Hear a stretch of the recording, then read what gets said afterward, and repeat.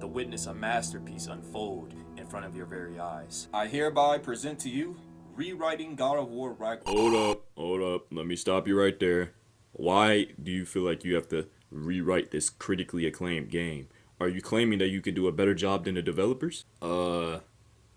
Yeah. You absolute, unqualified moron! Yeah, God of War Ragnarok was an excellent game. Everybody knows this already, and it is easily one of my favorite games of all time. But I know that I am not the only one who feels like this game left out a lot of untapped potential. And that is the purpose of this video today. I'm creating a new series where I'm going to be rewriting the story and altering the gameplay of God of War Ragnarok until I am satisfied. And before certain individuals get started, I do not think I could do a better job than the developers.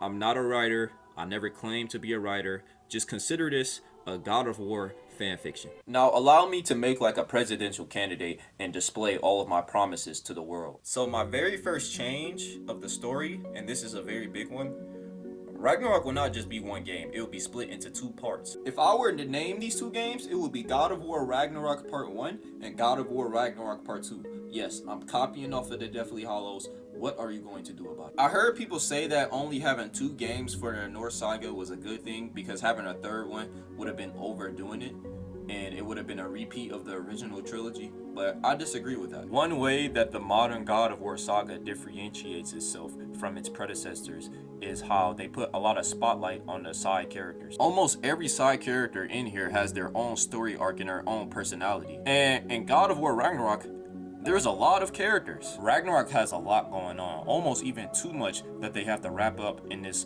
30-hour long story. And I believe if you had a third game, this would be able to remedy this effect because it would give us more time to pace things out. And it would not be a repeat of the Greek saga at all because the narrative would speak for itself. Now, I say all that stuff to justify this significant change, but the only reason why I'm adding a third game because I think it would be cool. The next thing that I'm going to be adding to this rewrite is there's going to be more Norse characters that's going to make an appearance. Now, I'm not necessarily saying that Ragnarok doesn't have enough Norse characters, but when I was researching Norse mythology, I feel like there's a couple of characters that didn't make an appearance in the game, which really should have. Now, this is not necessarily improving the story, but I'm adding these new Norse characters for the purpose of the variety. And that is all I'm going to say for now. Stay tuned to watch how everything else unfolds. Now, starting off the rewrite, I'm not really about to change much in the first part of God of War Ragnarok because it's already too good. The introduction of God of War Ragnarok in the beginning part of the game is already really good on its own and in my opinion doesn't really need to be altered. The only thing I'm going to do is add a couple of minor details that I'm going to expand upon in the future. So yeah, the story starts off exactly the same. Kratos is going to be looking sad in that cave until Atreus comes up, and then they leave the cave and get attacked by Freya, and then they're able to run away from Freya and go home and see Fenrir die. He transfers his soul and they walk in, try to get some rest, and he dreams about Faye. All that stuff is exactly the same. It is only when we get to the gameplay is when we will see our very first change. I'm not sure if everybody's default controller inputs are the same, but y'all know how Circle's main purpose is to interact with shit, like hop off of a ledge or climb over something or swing on something? We're gonna give Circle a bigger purpose. Now, hear me out. In the rewrite, if you tap Circle, Kratos will be able to hop. Is that it? Yep, that's the first mechanic that I'm adding. Kratos will be able to hop if you tap Circle without any other inputs, and also if you're not standing next to something he can interact with. Now, I know some might find that a little bit underwhelming, but keep an open mind. The potential will be tapped in very soon. But as we return to the narrative, it is going to be pretty much the same recipe all the way up until Kratos gets done fighting Atreus as a bear. As they begin to head home, they see the dead bear on the floor and the cubs left with their dead parent, and Atreus still feels guilty and Kratos still says how intentions doesn't matter, only consequences. After they get done fighting their set of enemies, they see a wolf on top of one of the hills that the raiders came down from, They look and see that the wolf has glowing purple eyes and begins to bark at them until they hear a loud crack of lightning, and then the wolf runs away. Atreus comments on how he never seen a wolf with glowing purple eyes before, and hearing the eye color of the wolf, Mimir seems a little concerned and uneasy, but he doesn't say anything about it. They continue on home and everything plays out pretty much the same. Thor and Odin pulls up to their house and make the peace offering. Kratos refuses, and then they get on with the fight. The only thing I'm going to be changing with the first Kratos versus Thor fight is I'm going to add another move to Thor. So basically in the second fight, he has the moves where he can fly up in the air and attack you from there, or he can like teleport or zip around real fast with his hammer. I'm basically going to be adding those moves to Thor when he decides to fight with his hammer. I'm also going to make Thor's health bar way more beefy, so when you hit him, his health barely goes down. This shows that Thor is way stronger than that, and he's way more durable than that. And it also shows that Kratos is pulling back his punches, and he's not really going to be able to do anything to Thor until that final punch, of course. I'm not making his boss fight longer, I'm just making his health bar more beefier, and it's just going to seem quicker when he gets stunned. But when he gets stunned, he's not going to be on his knees or nothing like that. He's still going to be standing up. You just got to press R3. Did I mention that I'm going to be buffing the Norse gods in this rewrite? It's not going to be a buff that's going to be too significant, but it's going to show that they are just as competent, just as powerful, and just as intelligent as their Greek counterparts. But other than that, the Thor fight ends exactly the same. They both leave Kratos and Atreus alone for a minute until Atreus has to show Kratos about that prophecy that he found. So when they reach that prophecy, I'm going to be changing certain details on the story that they are shown. In the original prophecy, Odin captures Skull and Hati, and then the giants free them and send them to Vanaheim, where they chase the sun and the moon. But what I'm going to be changing is, instead of just chasing the sun and the moon, they're actually going to be chasing Sol and Mani from actual Norse mythology. So instead of somebody kidnapping the moon, somebody's actually going to kidnap Mani himself, and that's going to be a part of the story as we progress. The final change that I'll be making today is when you have access to the menu, when you get to unlock new moves for the axe and the Blaze of Chaos, you'll notice that barehanded combos will be put back into the game. I have no idea why they decided to take them out, but it was just a horrible move in my opinion. It don't say because of the spear. I find that to be not a good enough excuse in my opinion. The barehanded combos in 2018 made Kratos so much faster, and it added so much more variety. I love the spear, but come on, it's no reason why we shouldn't have had both. But other than that, that concludes the part 1 for this Ragnarok rewrite. Part 2 will be coming out soon, and we're gonna meet Kratos and Atreus again, where they're gonna be looking for Tyr in Svartalfheim. Keep in mind when creating this rewrite, I'm assuming that I have a gajillion-dollar budget and I have absolutely no deadline to go by. This is something that video game developers do not have the luxury of exploiting, because we all know that video games and stories take a lot of work to create. I, as a fan, am merely building upon the foundation that has already been set and also exercising my imagination. Now, it has come to my attention that the hop mechanic is a pretty controversial and incorrect change, because what I did was I made it so if you press circle, Kratos will be able to freely hop. But the problem with that is there's a bunch of shit on the ground that also requires circle. So in order to avoid taking the hop mechanic out of the game, because I really want it in there, I have come up with my own solution. So instead of using circle to pick up healing stones, artifacts, and opening chests, I'm going to replace that command with R3, the same button we use to do executions. But allow us to pick up where we left off.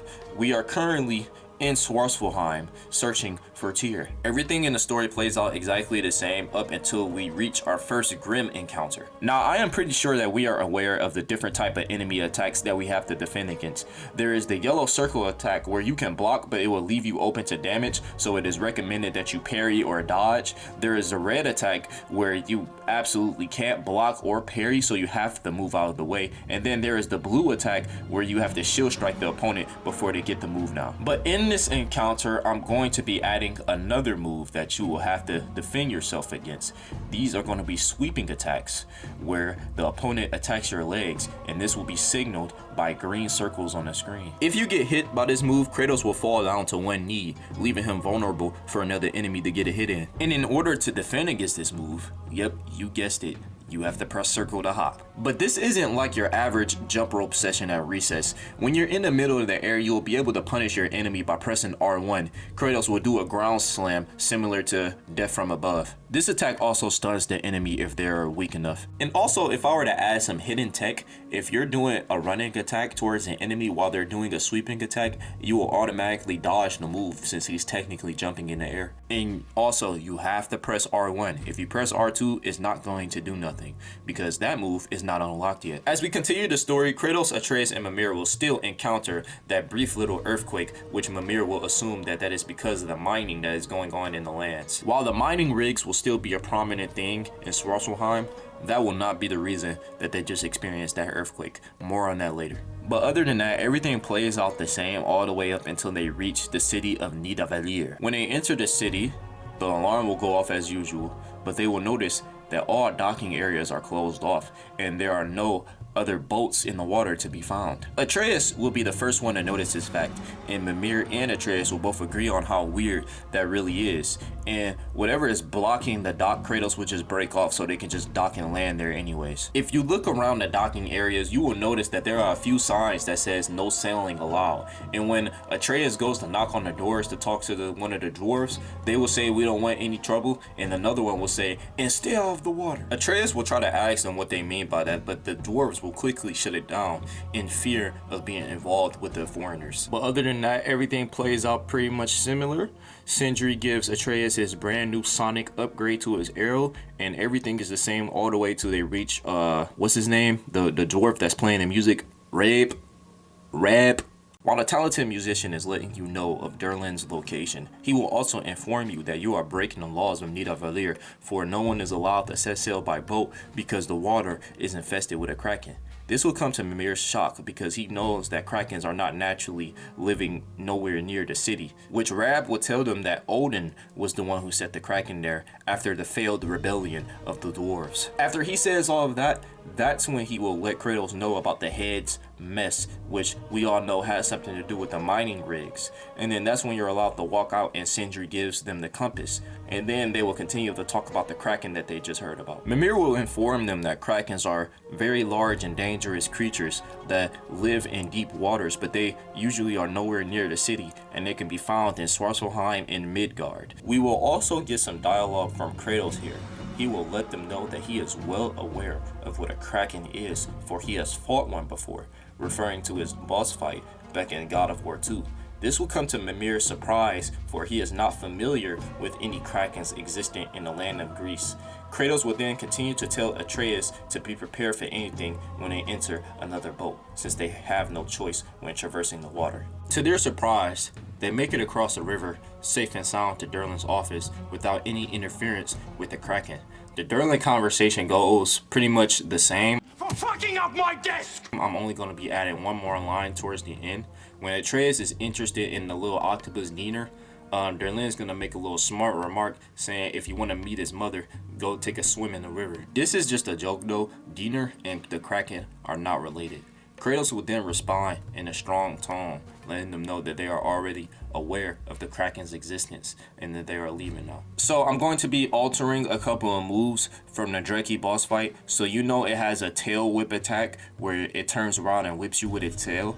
Occasionally, it will be a green sweep attack, which you will have to jump over, and other times, you can just block, dodge, or parry. Everything seems to go as planned. They make it to their very first train tracks where Mimir name drops Heimdall for the first time, and then they get off of that one and make their way up to another train track where they get attacked by a bunch of Grimm, and then Atreus cusses. After Kratos decapitates the troll and they have their little final enemy encounter, they will notice a realm tear in the middle of the water below. This realm tear slowly turns into an enormous tentacle which wraps around and destroyed the majority of the platforms that was in that area. The shaking causes Atreus to slowly slide down into the river, and Kratos tries to grab and save him, but the shaking makes Kratos fall as well. Kratos is able to save himself by using one of the blades to hold himself against the wall, and he sees Atreus has completely fallen down into the river, but his head is in the air. He uses his other blade and throws it down into the water,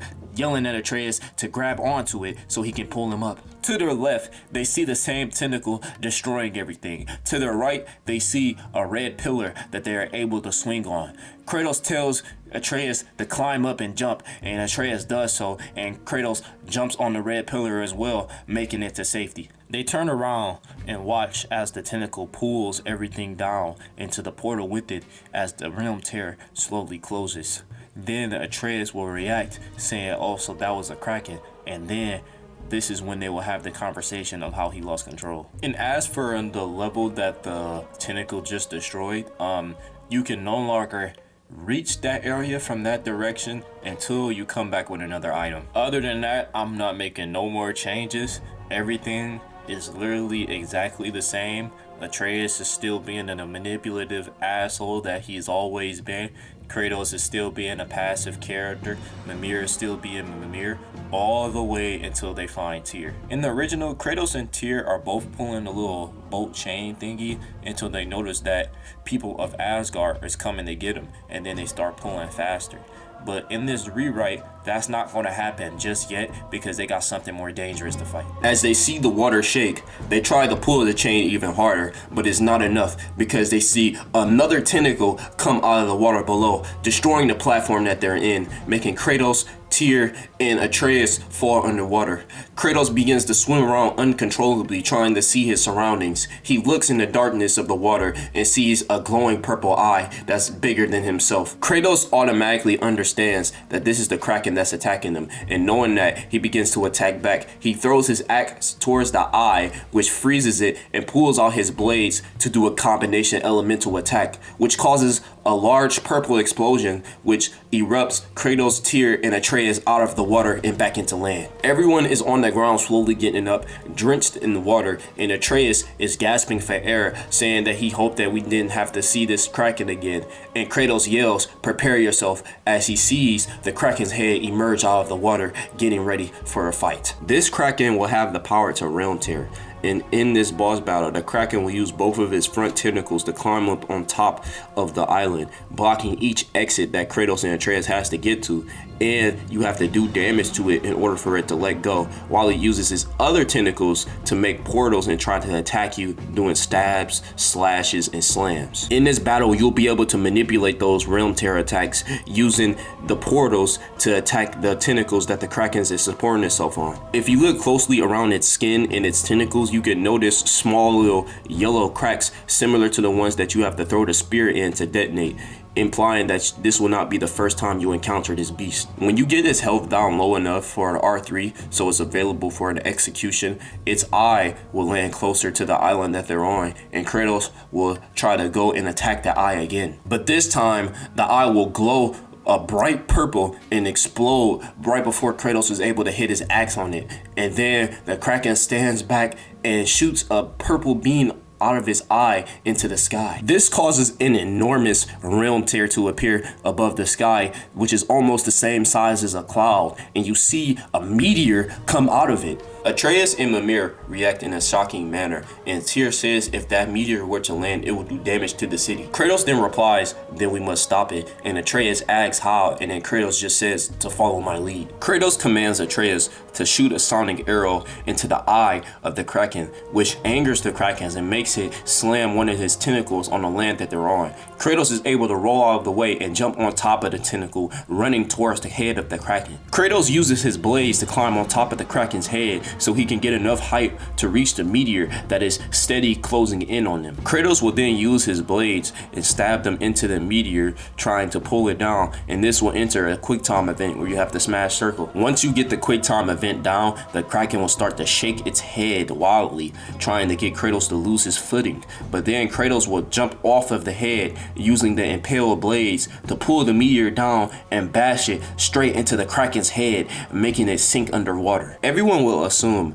that the Kraken is dead, and then that's when they will notice Odin's forces coming down from the Bifrosts, and that's when they will run away and try to get to the realm between realms, and everything plays out the same. Real quick, in my previous part of this series, somebody made a genius level comment in the comment section, basically saying how, hey, you know how every weapon has an invade R1 attack? Why not give them an invade R2 attack as well? Which is exactly what I'm going to be doing. So y'all know this move right here for the Blaze of Chaos? Well, instead of that being an invade R1 attack, I'm going to be changing it to an invade R2 attack, and the evade R1 attack is going to be replaced with retreating slash from 2018. And as for the Leviathan X, the evade R1 attack is going to be the same, but the evade R2 attack is going to be River of Knives. So instead of holding R1 to do it, you have to evade and press R2. And I will be replacing the hold R1 attack with Strike of the Utgard, which is one of the runic attacks. If you look in the skill tree for the Blaze of Chaos, you'll notice that the Scorch sweep attack, if you upgrade it some more, you'll be able to do 2 additional sweeps by pressing R1 2 more times. And as for the axe, you'll be able to upgrade the Whirling Storm attack in the skill tree as well. And if you upgrade it, you'll be able to do it 2 more times in a row, and the animation will be basically Nord's Tempest, which is the light runic attack. So I'm combining both of those moves together. But that's all I'm going to change about the combat for now. Let's get into the story itself. We have reached the part of the story where Tyr has been rescued, and now Kratos and Mimir are alone in a room, and they're having doubts of where this plan is going to go. Atreus overhears their conversation, and he makes a mental plan in his head until Sindri interrupts them, and then he tells Sindri about his plan to leave to Midgard and convince Freya. But this time, Sindri is able to talk him out of it. Sindri does not talk him out of it entirely. He just encourages him to wait on the plan and for now get a good night's rest. He reminds Atreus that we've only retrieved Tyr just now. They've only just got home, so we should wait and be patient and see what Tyr really becomes before we make a risky decision based on our doubts. Atreus will reluctantly agree, and he will proceed to walk inside of the house with Sindri to get a good night's rest. The camera will then transition into Kratos having another dream, but this one will be very brief. Kratos will see nothing but black, but he will hear his dead wife's voice again, saying that time is running out and there is much to do. But when she says this, he will hear faint screams all in the background. Kratos will wake up abruptly and disturbingly, but not as violent as the last time he had this dream. And once he is able to calm himself down, Mimir will ask him what did he dream about this time. But then Kratos will move his focus into the present and say, we must plan our next move. This is when the dinner scene will begin, and for the most part everything is the same, but except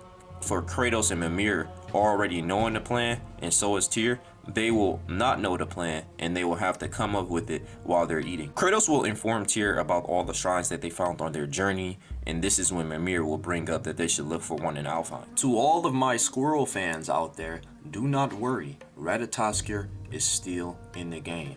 And as for Alfheim itself, conceptually, story-wise, it's going to be pretty much exactly the same, except Atreus has never heard of Ironwood at all at this point.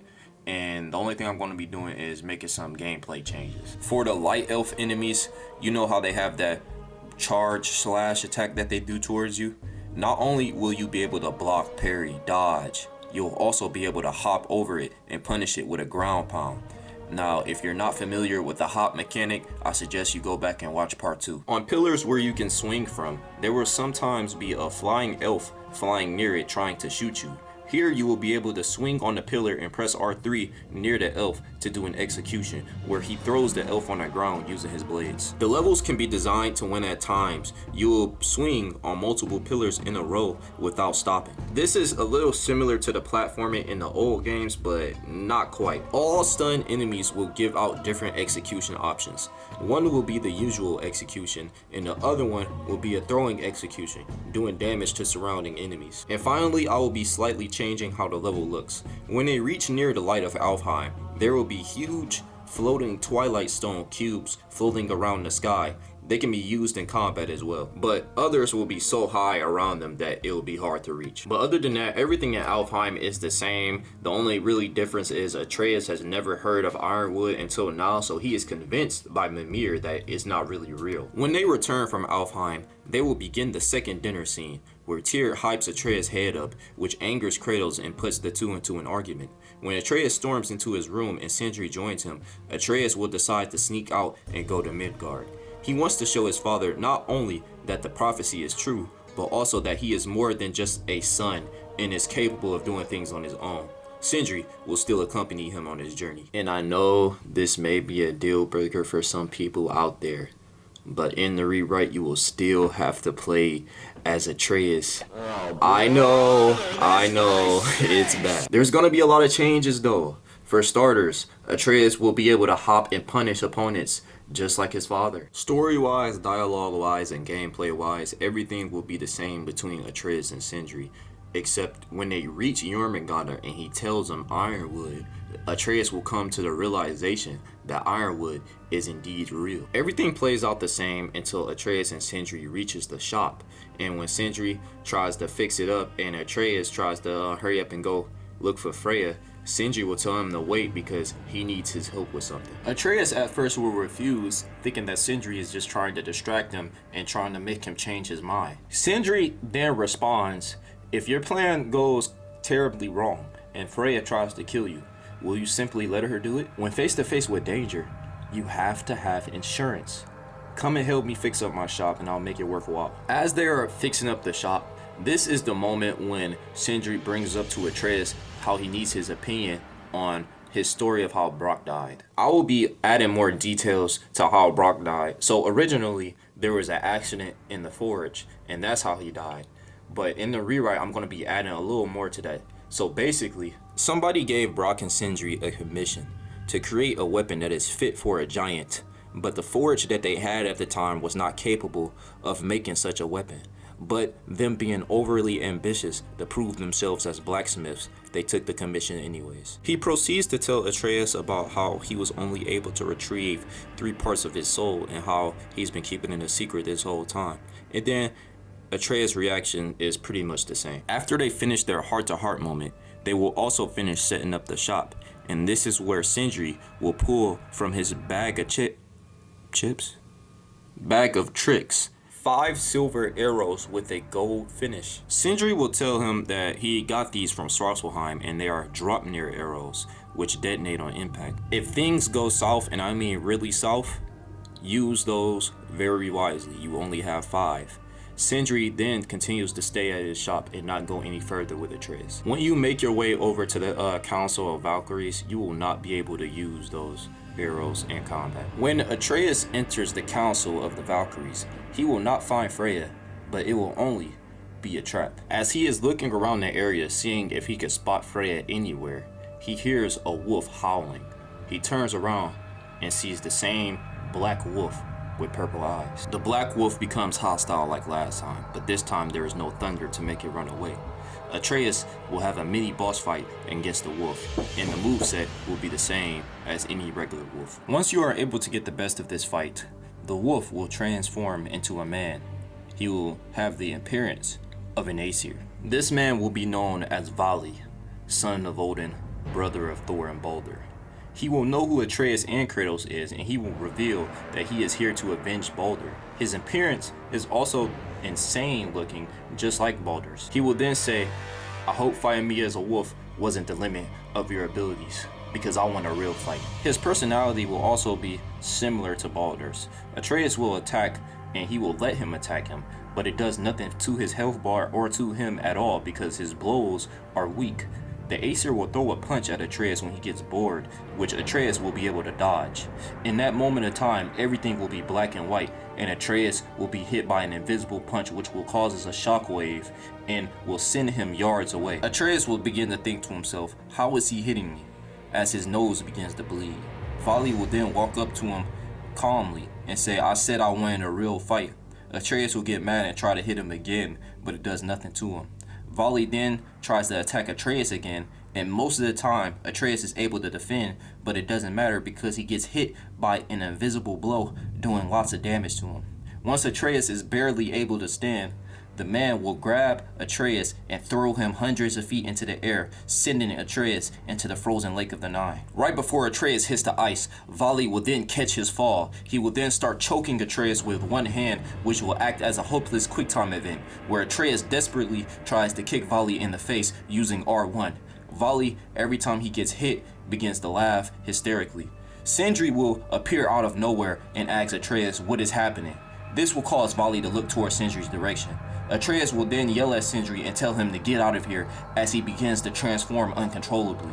Atreus turns into a bear and bites out of the chokehold, tossing Vali a couple of yards away. Atreus charges as a bear, but Vali gets up and makes quick work of him, every punch thrown causing a shockwave in the atmosphere.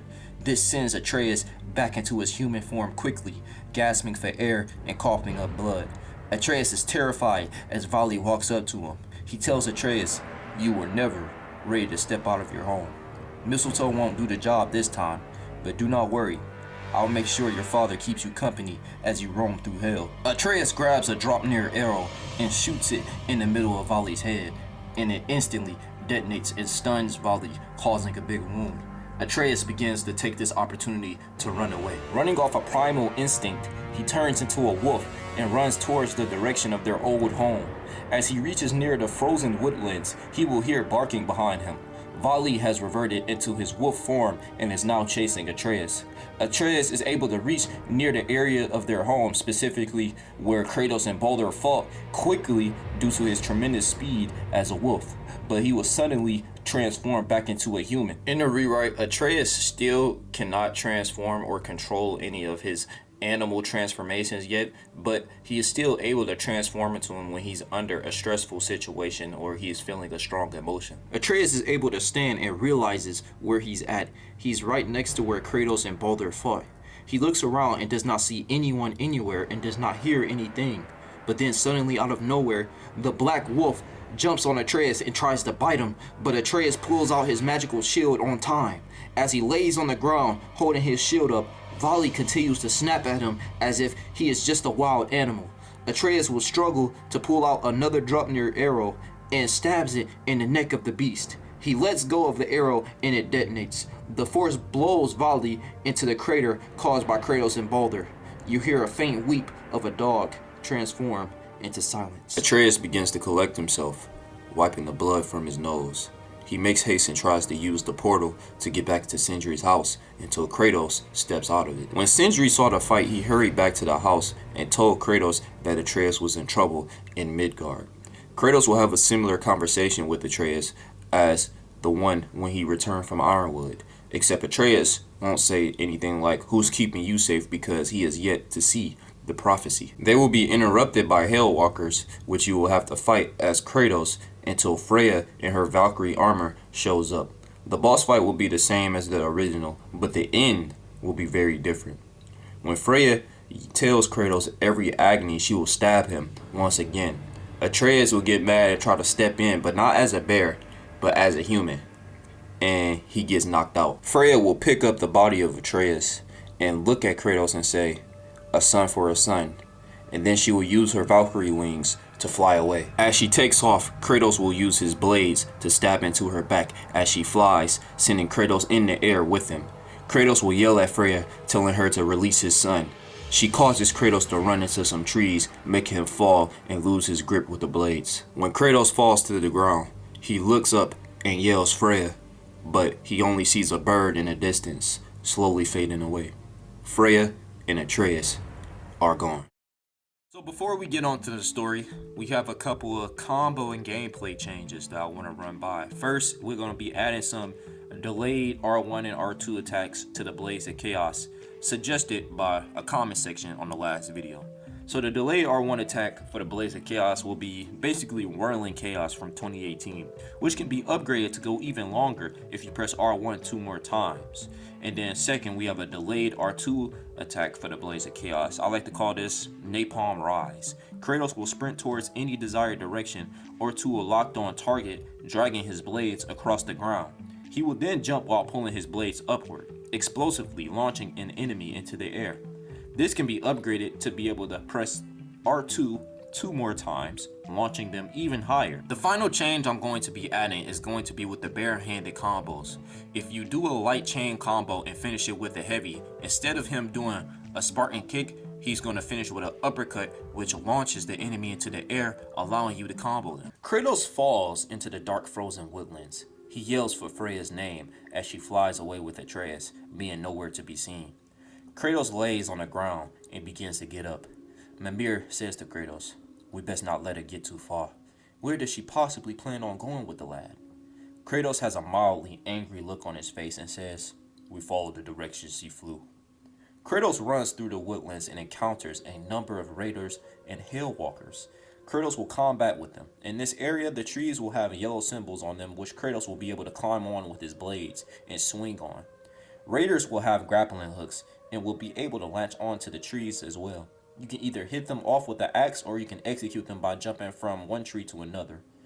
Kratos will be more brutal in this combat section. If you launch an enemy into a tree, the force will cause the tree to fall down, and if enemies are in the way, they will be splattered, leaving blood on the snow. Once you finish this combat encounter, Mimir will say, "We better hurry," as Kratos runs towards the direction of the Lake of the Nine. As they travel through the woods, Mimir will reflect on the situation. Out of all the times she attacked, I never imagined she would go this far. A son for a son. Do you think she mean Kratos cuts Mimir off? She will not hurt Atreus. Mimir will then respond, saying, "I hope so, brother." Kratos and Mimir reach the frozen Lake of the Nine. Mimir asks if he sees Freya. Kratos responds and says he doesn't see her at all. Mimir then replies and says, "This isn't good. We can't just search the entire realm looking for her. Maybe somebody's seeing exactly where she went." Kratos automatically assumes he's talking about Jormungandr. Mimir says it may be our only option. They make their way to the bridge where they have to fight off a couple of hillwalkers, but they are able to make it to the horn of the world serpent. They see that it's covered in snow, but Kratos makes quick work of that with his blades, melting all the snow around it. Mimir is able to reach the horn and blows it, signaling Jormungandr as he appears. Mimir begins to speak the ancient tongue, asking Jorm if he's seen where Freya flew off to. Jorm responds. Mimir tells Kratos he says he didn't see where she went. Kratos grunts angrily and begins to turn around, walking away with haste. Jorm continues to talk. Kratos slowly turns around as Jorm's voice shakes the area. Mimir translates, but there may be something that can help find her. Kratos grabs Mimir's head, asking him what it is. Mimir continues. He claims to know a place where Freya could be hiding, says that he's seen her go there multiple times in Fimbulwinter, and he says that he'll take us there. Kratos slightly nods to Mimir, then Mimir speaks to Jorm, agreeing to go with him. Jorm will then rise his head high into the air and slam it into the frozen lake, destroying the surface of ice. The impact shakes the area around them violently. Jorm's head will rise from the destroyed ice, which allows Kratos to jump on top of it. Jorm's body will rise and they will leave the Lake of the Nine, with Kratos and Mimir on top of his head. They travel through a thick cloud of mist for some time, until eventually they reach a place in Midgard they've never seen before. Most of the area is covered in complete snow and no trees are to be seen in any direction, all except for a large patch surrounding a mystic gateway, which is full of vegetation. Jorm sets them down and begins to leave. Kratos and Mimir look around the vegetated area and find some interesting things. But the most important thing that they discover from this area are foreign artifacts unfamiliar to Kratos. Mimir looks at the artifacts and is shocked. He says, "This can't be." Kratos asks him what it is. Mimir says, "Brother, these artifacts are from Vanaheim, which means Freya learned how to go to another realm." Kratos asks, "How is that possible?" And Mimir says he's not too sure. The only way he sees this working is with outside help. Certainly not Brock and Sindri, and definitely not Odin. Kratos turns his head over to the Mystic Gateway. He asks Mimir, "Do you think that's where she went?" Mimir replies and says, "There's only one way to find out." Right after they say that, they hear a familiar voice go like, One gateway to Vanaheim coming right up." They turn to see Brock walking up to them. They ask if Brock is coming with them, and Brock warns them that Vanaheim is unfamiliar territory with unfamiliar folk. You will be entering her home. Mimir says that he's got a point. If Freya can truly travel to her homeland, she has the advantage, influence among the people, and most notably, Freya. Brock will say that it would be wise to enter Vanaheim and not make yourself too famous. Kratos will grow impatient of this talk and he will say, "The people of Vanaheim are not my concern. I'm going to find my son. If they want to stand in my way, so be it." He then will ask Brock if he can open the gate, which he will proceed to do so, and they will enter Vanaheim for the first time. In the rewrite, I will be altering the terrain of Vanaheim. The green nature aesthetic and all the vines and stuff will still be there, it'll still be present, but this time the realm will be divided into multiple giant sky islands. Kratos, Mimir, and Brock will appear at the edge of one of them. They will take a moment and look around the skies and the islands that occupy them. The multiple islands will surround one big island that has a sword hilt which is tall enough to be seen from anywhere. In certain areas there will be wind currents coming from the seemingly bottomless pit which is below the Sky Islands, reminding you of the wind currents from God of War 3. As the gang witness the vastness of this realm, they will notice 3 sets of wings surrounding the center island flying around it. The first one is an unfamiliar set of metallic wings with a dark silver color. The second one is a golden metallic wing color, which Mimir will point out could be Sigrun. Mimir will be surprised thinking that Sigrun could be revived.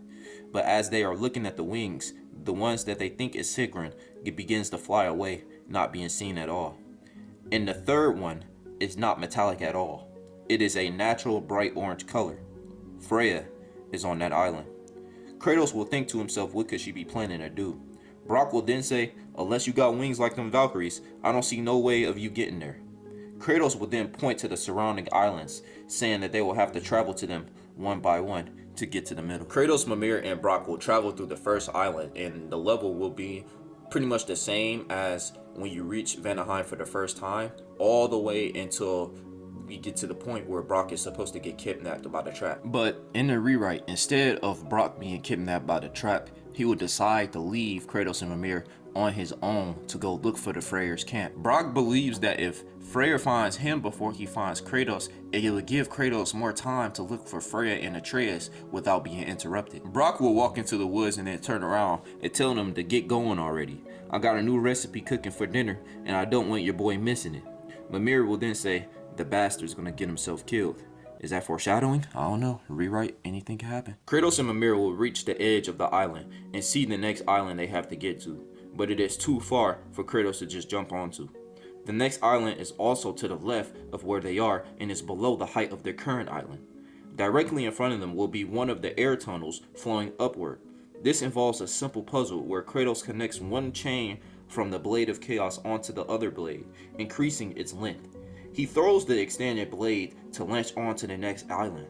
You will use the left stick to slowly pull it until it's on top of the air current. This will make the island closer and now above the height of their current island. Kratos will use his blades to grapple onto the next island. The second island will be fundamentally similar to the portion of Vanaheim you explore after you meet Freya. The only difference here is that in some enemy encounters there will be small holes on the ground which will release air currents. If you throw an enemy onto them, they will go in the air being immobilized by the wind for a moment. If you step in one, it will be the same, except you can still do range attacks, like throwing the axe. When climbing up certain walls, you'll have to face combat as well. Some Aesir will be able to climb on areas you need to get past. Use any weapon to perform a light or heavy attack. Their stun meter fills up quickly, so they will be easy to execute. If you are jumping from one wall onto another, you could do an automatic execution if an enemy is in your way.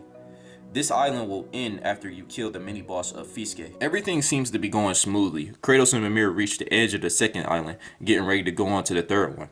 As Kratos begins to pull the third island closer to their position, Mimir will shout, "Behind you!"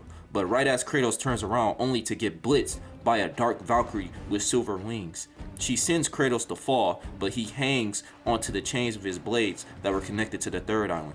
You have to climb up to get onto the land. But this Valkyrie is fast. She grabs Kratos by his head and flies above the island. She looks at Kratos and says, "Slayer of gods, unworthy to challenge the queen." Kratos will then punch the Valkyrie, which releases her grip, but then she replies with a punch of her own, sending Kratos flying all the way to the island. He hits multiple trees as he falls down to the ground. When Kratos gets up, you will enter a mini-game similar to the one in 2018 when you fought Magni and Modi. The Valkyrie will taunt you, as Mimir and Kratos will try to talk their way out of the fight. She will not listen to reasoning as you hear her fly around the forest. She will attack from different directions, which you will have to block, but her last attack will be a low sweep flying with her wings. You'll have to press circle in this QTE, which will make Kratos hop over and grab her with the blades, slamming her to the ground. The battle shall begin after this point. Her name will be Gaul. Why Gaul? I just looked up a Valkyrie name. Gaul will have a similar moveset to Harist in this fight with a unique move. She will fly low and try to knock you off balance, which you could either hop, roll out of the way, or latch onto a tree. There will be a couple of trees to latch onto. From the trees, you can hop off and do a ground pound. If you stay on a tree for too long, she will attack you, throwing you onto the ground. Gold's spear will have the element of fire when she attacks. If you are able to apply frost, she will take more damage. Gold also has a ground pound of her own, similar to Gana's, which you can either shield strike to interrupt or latch onto a tree. Once you get her to halfway health, the fire around her will extinguish. Gold will rise and create a powerful wind current, blowing Kratos and the entire island back. Kratos tries to use his blades to hold onto a tree, but the tree breaks off, flying away from the wind. Kratos uses his axe to just barely catch the edge of the island. Mimir warns him that the island is about to smash into the other one. Kratos will then turn around using his legs to push away from the two islands, stopping them from combining, which you will have to mash circle.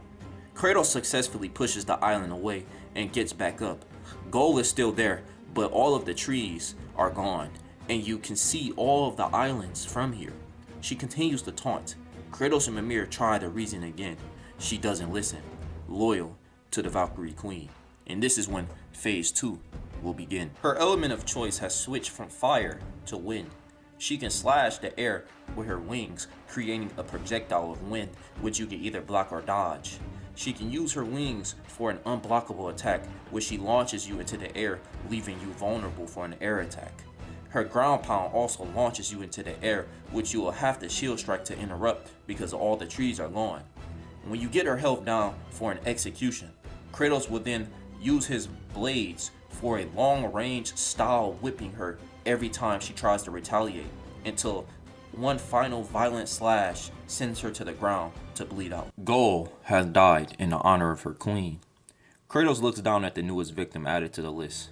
Mimir then says, "Well, I guess it was either her or us." Kratos remained silent for a moment. "She stood in the way of my son. She left me no choice." Kratos begins to walk past her body. He looks over to the center island, their target destination, but the terrain has been altered. The islands aligned originally with the center one has been moved out of reach completely. It seems to be no way to make it to the island. Mimir speaks. "Well, that has to be the greatest form of inconvenience. What are we gonna do now?" Kratos slowly turns to look at the corpse of Gold. He grunts and then tells Mimir, "We will use her." Mimir automatically sees what he's about to do and says, "Aw, nah. It's one thing to rip off a Valkyrie's wings, but to use them as your own? That is just too far." Kratos replies and says, "I do not see another way. What Freya is planning to do is an uncertainty. We will not let any distance stop us." Kratos begins to rip the silver metallic wings off of the back of Gold. The camera drifts its focus to the island for a moment, then back to Kratos as he stands up. Kratos has acquired the wings of a Valkyrie. Around the island, multiple Einjar will appear from the Bifrost teleportation. You will have to fight them. And this is where I'll be introducing air combos, man. This is the only reason why I made this fucking rerun. This is how air combos will work in God of War Ragnarok. While pressing circle allows you to hop, holding circle will charge up a wing launch similar to Icarus Ascension in God of War 2, creating a strong wind around you and whoever's near you. If you were to tap circle twice, it will act as a double jump, and the second tap will launch you into the air using the wings. If the enemy isn't a heavy one and has a yellow health bar below, they will be launched in the air with you. If you successfully juggle an enemy, you could tap circle at any time to automatically launch you and the enemy in the air. But if the enemy is heavy or tougher, you'll have to juggle them to launch. While in the air with an enemy, you can typically get 4 hits in before falling to the ground. Certain attacks have different natures in the air. Any attack that is a slam throws the enemy and yourself back into the ground. You can dodge while in the air too. If you was to hold the stick in any direction and press X, instead of rolling how you would do on the ground, you would do a dash with the wings similar to the movement of the Valkyries. And whatever combo you do in the air, any heavy finisher will just be a ground pound. Once you are done testing out the new wings, Mimir will say, "Fought like a true Valkyrie. You should have stolen a pair of wings sooner." This will definitely get us to the island. Best not to wait any longer. On the edge of the island, you will use multiple wind tunnels to propel you upward as you glide through the sky. You do this until you reach your final destination. When Kratos lands on the final island, you will have one more enemy encounter. After that, he will begin to run in a dark wooden forest, but the camera doesn't follow him anymore. It rises to the dark parts of the screen and then transition to Atreus being wrapped around in the vines. Atreus is trapped as he sees Freya near a campfire sharpening her blade. The conversation that they'll have is pretty much identical to the original series when he found her in Midgard. Atreus will try to get to her good side and try to plead with her good nature with the intention of having her join the team eventually. The only difference really is going to be Atreus is going to be confused on how they're in Vanaheim in the first place since she was cursed. She will respond by saying, "You don't know what it took to get me here." Atreus proceeds to explain all of the events of what they found in Jotunheim, of Odin coming to Midgard, Groa's prophecy, of how they found Tyr. Freya is going to be surprised by all of this information. She almost seems to be considering joining the fight. Atreus may have gave her something she hasn't had in a long time. But then suddenly, she hears somebody scream her name. Freya! Hearing Kratos' voice took whatever she had away in just an instant. Her face changes to an unyielding rage. Kratos can be seen some yards away running towards her. She turns into a bird and flies to his direction while Atreus is yelling at them, telling her to wait a second. His cries are on deaf ears. Freya reverts back into her human form and clashes with Kratos' shield once again with her sword. Kratos says while holding back his anger, "We do not have to do this. Release my son." Freya will look into the eyes of Kratos for a moment, and then she will let out a fierce battle cry. Vines rise from below to grapple onto Kratos' leg and takes him for a ride, slamming him back and forth onto multiple trees. Atreus continues to yell, urging them not to fight. Kratos will use his axe and throw it onto the vine that's holding him, setting him free and falling to the ground. He gets up and sees Freya ready to battle. Mimir also tries to talk some sense into Freya, but she doesn't even hear it. She puts on her helmet and they begin to fight. This is how the Freya boss fight will go. Her basic offensive attacks and movements will be similar to the Vanity's fight, but this time she will have more Vanir magic to her arsenal, such as using her vines to immobilize you, similar to the second boulder fight, and she can use them to throw boulders at you, which you will have to dodge out of the way. If you hit her with the same attack over and over again, there's a chance you could get parried, which could either lead to you getting immobilized, which will allow her to get a hit in, or just her dashing out of the way with her wings to maybe do a range attack. If you try to use your wings to fly in the air, she will use her vines to quickly pull you down, doing damage. She will even react to Kratos pulling his wings out, saying, "How dare you take her wings? I will rip them from you."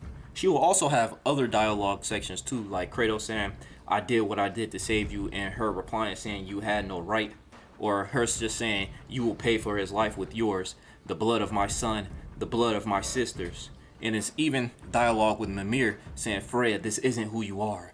And she would just reply saying, damn you all." Once you get her health bar down to 1 bar, a cutscene will emerge. They will both stop for a moment, huffing and puffing, tired from the battle. Kratos will continue to talk to Freya, saying that he apologized for everything and telling her this is not the way to get peace. Freya will then respond angrier, saying that "You have no right to tell me that." The camera will focus on Atreus as Freya makes the vine surrounding him throw him hundreds of feet into the air. As Atreus is looking around the air fearful, the camera will turn to show Kratos flying up to him with his wings, only for Freya to intercept him. The camera changes his focus back to the fight. Freya punches Kratos in the face repeatedly, screaming, telling him to die. Kratos begins to punch back, which releases her grip, sending Kratos flying. But he is able to stop his fall with his new wings. He looks over to see Freya flying over to Atreus, grabbing him and flying away. Kratos will then chase after them. This will include a flying minigame section, similar to the Pegasus sections of God of War 2. You will have to chase them down while dodging arrows, Vanir magic projectiles, and rocks.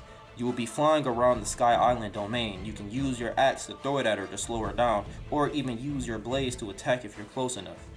Once you stun her enough, a cutscene will appear. Kratos will frost his axe and slam it onto Freya's back, hurting her very badly, which leads Atreus to fall.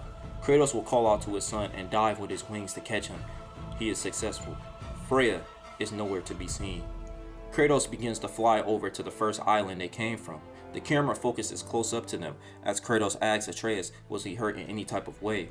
Atreus will say that he wasn't. Mimir will suggest that they should get home before she comes back. As soon as they reach the first island, very close to the trees, Freya will come out of nowhere, helmet off, and stab Kratos in the back. Vines rise from the island and grab Atreus and toss him to the island. Freya and Kratos are falling down together. They begin to free fall. In the heat of the moment, Kratos will get the upper hand of her. As they get closer and closer to the ground, Kratos pulls out his blades as Freya struggles. Mimir tries to yell after Kratos, saying brother don't do it, but Kratos is only using his primal instinct. He uses both of the blades and stabs it into Freya's chest as they slam violently into a tree. Blood splatters everywhere. Kratos, both hands onto Freya's chest, realizes what he has done. Kratos goes into a state of shock. Freya spits out blood as she slowly bleeds out from her chest, pinned to a tree. Kratos says to her, "No, I did not wish to harm you." Freya will slowly reply, "You think that you can hurt me, Kratos? The little I had left in this world was already taken from you. There is nothing left to even feel. Not anymore." Freya grabs the blades and pulls them out of her chest. Her blood splatters onto Kratos. She falls down and continues to cough out blood and bleed out. Kratos looks at his hands, completely covered in red. His voice shakes as he talks. This is not how it was supposed to end." Freya then responds, telling him that you can't defy destiny. I've tried it already. Kratos would then turn to Freya, begging her to try to heal herself or try to revive herself in any way. She would then tell Kratos to let her be. Do not rob her of this choice again. Kratos steps away from Freya and continues to drown in his guilt until he hears Bigir scream and swings his sword at him. Kratos is able to dodge out of the way. Before they start fighting, they hear Brock yell at him, telling him to stop. Bigir disengages to look at Brock as he walks towards him. Brock goes like, "Are you fucking blind? White skin, red tattoos. How hard is that to notice?" Brock sees the pool of blood surrounding Freya. He goes like, "Holy shit." Atreus arrives to the scene and is in complete denial of what he is looking at. Kratos doesn't look at Atreus and he continues to look at Freya. She hasn't passed out yet. The rest of Freya's group arrive, including Freya. They ask what's going on. Freya sees his sister for the first time in forever, thinking she was dead the whole time, but now it looks like she's actually gonna. He runs to her and tries to comfort her and sees her wounds. Freya looks over to Kratos and he asks, You hurt my sister?" Kratos doesn't respond. Freya talks again, telling his group to go after them and kill all of them now. Mimir is yelling at them saying it's time to go as Freya's group approaches and begins to chase them, shooting everything they can at them. Kratos and Atreus make a run for it and reach the Mystic Gateway. They are able to escape Vanaheim and they land in the realm between realms. Starting off with a couple of gameplay changes. It's not going to be much in this part, but I will be adding another option to the Frost Awaken. Instead of pressing R2 to do a different move, you can hold R2 and it activates Glaive Storm just to add more runic attacks to his moveset. As you know, air combos have been added to the rewrite, so enemies can be stunned while in the air, allowing you to press R3 to do air finishers. There's going to be 2 versions for the axe and 2 versions for the blades. Starting with the axe, you have an alternative version of Serpent Snare, where he throws the enemy onto the ground onto other enemies. The other one is when Kratos grabs an enemy with the axe and uses his wings to rise even higher in the air just to slam them to the ground. For the blades, the first one will be Kratos stabbing his blades into the enemy, igniting their bodies from the inside, causing them to explode in flames, and for Kratos to pass through them while in the air. The second one will be Kratos using his left blade to slice an enemy in half, sending the upper half flying, and then Kratos will grapple the upper half of the torso with his right blade, igniting it with a blazing explosion. Spartan Fury has air combos. If any enemy is in the air, Kratos will jump to unleash on enemies while in the air without his wings. Pressing circle, uppercut small enemies into the air, and R2 smashes them back into the ground. We start off with Kratos, Atreus, and Mimir walking in the realm between realms. No words are spoken. Kratos is still covered in Freya's blood. They walk through the door and reach Sindri's house. On the opposite end of where Ratatoskr lies, you can see Tyr doing something at the edge of the land, holding a strange device, but then stops when he sees everyone returning home. He is surprised to see Kratos' condition and tries to ask him what happened, but Kratos ignores him. They walk into Sindri's house to see Brock already there. Brock was in the middle of telling Sindri everything that just happened. Sindri at first denies all of this until he sees Kratos walk inside. His condition says it all. Kratos puts Mimir on a table as Sindri asks Atreus if he's okay. Sindri then asks all of them if Freya is really dead. Mimir will then say, "She was relentless. We tried to get away from her, but she wouldn't let up." Atreus will then say, "Well, we don't know. When we left, she was still alive. What's stopping her from healing?" Mimir will then respond saying, "She didn't want to heal, lad." There is a moment of silence until Sindri asks, "So, what are we doing here now?" Atreus looks at everyone, takes a breath, and hesitates to say, "I think we should keep going." Everyone looks at Atreus like he's crazy, except for Kratos, who's currently in his own head.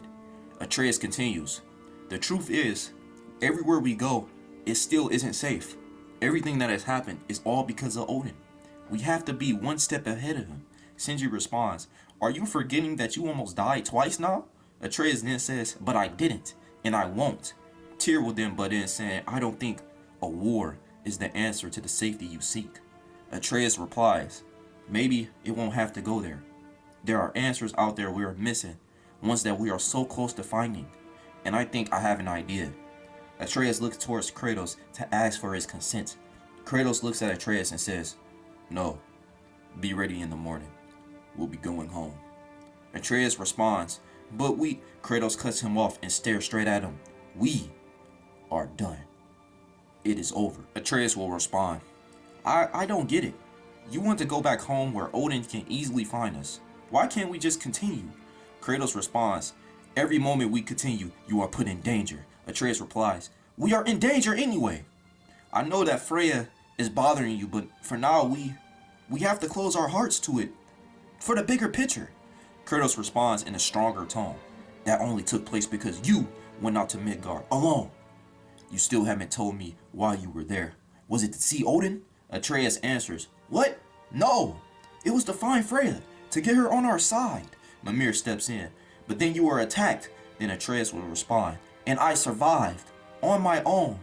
I know how to handle myself." Sindri cuts in, "Like how you handled Freya?" "I could've. She was listening to what I had to say. She wasn't gonna hurt me. She was gonna join us. Until she saw you. You would blame me for saving your life. I blame you for never trusting me with my future and my life. If you want me to trust, then why do you hide your intent? Because you're being a complete asshole." This conversation will transition into their argument that they had before Atreus runs off to Asgard, except Freya will not be there for obvious reasons. The scene will end the same, with Atreus losing control and turning into a bear and attacking Sindri. The difference will be when Atreus bursts through the gateway, the camera will not follow him. It will follow Kratos instead, chasing after him. Kratos will use the stone to go to Midgard, trying to see if he could catch Atreus before he meets Odin. Kratos transports to their home, yells out to Atreus, but he doesn't see him anywhere. He runs towards and past the gate of the dogs, trying to see if he sees him anywhere in the woods. Kratos will hear growling to the side of him, and quickly raise his shield as a black wolf with purple eyes tries to pounce on him. Kratos easily deflects this, sending him into a tree. The wolf transforms into his human form, rushing at Kratos even faster than before, throwing a punch. Kratos is only able to react by grabbing his arm as he becomes face to face with Vali for the first time. Vali smiles at Kratos and says, "I found you." Without Vali making any sudden movements, Kratos receives an invisible blow to the stomach, sending him into multiple trees, which Kratos blocks the impact of breaking these trees with his shield. Vali pounces from tree to tree like an animal to catch up to the flying Kratos. A quick time event will appear where you will have to press circle to stop Vali from hitting you. Kratos will grab Vali's arm and slam him into the ground. Vali will then do a roll to the ground and land on his feet. Vali will then speak again. "You see, I don't get how you two are related." Kratos will then yell impatiently, saying, "Move out of my way!" Kratos will charge at him, only to get punched in the face by another invisible blow, which sends him to the floor. Vali walks up to Kratos as he gets up, holding an engraved spearhead.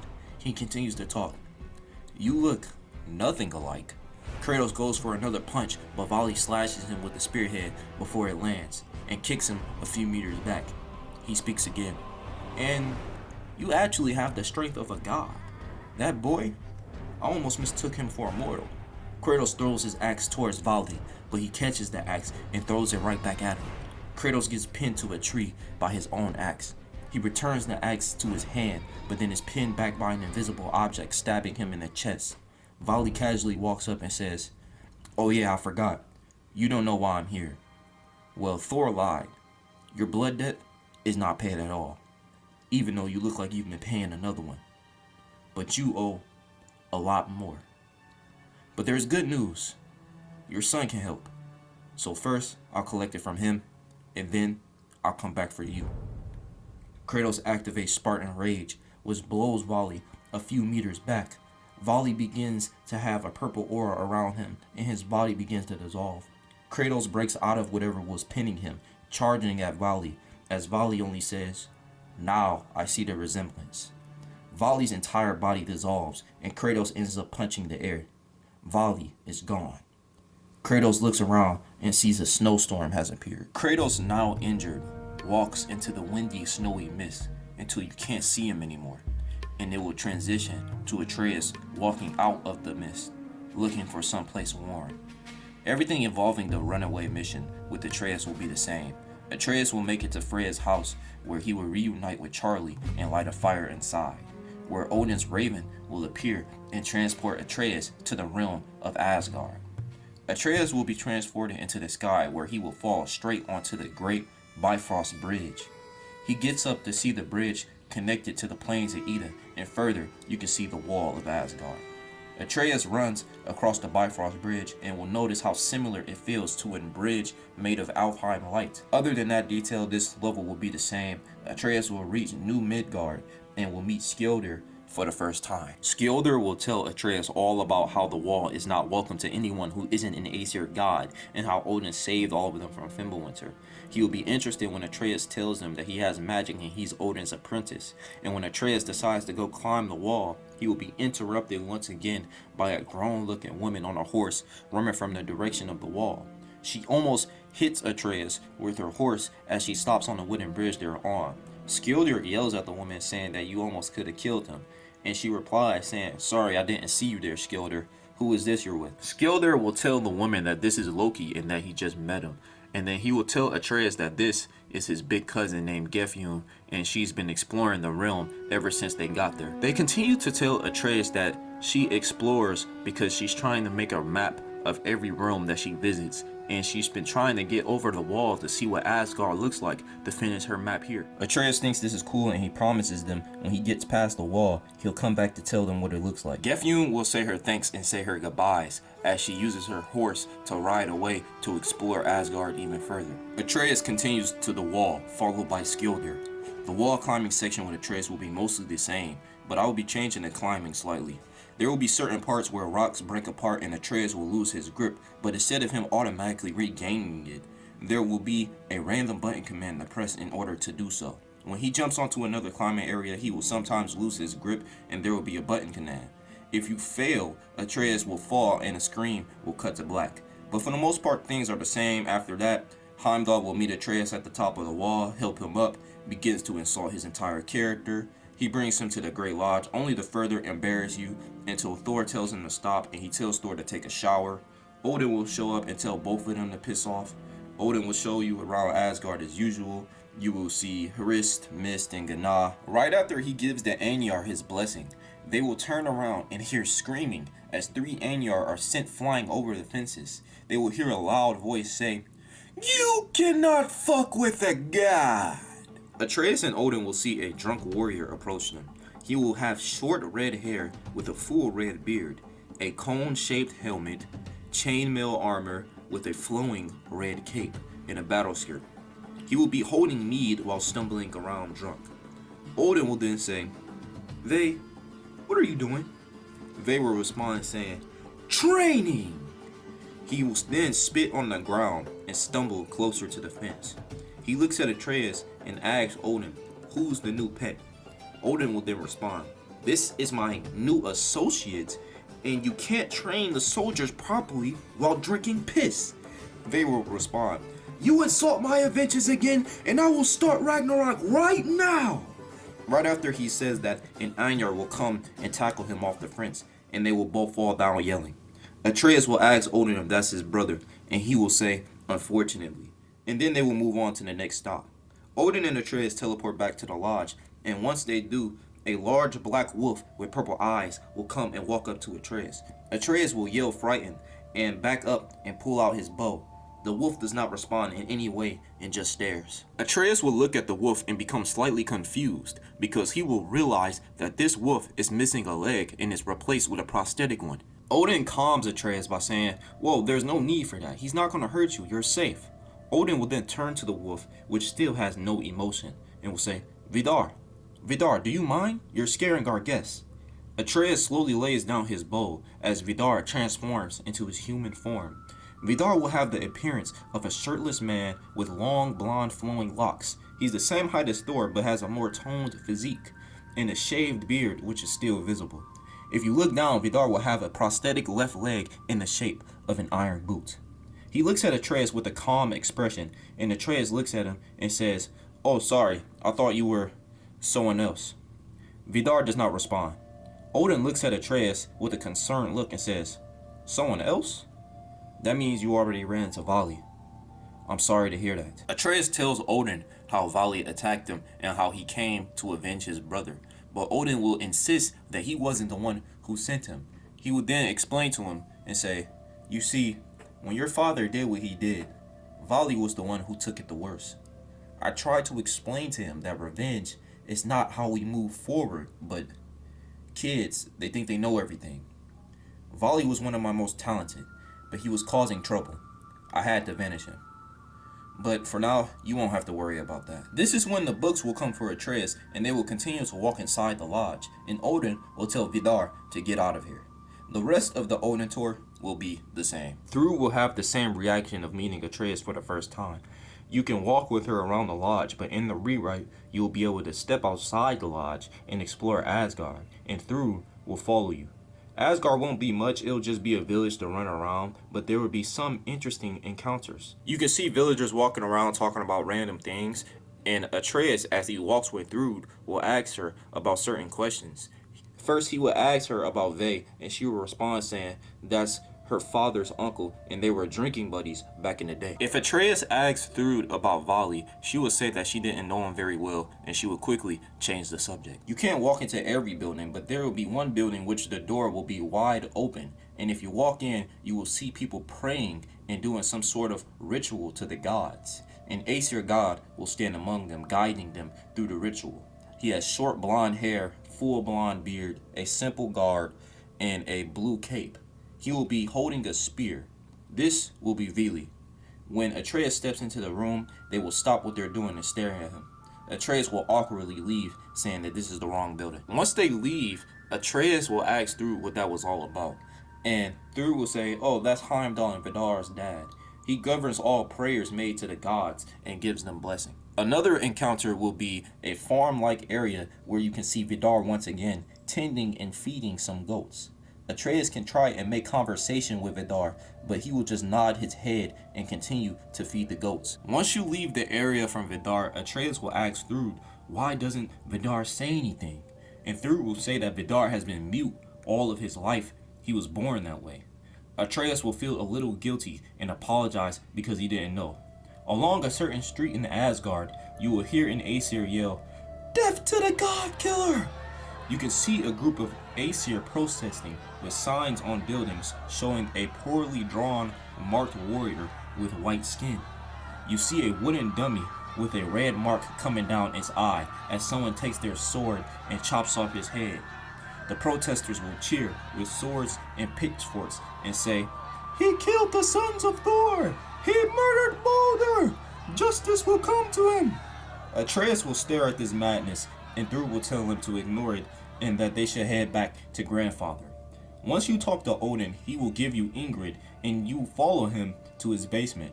There will still be a tear in space representing all knowledge and truth, but in the rewrite there will be another tear standing right next to Odin's decks. When Odin shows Atreus his other eye, Atreus will ask, "So what is that one for?" pointing at the tear next to his desk. Odin will hesitate to respond and say, "Death. True death, beyond Helheim and Valhalla."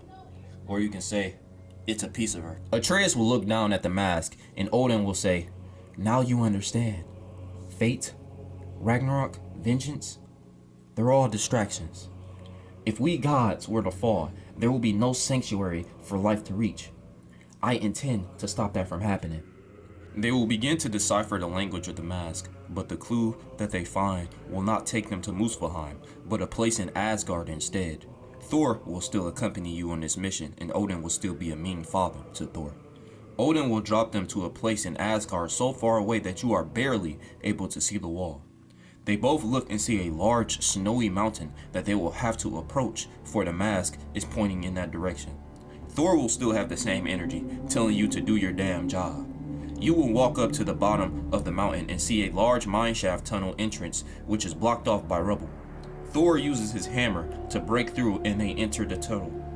Atreus will notice that despite the old rubble blocking off the entrance of the mine, the tunnel is brightly lit up by numerous torches.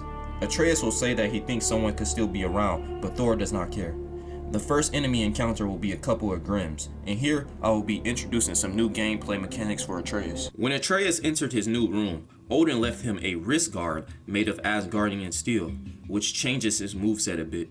He will wear this on his left arm, and when an enemy tries to hit you, time L1 to do a deflect where the enemy's attack slides off of his wrist guard, allowing Atreus to instantly stab the opponent with a knife, doing good damage.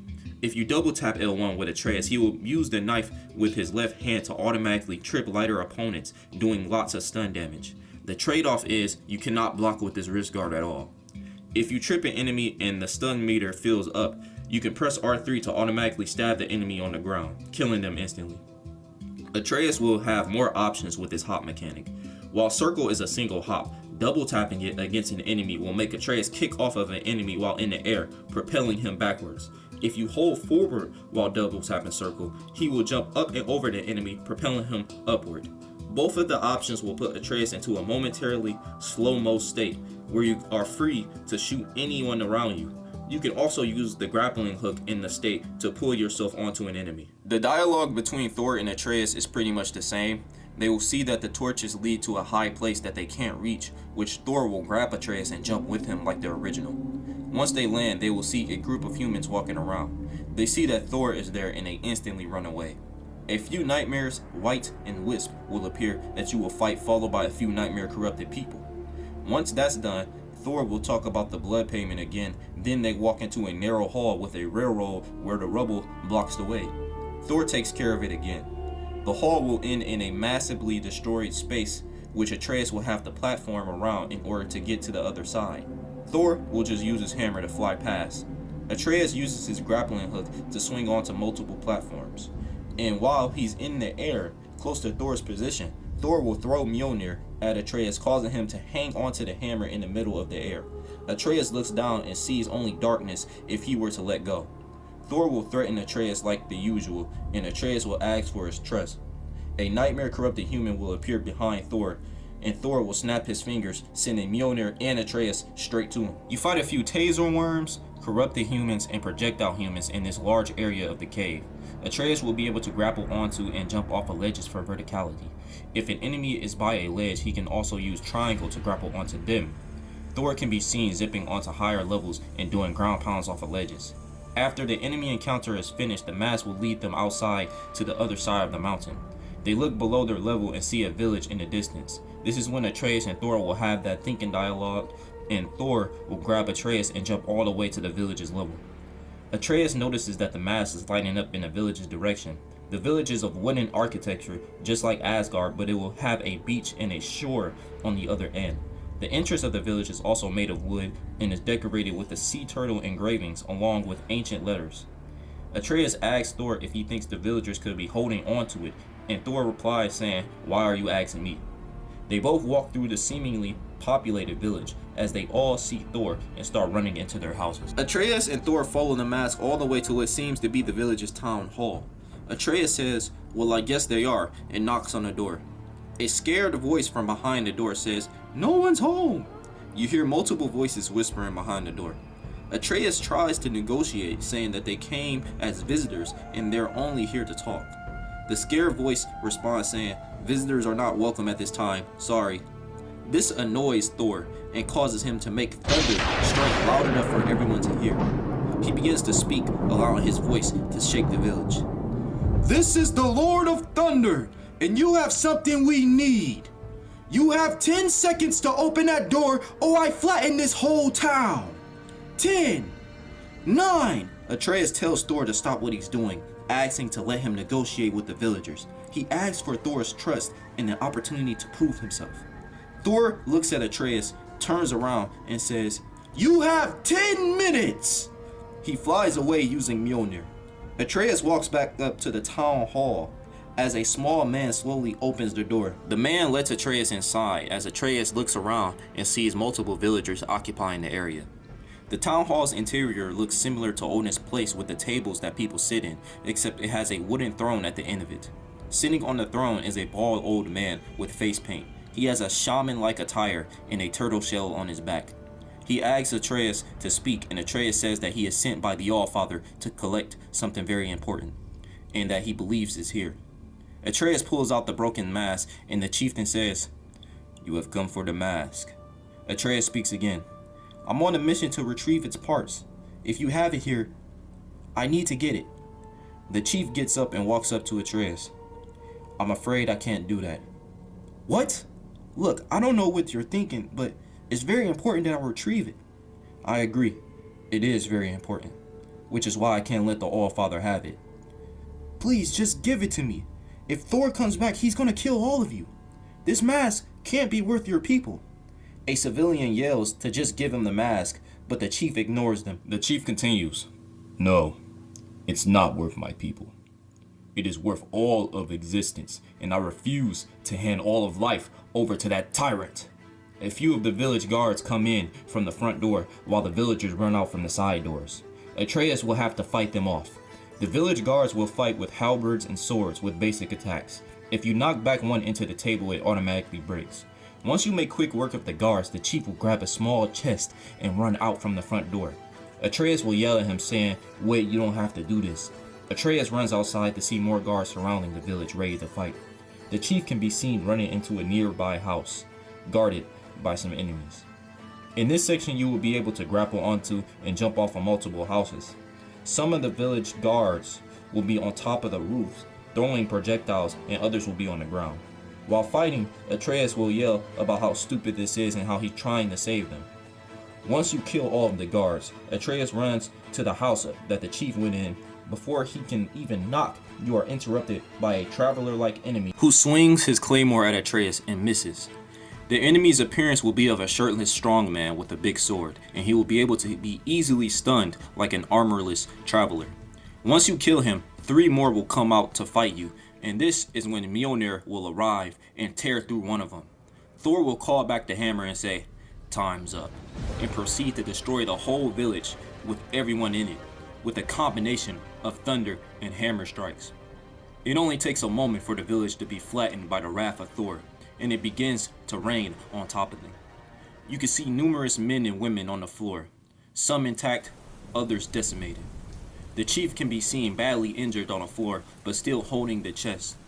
Thor walks up to him, and the chief will say, "The mask, the secrets, it is not meant for us to understand. The All-Father will not find what he's looking for, only doom." Thor casually drops his hammer onto his head, killing him. Atreus stares at all of the brutality in silence. Thor looks at Atreus and says, "Hey, hurry up with that mask." Atreus snaps out of it and opens the chest and retrieves the part of the mask. He looks at it and turns around, ready to leave. But then, Atreus hears a horse in the distance yelling. He looks a distance away and sees a woman on the horse. It seems to be Gefjun looking upon the now destroyed town. She appears to have a scroll in her hand. Right when Atreus realizes who that is, he will feel the wind of Mjolnir fly past his face and straight to her. The hammer hits her right in the face and she falls off the horse. The horse runs away. Atreus yells, No! You didn't have to do that. We already had what we came for. Thor calls back his hammer and says, No witnesses. Atreus continues, We only came here for the mass. You only killed her in this village because you felt like it. You don't think for anything else. Thunder cracks and Thor looks at Atreus angrily. Correct. Because a god does what he pleases, and I will spill whoever's blood I want. That includes you, Jotun. You enter my home, I promise you. Your days are numbered. Thor will turn back around from Atreus and the ravens surround both of them and they are transported back to Odin's basement. Odin's reaction is the same, praising Loki and shunning Thor. Their conversation is pretty much unchanged. When Atreus goes to his room, it will be dark and rainy outside. Atreus will sit on his bed and feel overwhelmed by the dumbass decision that he made to step foot into Asgard. But then he will remember Sindri's advice to sleep. Atreus will lay down in his bed and he hears an eerie voice call his name. Loki.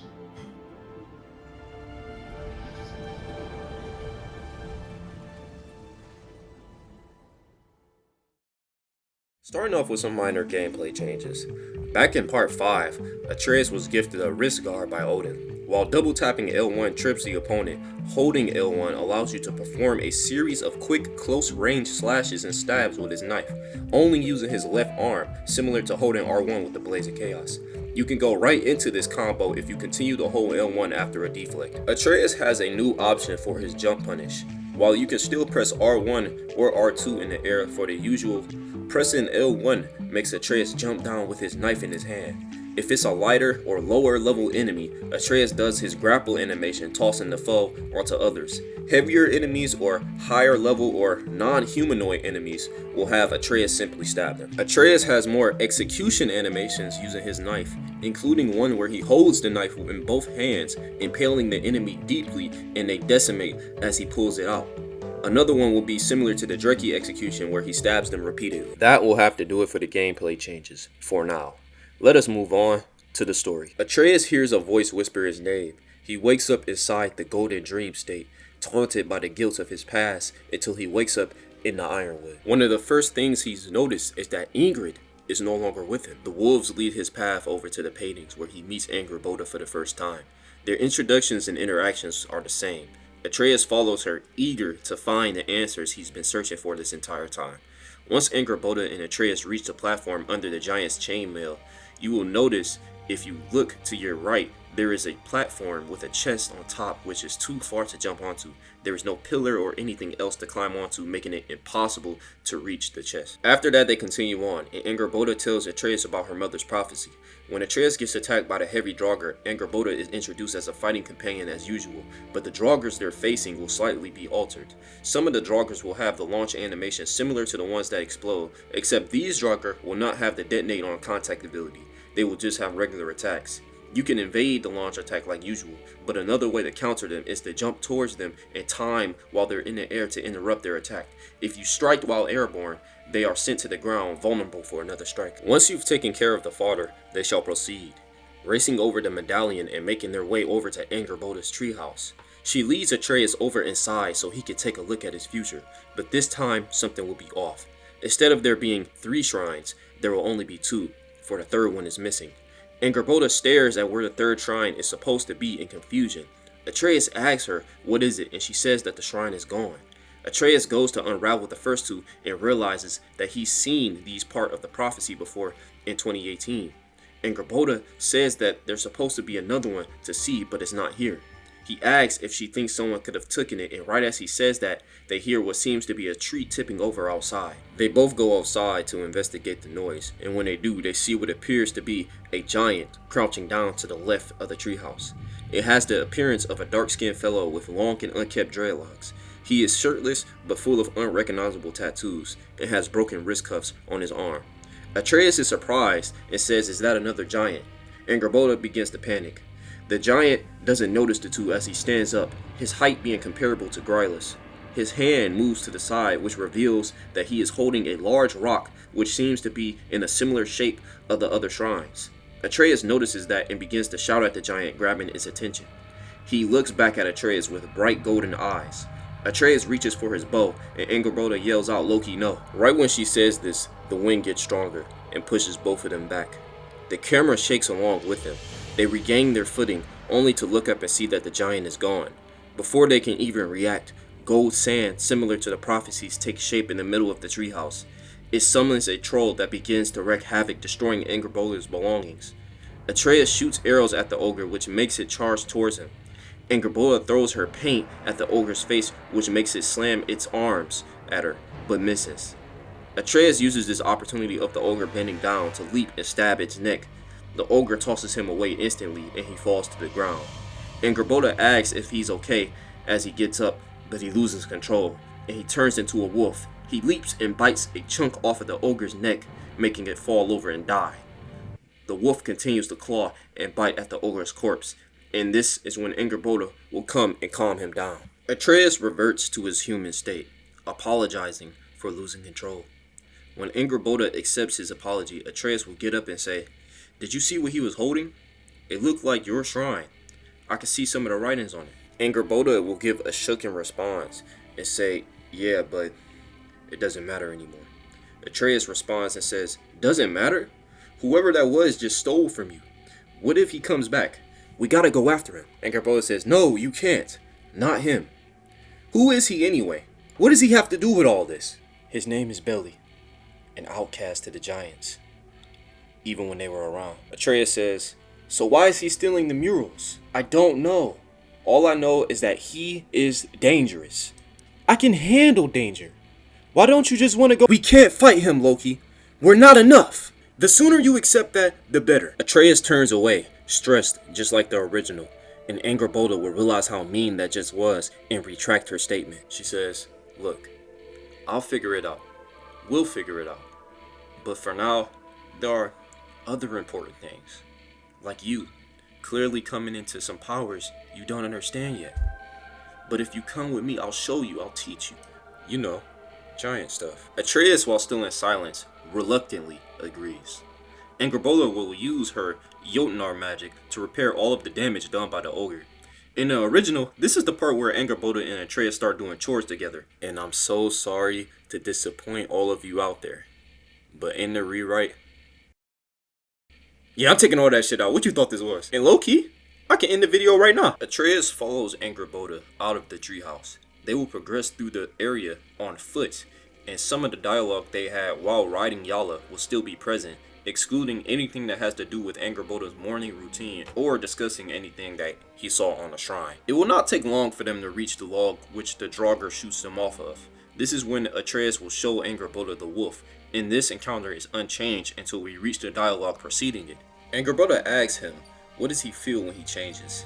He responds saying, just anger, and that he's not in control. Angerboda will then say, if you want control, you'll have to master your soul. Atreus is thrown into confusion. What does my soul have to do with control? She responds saying, a lot. Our souls are the reason we're able to use magic. Really? I never had to think about that before. Most magic doesn't need that much attention on it. But the big stuff, like changing your hammer in your case, does. Hammer? It means form, one of the three parts that make up the soul. The other two parts are Onin and Odor, which mean life and mind. But not all giants used it for control. Some used it for the opposite, which may work better for you. Wow, didn't know each part had a name. It's just what my parents used to tell me. Well, your parents had a better answer than discipline. Atreus will then ask, how exactly do you use this knowledge to control his abilities? And Angerboda will not know the answer to the question, but will tell him to use all emotion to keep him in his right mind, just like the original. Angerboda then says, some of the greatest giants to ever live understood their soul completely, and this allowed them to form miracles, like the one I'm about to show you. And she is referring to the Valley of the Fallen, which is their next stop. This is where Angerboda shows Atreus what really happened to the giants. The dialogue they have while making their way there will be similar. Everything she explains will be the same, except when she stretches the ball, the 3 orbs surrounding it will represent the 3 parts of the soul. Atreus comments on the responsibility this requires, and Angrboda will have that same energy. Atreus suggests that they go after the giant that took their shrine. She rejects the idea, saying that they won't be able to defeat them because they are not enough, and that they are not ready. Atreus looks over to see the giant fingers. He points over to them, and then he says, I once had to go on a journey with my father, to spread my mother's ashes to the highest peak in all the realms. You know the giant's fingers? It was the only other time I was in Jotunheim. My father used to say I wasn't ready, and at the time, he was right. But trouble forced us to answer. So when we went out there and we faced it, I learned that I was stronger than I ever thought. Angrboda chuckles a little and then says, well, champions are supposed to be strong. And so are giants. My point is, you never quite know when you're ready or what you can do until you take that chance. There's nothing stopping him from coming back, so we'll have to confront him eventually. And I say we do it now. Angrboda is initially hesitant, but this will finally win her over, and she agrees to join Atreus in order to retrieve the shrine. In the distance where you can see the giant's fingers, there will be a wide mountain further away. Atreus comments on not seeing that before, although the last time he was here, he was standing from the other side. Angrboda says that she's never went there, but she knows that the further you go down, the hotter it gets. Atreus follows Angrboda to the left this time, for she knows the direction the giant stays. To the left of them, there will be an edge to shimmy onto in order to go deeper in the valley. When they get to the other side, they will be on a cliff, and there will be another one that they have to jump onto, which is way too far and has no pillar to swing on. This isn't a problem for Angrboda, as she uses her magic hawk to safely land. Atreus hesitates, seeing the distance of the cliff. But here, Atreus will come up with an idea. He wraps his grappling rope around an arrow that slightly extends its length. He takes the rope and aims towards the other cliff. He shoots. The arrow just barely lands onto the other cliff. He says yes while holding onto the grappling rope, which is almost at his limit. He uses the other end to connect it onto the cliff that he's on, making a zip line of sorts. He tries to balance on the rope to make it across and begins to walk. The hook on his side of the cliff starts losing its grip and completely falls over, sending the rope to the other side and Atreus to fall. Atreus screams as Angrboda yells Loki's name. Here we will see Atreus transform once again, but not as a wolf or a bear. Atreus transforms into a bird, flapping his wings desperately to reach the hanging rope. It just barely succeeds as Atreus reverts back to normal and grabs the very bottom of the rope. Atreus catches up to his breath after the close call and hears Angrboda yelling to see if he's okay.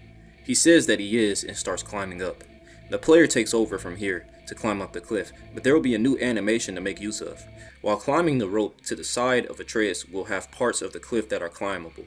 If you use them, Atreus can jump onto them using his feet instead of his hands. You will have to time the command correctly in order to hop onto 2 more in quick fashion, like hopping steps. When you land on a third one, Atreus will jump a good distance back to the rope. This mechanic speeds up the process climbing for Atreus, but if you want to be boring, you could just climb the rope the normal way. Once you reach up to Angrboda, she will say, yeah, probably don't do that again. Atreus awkwardly agrees, slightly embarrassed. She then asks him, did you change it to a bird just now? I think I did. Wow. So what did you feel this time? Scared for my life. So you feel rage as a wolf, but fear as a bird. Maybe different emotions bring out different animals? Well, I can also turn into a bear when I'm angry. A bear? Yeah. For some reason, it's either a bear or a wolf. But the bird I never turned into before, and it felt easier to control. Atreus instantly proves this by using it again. They have to travel down multiple canyons to get to ground level. If you hold circle, it will allow Atreus to travel as a bird to cover long distances at such blinding speed. This ability allows you to get to certain places that you originally couldn't get to before because it was too far out of reach. This method of travel will also be significantly faster than Kratos when he uses his wings. Every time he does so, it will leave a magical trail behind which will slowly fade away, which kind of reminds him of Freya, which is damn. It will not take long to platform down into the bottom of the valley, and once you do so, there will be a couple of enemies that you'll have to fight. And here, I didn't want to do it, but fuck it. Air combos for Atreus. When successfully juggling an enemy, tapping circle by them has you transform into the bird, charging upward at them and launching them in an upward slope direction, quickly reverting to human form after in the air. Holding circle in front of them does the same, but it is slower. While in the air, you can typically get 3 hits in before falling, or you can just shoot them. You can also kick off the enemies while in the air by pressing circle. Around the area you fight, there will be sonic craters on the floor, which if you shoot while an enemy is near, it blows the enemy away. If the enemy is directly on top while detonating, it sends them up into the air higher than normal. You can also launch yourself into the air where you can ground pound from higher than usual. Along the walls of the canyon, there are wooden construction platforms which some ranged enemies will be on. Once you are done fighting all the enemies, Angerboda will compliment you on how you are getting used to using your abilities. There is also a couple of optional areas to explore here, such as on the wooden construction platforms, there will be a couple of items and chests to find. Some will be lower than others, which will make it easier for you to grapple onto the area and retrieve the item smoothly. Other areas will require your bird form, and in other areas will be so high that you might have to use the sonic craters from earlier to get an initial boost and then use your bird form in order to reach. There also seems to be giant nails stuck onto some of the walls of the valley spread out randomly. Nobody knows why. Once you finish exploring, or if you skipped it entirely, you continue down the river stream, which is in the middle of everything. Here, Angerboda will make a suggestion for when they make it to the giant. She says that they should try their best not to engage with him and try to sneak their way in, retrieve the shrine, and get out.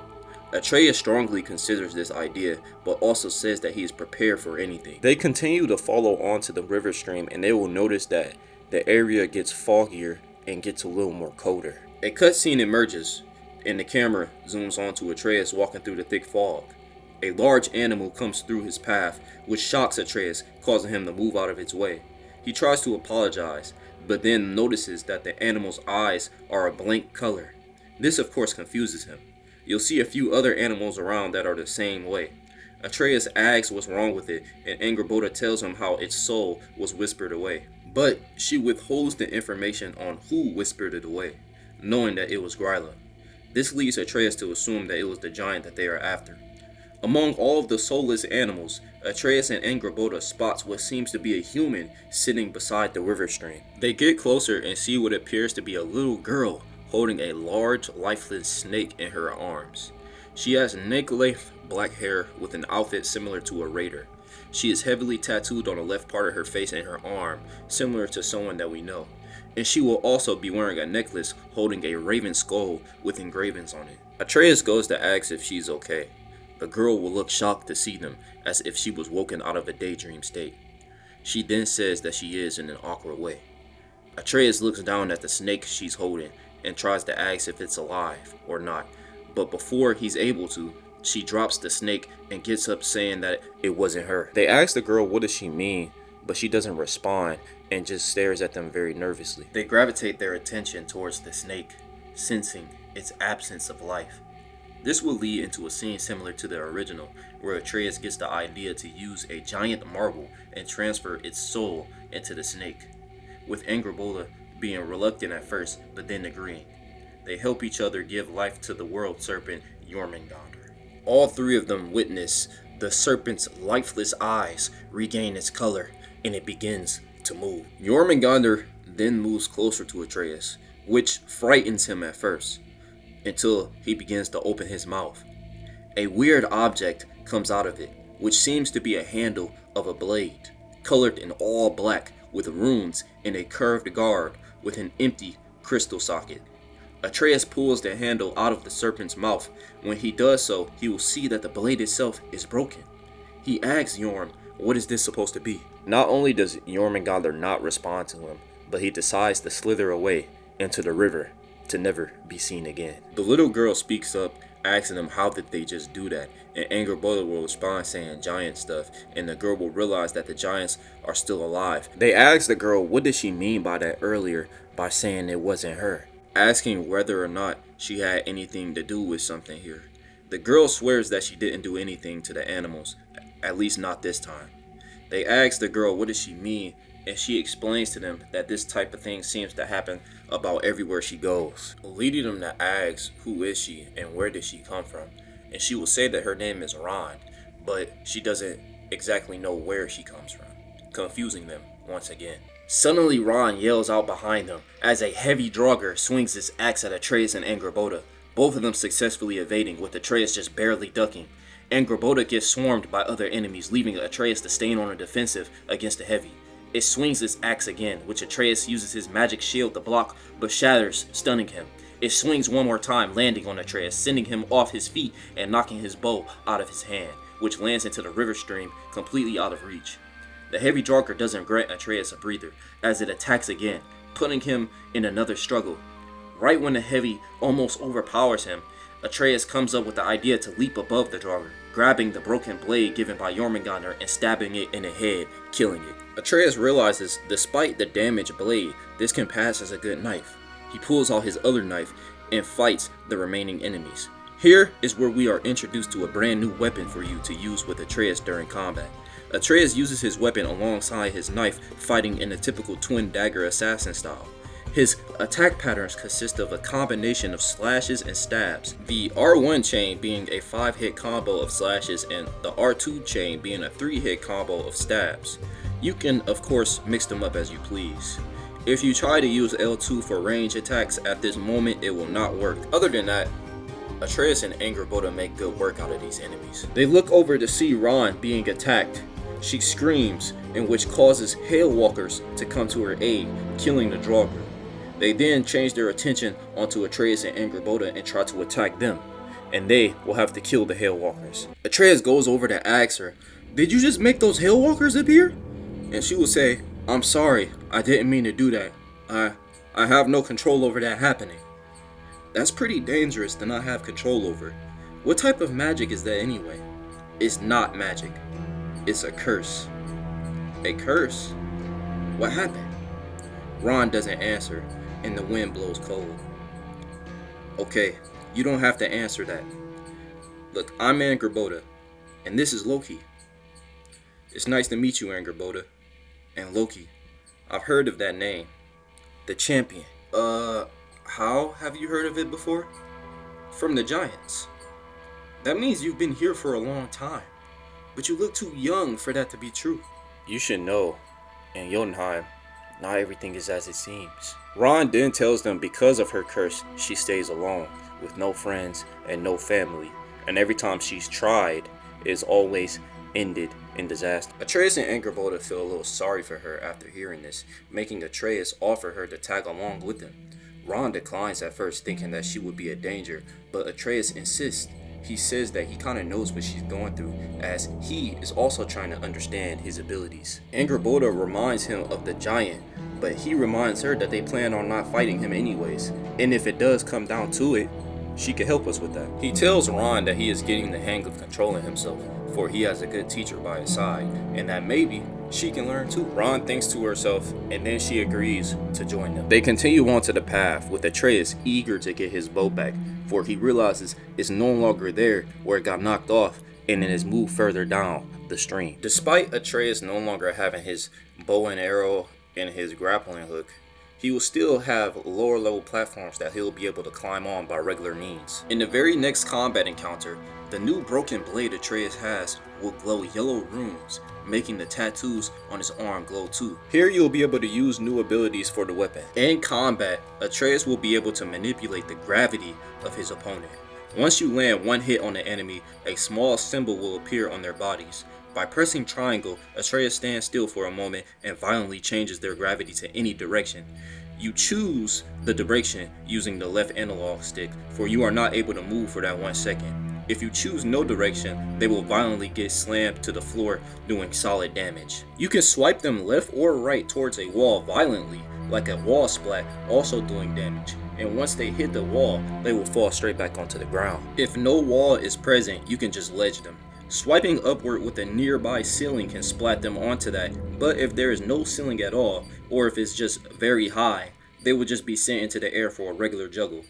You can only affect one enemy at a time with this ability until you upgrade it later. And any higher level enemies cannot be affected until they are knocked off balance. And any heavier enemies will just get pulled to the side. I'm not sure if I'm making this its official name, but for now, we will have to call it the Blade of Eater. While in these combat encounters, occasionally there will be a couple of large enemies like ogres or trolls that you'll have to fight, which will cause Ron to become a little more anxious and uneasy, which will make her use her powers to summon more hell enemies to fight them. Whenever she does this, it will cause the enemies from Jotunheim to aggro onto the Hellwalkers and vice versa, making your job a little easier. If you kill the original enemies before the Hellwalkers will aggro onto you, but their health bars will always be green, so it'll be easy to take them out. When you further explore the valley, you will see that there are a few chests lying around, which if you were to open will have new runic attacks for your brand new weapon.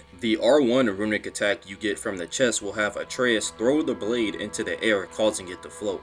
It sends magic projectiles to hit anyone in sight at the same rate as a machine gun. The R2 runic attack that you will find will have Atreus throw the Eater blade straight forward, which it will use its gravitational force to pull anyone around, making them all violently slam into each other and fall to the ground, doing solid damage. As the three continue to make their way onto the giant, they will talk about a few things. Ron asks Angrboda more about who she is, and Angrboda will talk about her parents and how they were the one who made the shrines and what she was told her mission was. They asked Ron about the giants who told her of the champion, but she tells them that she more so overheard it than anything. She claims that the giant she stayed with for a short amount of time was not very nice to her, was always drunk, and never took her seriously, only paying attention to her when they were trying to pull a prank, which was very often. Eventually, her short time there ended the same way it always does. Ron will then mention something about how she never understood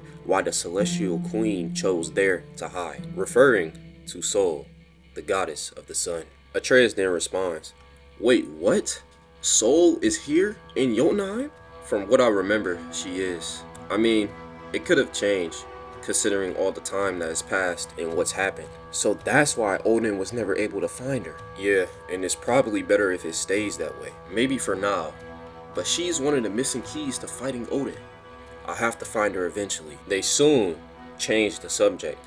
Atreus says, "So Ron, why does your power summon Hellwalkers that don't harm you? They usually attack everyone." She says, "It's not a question I can answer even if I wanted to. The dead never tried to hurt me, even if I didn't bring them. I've seen them destroy entire villages, but just walk right past me. Almost as if I didn't exist." Soon after that, Atreus will say, "You know, if you can control when to make those Hellwalkers come, it could help us." "How?" "Like a distraction or extra bodies of protection if we're in trouble.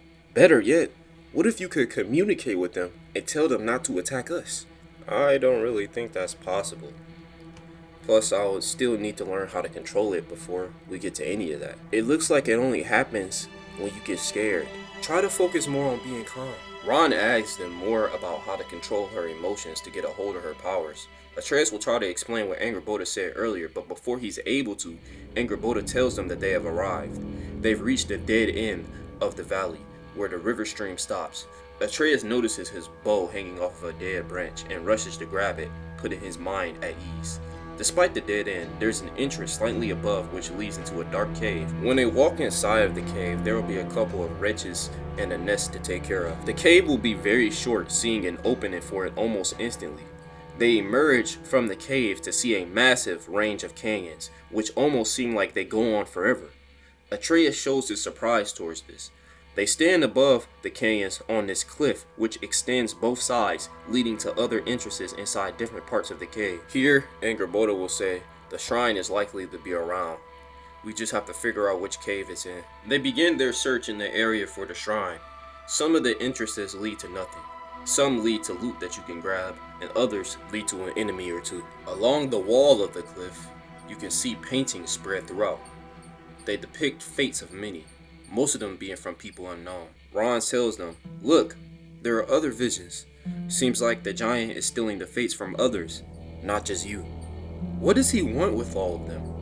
Atreus walks closer to them in order to observe what the vision describes. He says, I don't see any of them that turn out good. The giants haven't really been that lucky.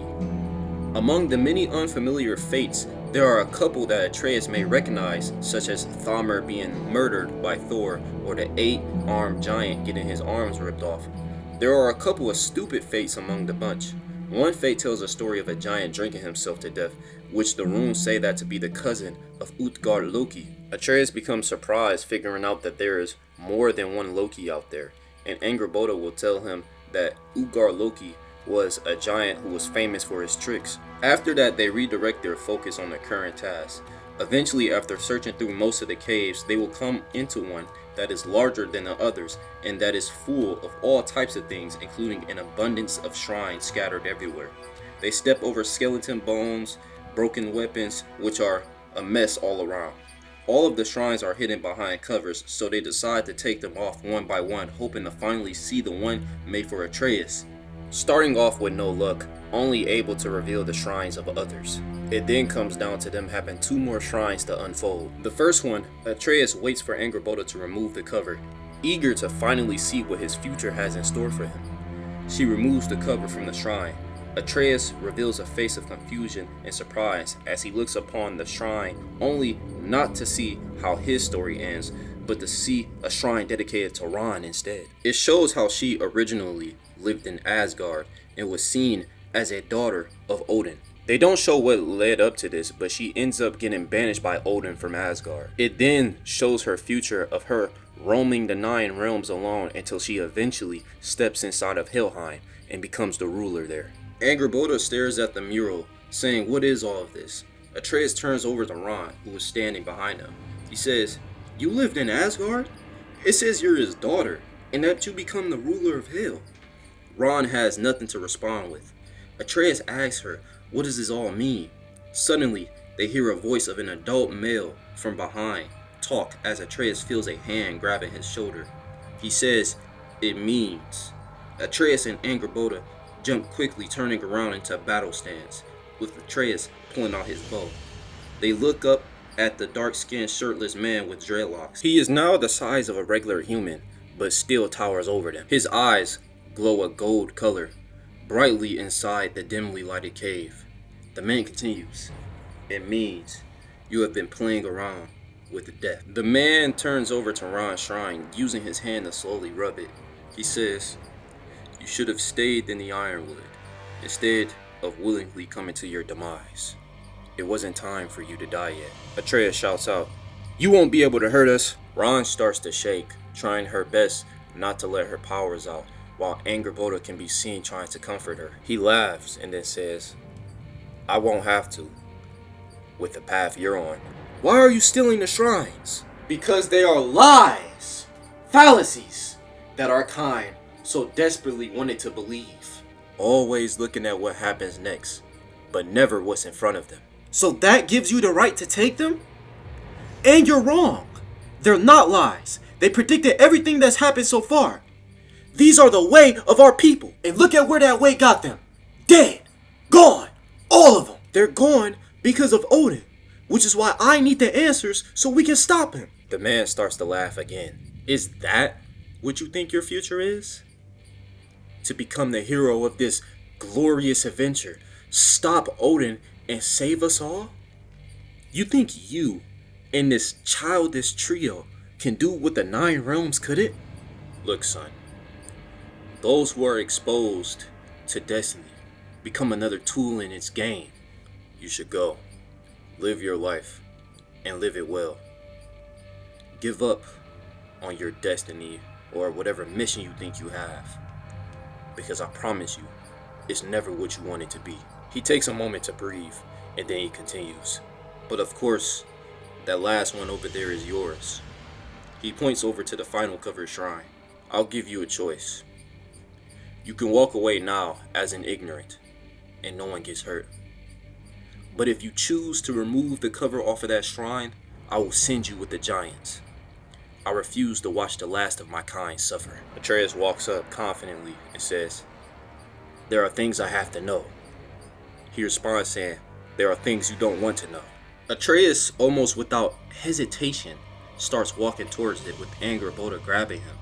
He tells her not to worry and that he has a plan to get them out of here. Atreus walks up to the final shrine. He removes it. He sees a completely unchanged mural with Kratos dying in his arms, with Thor standing victorious and showing Atreus joining forces with Odin. Atreus processes this and starts panicking.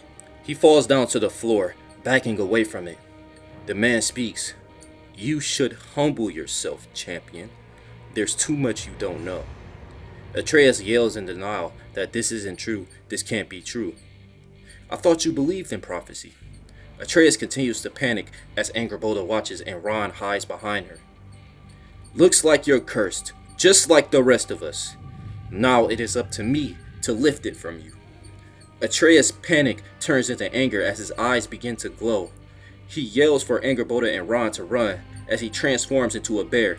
He quickly charges at the man, biting him and taking him for a ride, all the way out of the cave entrance and off the cliff. From outside, you can see golden colored sand form in a motion of a vortex.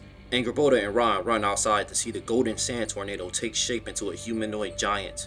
The area begins to shake. Ron asks, what do they do?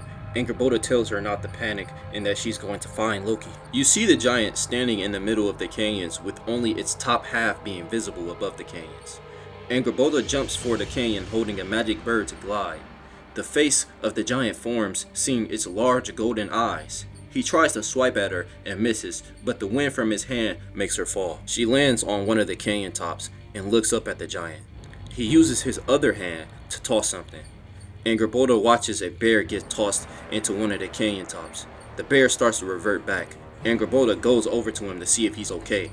Atreus slowly gets up a little hurt, but there's no time to think of that now as the giant stands among the canyons ready to smash them both.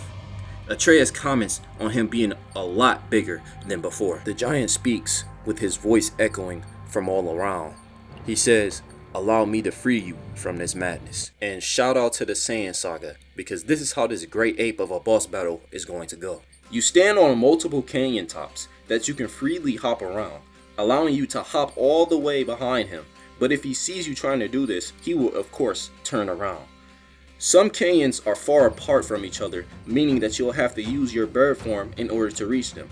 Angrboda can be seen hopping around using paint to throw at him, and you can use your arrows to shoot at him, but these do extremely little damage, and if you choose to fight like this, you'll be here all day. His health bar will be divided into 3 different bars. He will throw at you a combination of sweep and smash attacks using his arms. His low swing attacks you can either move completely out of range from, or you can jump over them. His pound attacks will be warned to you by a red light indicator. In order to do some real damage on him, you'll have to pin him down using your new Eater Blade. When he does a smash attack, his arm will be exposed for a short moment, which you can try to attack regularly, but the damage will be minor. Instead, if you use your Eater Blade to attack his hand, it will be marked. Once he lifts it back up, a triangle will appear on his arm. Press it at any time to intensify his center of gravity and pinning his arm down. Pinning one arm but leaving the other one free leaves you vulnerable to getting grabbed and tossed, causing you damage and for his arm to get free. If you use this to pin both of his arms, he will be completely open for attacks. You can attack both of his arms, which will do a little more damage. If you don't feel like waiting for him to smash down at the canyons for his arms to get in position, his eyes will occasionally glow golden, and if you shoot him, he will be stunned, which will leave his arms open for attack. Once you get his first health bar very low, you will notice that there are claw marks on his neck from when Atreus attacked him as a bear earlier. Use this opportunity to rub salt on the wound. You can shoot the wounds, which will do extremely massive damage and will take him to the second phase of the fight. Or you can grapple onto the wound using your hook and get personal, using your knife to stab it repeatedly by pressing R1. He will eventually shake this off, causing you to fall down. When you get his first bar down, he will get angry and destroy multiple canyons, leaving you with less room to play around with. This is where the second phase will begin. In the second phase of the boss battle, he will have sand projectiles in the shape of arrows floating around to shoot at you. Other than that, the second phase will be similar all the way up until you get his second bar down. Here, there will be a cutscene where Atreus tries to grapple onto his wound again, but this time, the giant catches it before it latches. He pulls it, causing Atreus to slip off the platform he's on. He catches his fall, using his hand to hold onto the edge, trying to pull himself up. This attempt is futile. The giant yanks the rope away and Atreus gets sent hundreds of feet into the air. He starts off free falling, full of fear, but then switches into determination and he transforms into a bird and dives back into battle. From above, you can see the giant, who now has his focus on Angrboda, swinging and missing as she throws paint on him. You'll be able to control this diving state, as golden sand projectiles will be present that you will have to avoid. Once you get close to see that the back of his neck is exposed, Atreus reverts back into his human form with his bow in hand, ready to shoot. Before he can shoot, he is grabbed once again by the giant, saying you'll have to try harder than that. He throws him back into the canyons. Angrboda asks him if he's okay, and Atreus says yeah. They see the giant still at full strength, throwing a hit at them which they can barely dodge, jumping onto the next platform as the one they were on is destroyed. They fall onto it, leaving the giant's marbles to slip out of his pocket and roll around. He goes to retrieve them and tells Angrboda that nothing is working on him. Angrboda says, I tried to tell you that he is too strong, should we run? Atreus picks up the last marble, which seems to be the one he used for Jormungandr. He says, not yet. We have to make sure he doesn't come back. The giant reverts his attention to the cliffs they were on before the fight and destroys them, causing Ron to fall off onto one of the canyon tops. Atreus and Angrboda call out for her. The giant tries to make quick work of her, which causes her powers to become unleashed, summoning a bunch of hail broods, jumping onto him and detonating, causing him to be stunned. Angrboda asks Atreus, should we stop this? And he says no, because look at that, they're attacking him. This is when the third and final phase of the boss fight begins. This phase is mostly the same, except there are even less canyons to move around from. Hail broods come from almost everywhere, but are only aggro to the boss. They can be seen leaping wide distances to get to him and blow up. The giant causes the wind to get stronger, making wind currents that you can use with your bird form to get to further canyons. In this phase, you'll also be able to freely shoot at his wounds to get his health down. Once his final bar is depleted, his back will be exposed for you to press R3 to jump onto. When you jump on his back, he gets up dazed, but then jumps thousands of feet into the air, with Atreus falling at first but catching his leg. Here, you'll have to climb to his back. When you get to his back, Atreus will pull out his blade of Eater and see one of the wounds that he has exposed.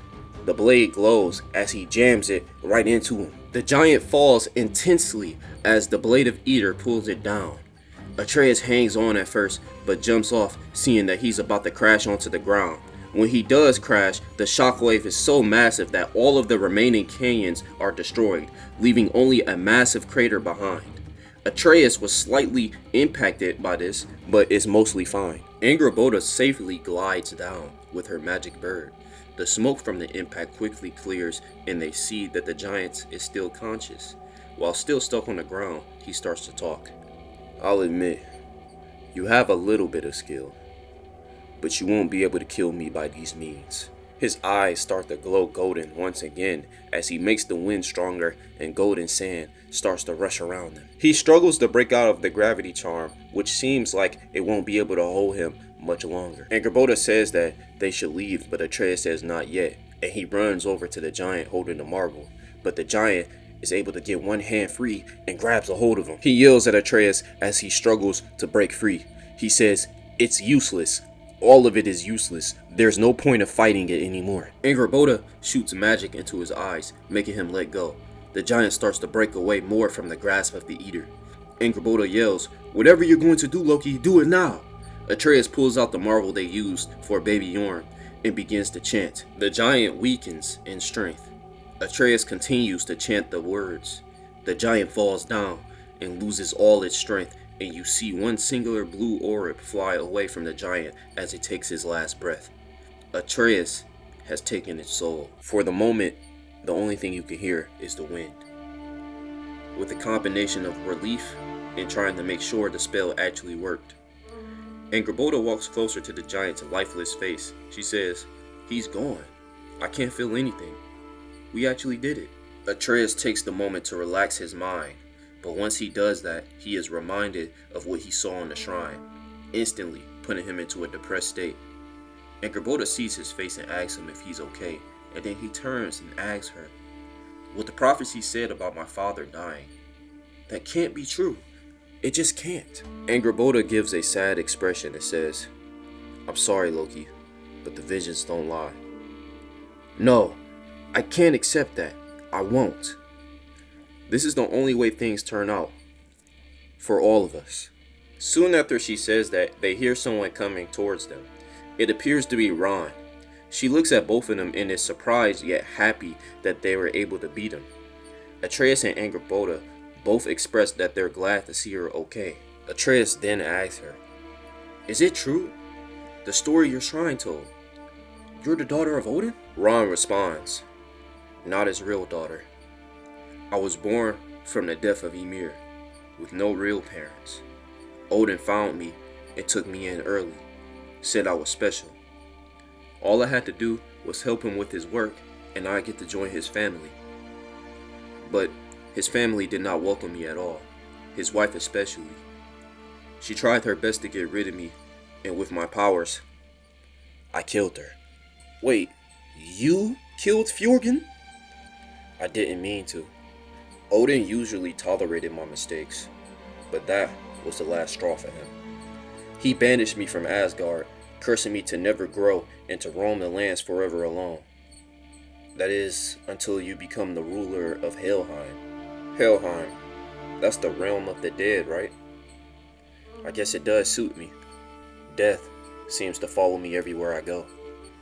I guess the giant was right. In this moment of weakness, Angrboda comes up with an idea. Maybe you can come live with us. Well, I mean me. Ron is thrown off by this proposal. There's a lot I need help with. Tending to my animals, collecting food for them. It's definitely a lot for one person to do every day. An extra hand will come in handy. Even though she is met with silence, she continues to speak. Look, forget about all that now. About the past, future, Loki. Forget it all. Today, we survived. And we did something I never imagined possible. Ron says, yeah, you two are amazing. You're amazing. Things aren't always great for us, but all we can do now is make the best of what we have. We'll all figure it out. Together. Ron and Atreus are lifted by her words. But before anything else happens, they see the giant's facial expression change from lifeless to angry as it smashes the ground, causing everything to shake once again. It uses his arms to push his chest up and begins to slowly crawl. He's still alive? How? It looks like he still has parts of his soul. We gotta get out of here. They all start to run, but the giant raises his hand up to create a sandstorm, which pulls them back. They try to resist the wind, but it's clear that they can't do that for too much longer. Ron looks down at her necklace and notices that the runes on it begin to glow. And then suddenly, a bluish green aura bursts all around her. They yell out what's happening, and Ron says she doesn't know. The aura around her becomes more bigger and more chaotic, almost as if it's creating a large wall between them and the giant. Ron yells out, you guys should probably leave now. But what about you? I can't move. It's not letting me. We're not gonna leave without you. The magic spews out more rapidly, stopping Atreus or Angrboda from getting to Ron. I don't think you guys have a choice. I'll be okay. I'll catch up to you. The magical energy becomes even more violent, and Ron starts to catch on fire, the flame being a bluish green color. It will get bigger and bigger until it will eventually explode, pushing everything back but stopping the sandstorm. Atreus and Angrboda look up to see that both Ron and the giant are gone. Atreus yells out for her, but the only thing that responds is the dust in the air. He thinks the absolute worst, for they have no idea what she has done. Angrboda sadly says that they should finally leave this place, and they do so. They make their way out of the crater, initially not saying anything. When they climb their way back up, Atreus reminds her of the shrine, but she tells him not to worry about it, for she'll come back for it later. They go back the direction they came. Atreus asks Angrboda what does she think just happened to Ron, and she says she doesn't know. She leads Atreus to a shortcut to make their return to Ironwood quicker. They notice that it's later in the day as the sun is beginning to set. Here is when the fireflies will come out for Angrboda and Atreus to take in the view. Their dialogue between each other transitions back into traditional Ironwood talk, such as coming to terms with your destiny, Atreus offering Angrboda to come with him but her declining, him asking if he could return after Ragnarok, and so on and so forth. Atreus does his best to cheer her up, and this is when one of the wolves gets snatched by Gryla. The explanation of the souls getting taken away has already been explained, so it will just be revealed by Angrboda that it was Gryla behind it the whole time. Atreus and Angrboda go after her all the same. Everything leading up to Gryla is the same, even the scene where Atreus gives her back the bag of marbles, except Jormungandr will not be present. When they reach the grandma's kitchen and she spots the roaches infesting her territory, they will fight her all the same. Here I'll be making a couple minor changes to the Gryla boss fight. There will be more attack options for both the player and Gryla to take advantage of. Other than the moves she already has, she will have a jumping attack where she stomps at you if you are far away on the ground for too long. Above Gryla, there are birds trapped inside bird cages. You can shoot the chains holding them and they can fall on top of Gryla or around her, causing damage from either direct impact or shockwave contact. While she is stunned, you can use the Blade of Eater to mark the cauldron, so when she gets up, you can press triangle to either send her slamming right back to the ground or send her smashing to the wall, both of these doing solid damage. But other than that, the cauldron is destroyed all the same. They leave Gryla in her misery, with her words leaving Angrboda in an even sadder state.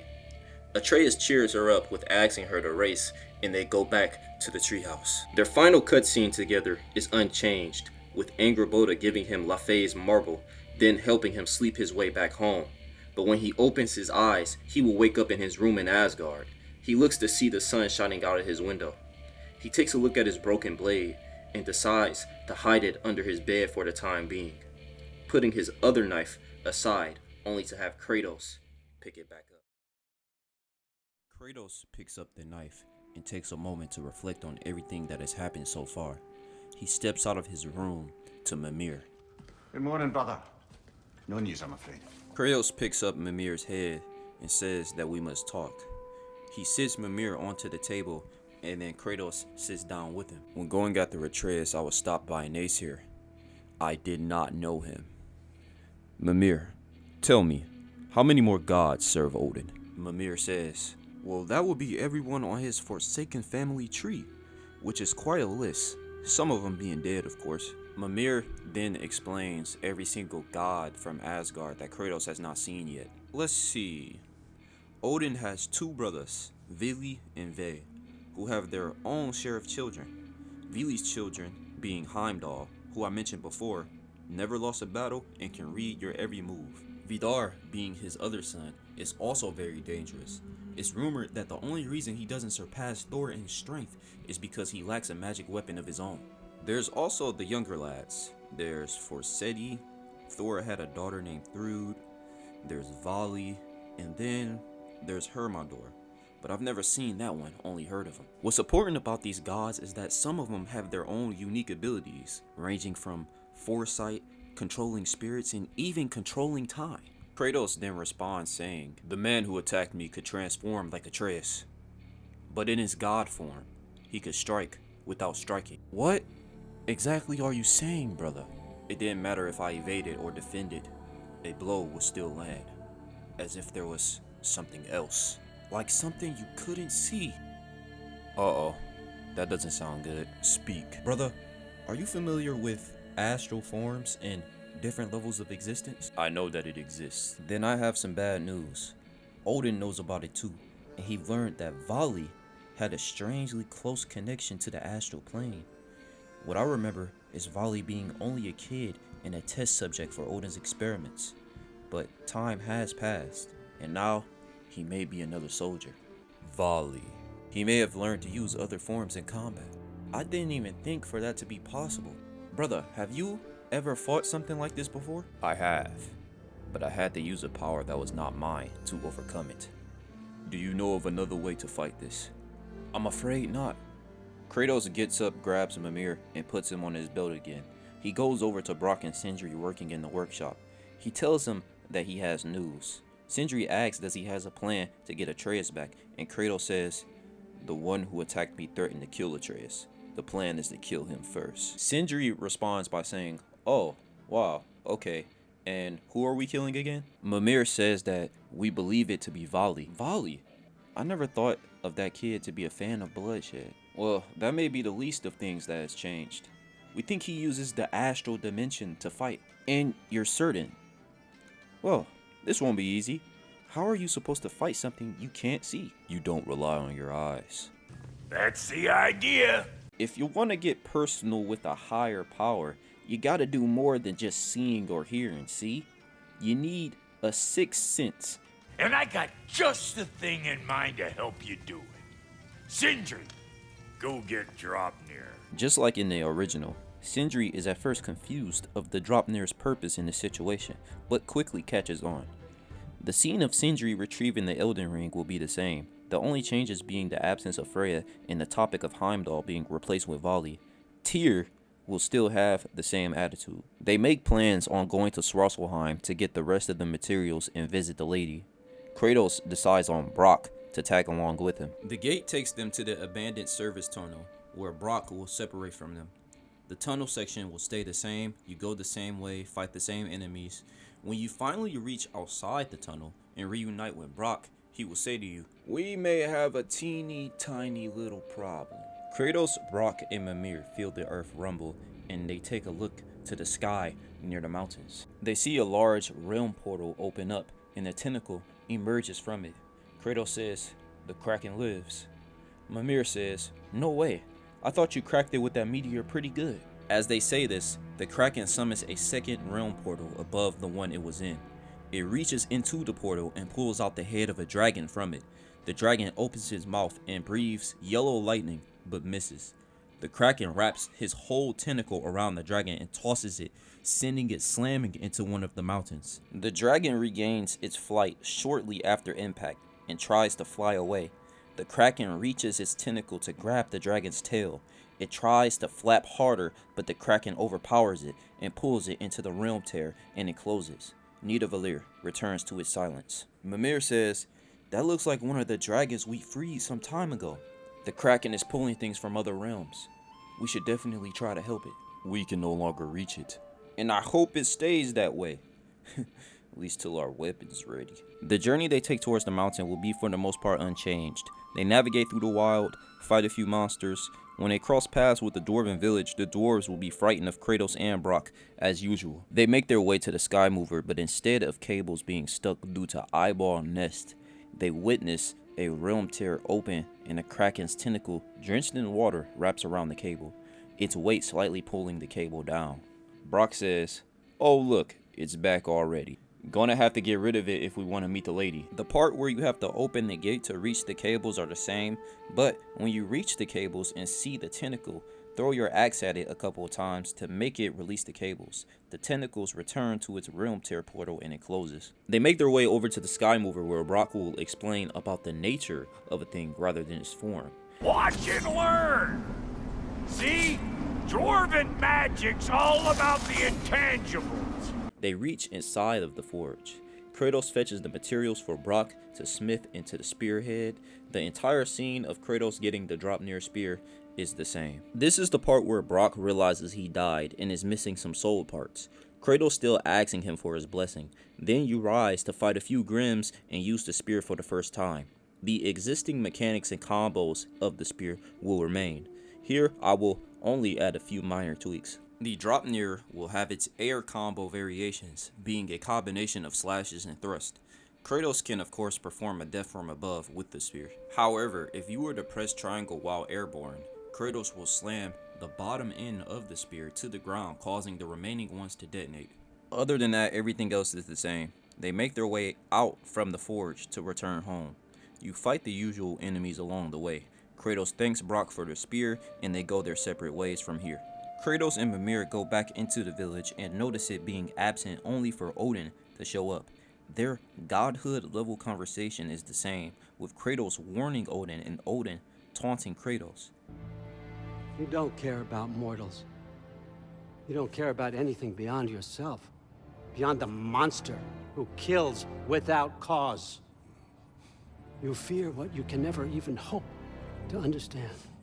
But this time, the very moment that the ravens surround Odin, a realm tear will open up right in front of them. A tentacle emerges and wraps around Kratos, and he struggles to break free.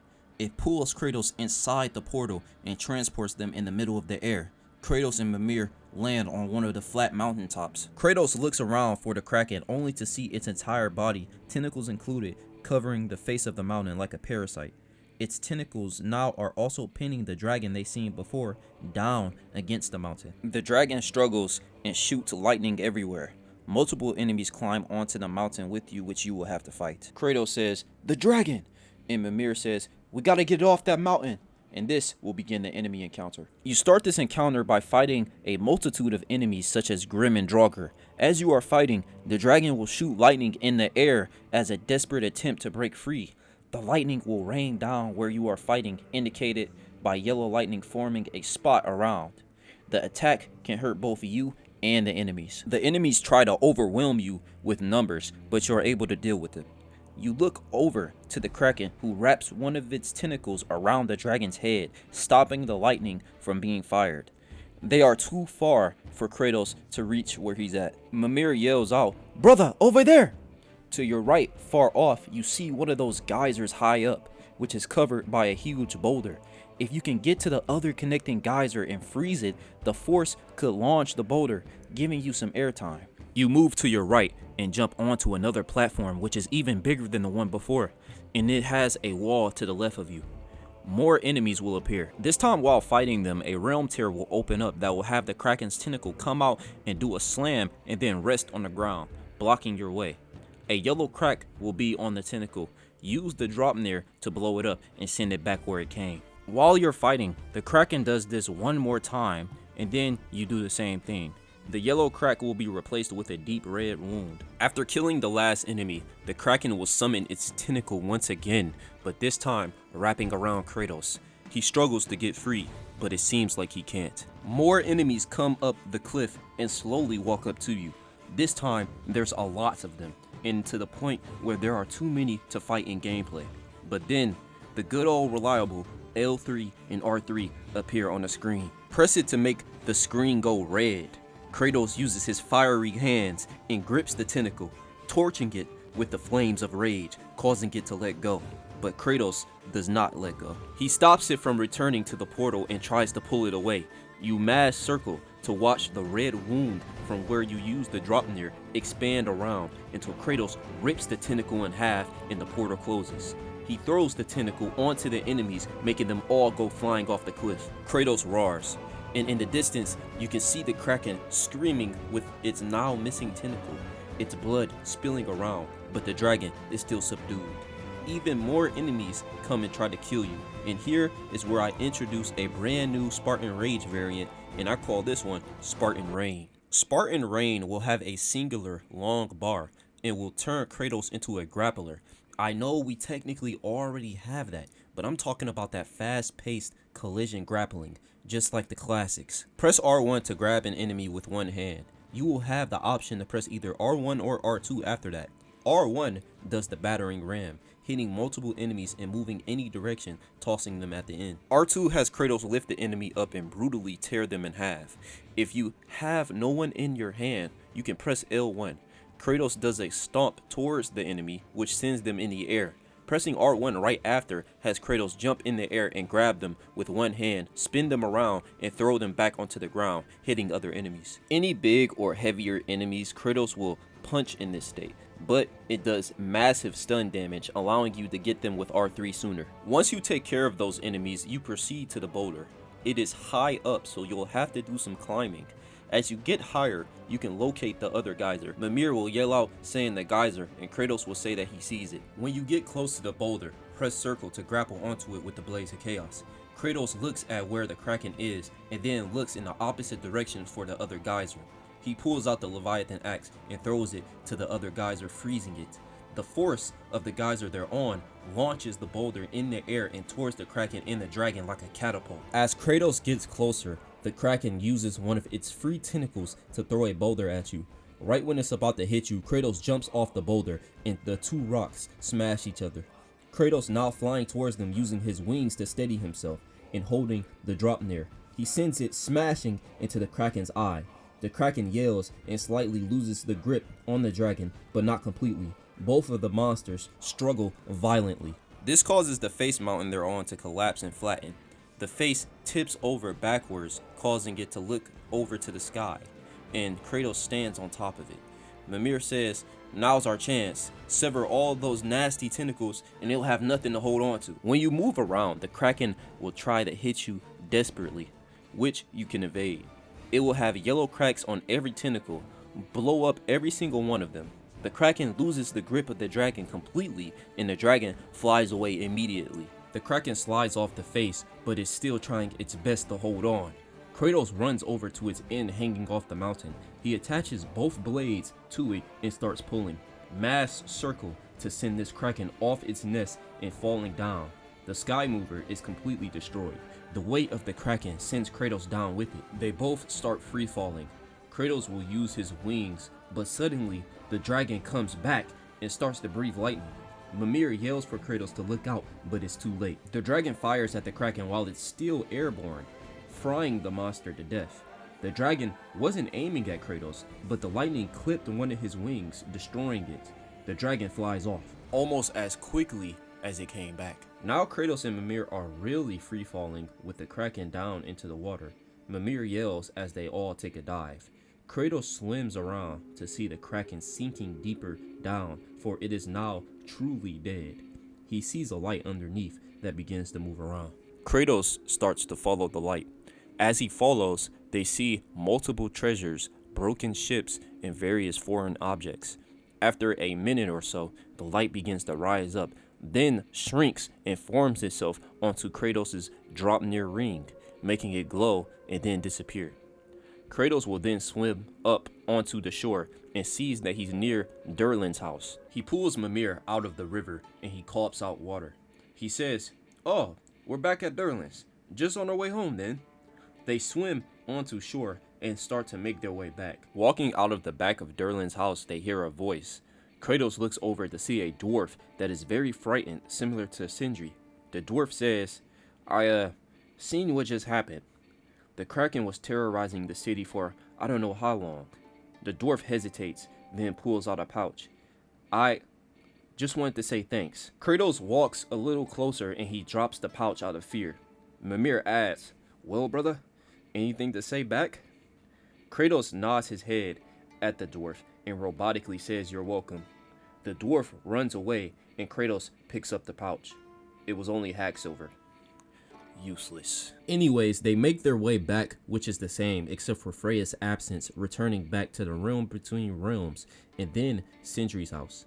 When you reach the door, you hear Brock and Sindri yelling at each other. You walk inside to hear Brock saying, "All this time I had died and you thought it wasn't an interesting story to tell. It wasn't like that at all. The lady didn't even look at me. The Draupnir didn't get a blessing because you wanted to keep secrets, which is why I didn't want you to go. So why was it so fucking hard to tell the truth? Because I didn't know how. Brock, you died because of me. I made you continue that project when we both knew that it wasn't going to work. And I couldn't stand the reason you died being because of me.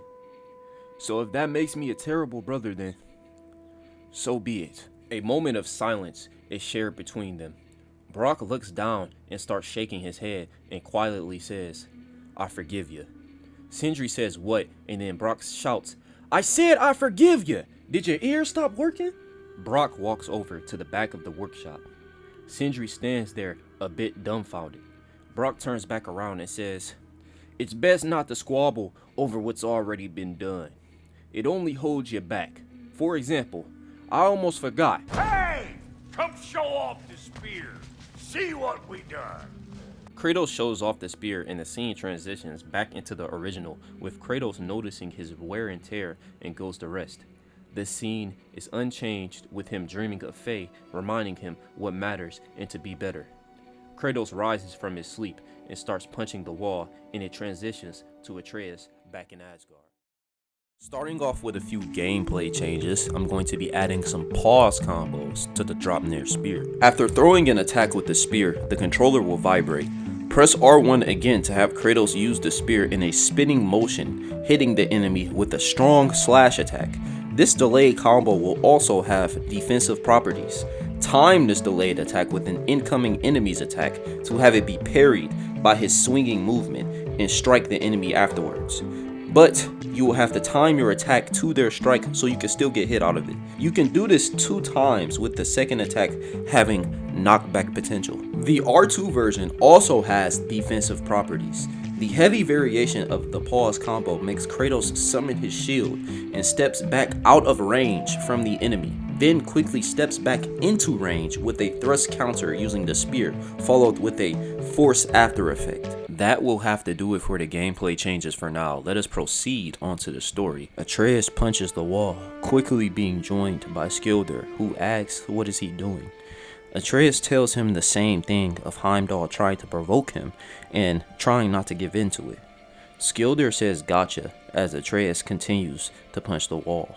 While walking around the room, Skilder says to Atreus, "Hey, you happen to see my cousin anywhere?" Atreus turns to look at him and he continues, "You know, the girl on the horse when you first came to New Midgard.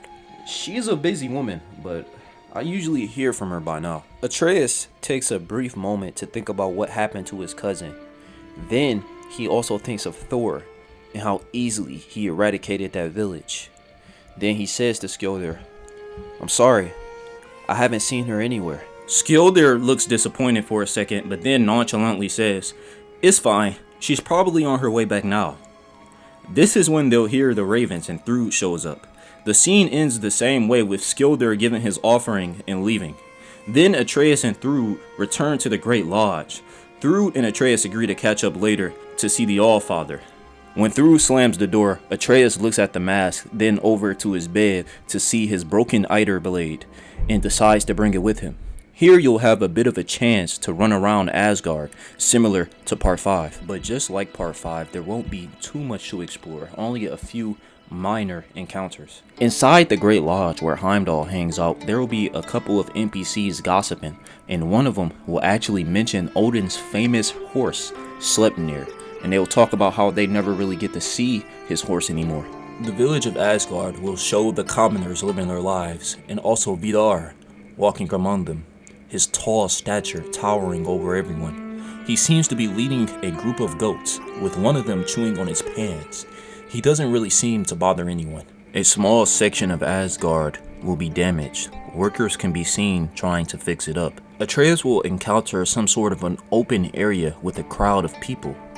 The crowd continues to protest about seeing the famous god killer fall.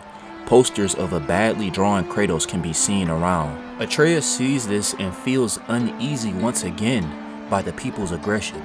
But this time, a man shouts at them with an echoey voice, immediately silencing the mob. The man appears wearing a long black tunic with golden engravings, a shaved head but with black hair still visible, a clean-shaven face with a blindfold around his eyes.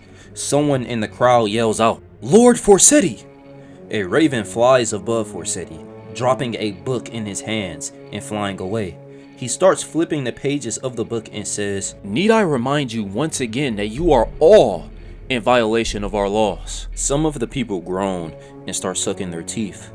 Section 22. Citizens of Asgard are prohibited from vandalizing Aesir property. Forseti turns the page again. Section 58.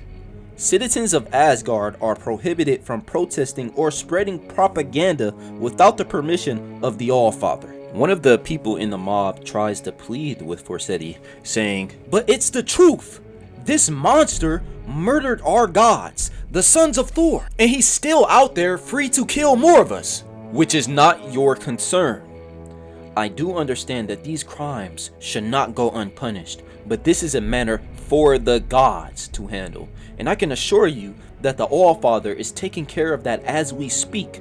Now, unless any of you want to move to New Midgard, I strongly suggest that you clean this mess up and go about your days peacefully." Forseti then walks away in the opposite direction from Atreus, not noticing him at all. The angry mob is disbanded. Vali can be found in his personal building, but other than that, the rest of Asgard is the same. When Atreus tries to walk inside of Odin's office, Ve can be seen just in front of the door. He speaks to Atreus with rosy red cheeks. "Hi, kid. We haven't, properly spoken yet. Vay spits on his hand and reaches out for a handshake and shouts, "Welcome to the family." Atreus says, "Nah, I'm okay. Thanks." When you open Odin's door, it will not lead into his office, but instead you will appear on the other end of the same hallway. When you run up to Odin's door, Vay will still be there, and he says, "Hi, kid. We haven't, properly spoken yet." Atreus cuts in. "What? I thought I just..." But Vay ignores him, spitting on his hand and reaches out for a handshake. "Welcome to the family." Atreus declines him again and walks into Odin's office, but he appears at the other end of the hallway again. Atreus goes to Odin's door to see Vay, saying, "Hi, kid. How are you doing that?" Vay starts laughing, but then covers his mouth, beginning to hurl, and quickly runs away outside. When Atreus finally walks inside, everything will play out the same. Thor will question his father about Loki, but will be shut down immediately. Atreus and Odin conversate about Ymir in the mask, Atreus wrongly guessing that the next piece is in Helheim. Odin sends them there along with Thrud and Heimdall. When they go to Helheim, Heimdall instantly ditches them the same way. The mission with Atreus and Thrud will start off the same way, looking for the missing pieces of the mask. They battle a few Hellwalkers while having their disagreements about the goodness of Odin. Thrud, of course, being eager to prove herself, defends him. While they're fighting, the ground will occasionally shake, and you will hear echoey moans in the background. During combat, you will be able to use your Eider blade.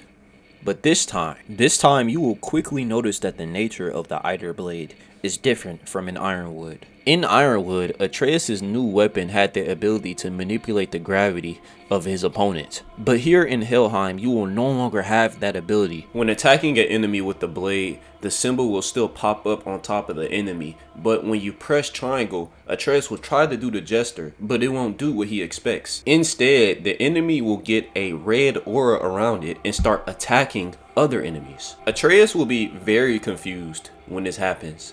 And while you're controlling the enemy with the blade, you can hear eerie voices whispering to it all around it. And at the same time, its health is slowly depleting. This will only last for moments when you do it, and you can only do it to one enemy at a time. Other than this, most of the section will be unchanged, with Thrud and Atreus having some of their bonding moments, such as them talking about their parents and hearing why Thrud wants to become a Valkyrie. When they reach the dead pirate ship, in the distance, Atreus will see something familiar. A dark-skinned, dreaded giant named Belly, walking around aimlessly and soulless. Atreus will say, "Oh, so that's where that's coming from. Is that Belly? If he's here, that means..." Hey, you talking to me? No. Just talking to Ingrid. The mask will lead them to whatever the fuck this is, landing where Garm will reside. When they reach Garm, Atreus will convince Thrud to help free the beast. When they do so, Garm will immediately show his gratitude by becoming more violent. When Atreus and Thrud are knocked down, Garm will claw the fabric of space in front of them and then howl, causing the winds of hell to grow stronger. Enemies will appear and then Garm will run away. Thrud will ask what did it just do as they prepare themselves to be swarmed by a multitude of enemies that you will have to fight. The number of Hellwalkers start off small but get slowly bigger the more you kill off. After fighting to near exhaustion, a traveler will appear behind Atreus for a sneak attack. Thrud will intercept them. She uses her mace and sword to block the heavy sword of the traveler, Atreus yelling out to her. She charges electricity to her weapons to parry the sword, which pushes the traveler back. The traveler tries to recover for a wide swing, while at the same time Thrud charging towards him with one of her own, both yelling. She beats him to it, cutting the traveler's head off, some of its blue blood getting on her. The body of the traveler goes limp and falls to her feet. While Thrud noticeably breathes heavy, the realm tears Garm made do not disappear, they only get smaller, and no more monsters decide to show up for the time being. Atreus asks if she's okay, and Thrud says, "Yeah, I was just getting started." Without either noticing, mist forms all around the ground. Thrud yells in the direction Garm ran off to and says, You're welcome. mangy mutt. Suddenly, they start to hear something which seems to be a voice of a little girl. Thrud turns around, going in the direction of the voice. They start to make out the words that the little girl is saying. They hear, "For the last time, I didn't come here to play, I came to train." Another voice responds, which they both recognize as Modi's. He says, "Aw, wants to train," she says. "What is it? The dolls start fighting back?" Modi laughs at his own joke. The Helheim vision appears with a younger Thrud trying to stand up to Magni and Modi. Magni walks up to Thrud and says, "Run along, little girl. You don't want to play with us. We can get dangerous." Modi says, "We really do, don't we?" Leaving younger Thrud to storm off in anger. When Kid Thrud is at a distance, she will be snuck up on by a kid with wild hair. She turns to the kid, being startled at first, but then quickly realizes who that is. She says, "Vali," who puts his finger on his lips and tells her to look up. Almost like magic, a booby trap appears above them. A large bag aimed to be swung towards Magni and Modi, held by a rope. Vali sneakily gives Thrud a small axe to do the honors. Thrud cuts the rope, making the bag swing past them and hit Magni and Modi. They both get covered in what seems to be mud and yell out, "Ugh! Is this shit? It's goat shit!" Thrud and Vali start laughing, but then Magni and Modi quickly starts to charge up in their Stormbreaker forms, causing both of the kids to run away. The vision then dissolves and then changes into another one, showing Thrud and Vali training together. Thrud uses her sword and mace. Vali uses his staff. They clash a few times until Thrud knocks the staff out of Vali's hands. She tries to quickly finish him off, but Vali pulls out a short stick and intercepts her, landing the killing blow. She yells out, "Oh, that's not fair!" Vali laughs and says, "Anything goes in a fight, Thrud. You're gonna have to know that for when you become a Valkyrie." Thrud sadly says, "Mom says I'm not gonna become a Valkyrie." Vali says, "Who cares? It's not like your parents can make the path for you. Come on, you almost beat me of all people. That's already the strongest Valkyrie I know." Suddenly they hear thunder and both look over to see Thor walking up towards them. He shows up and points at Vali and says, "The Allfather summons you. Now." Thor turns and walks away and Vali follows. The vision dissolves and transforms once again to a Thrud in a similar age as now. She sees Vali once again and gets his attention, saying that she hasn't seen him in a while, but this time he seems off. He tells her to get lost and that he's done with babysitting. Thrud, being confused by this statement, asks what is he talking about. She notices that he's holding some string which appears to be connected to something bigger. She asks what is he doing, and he says, "Me?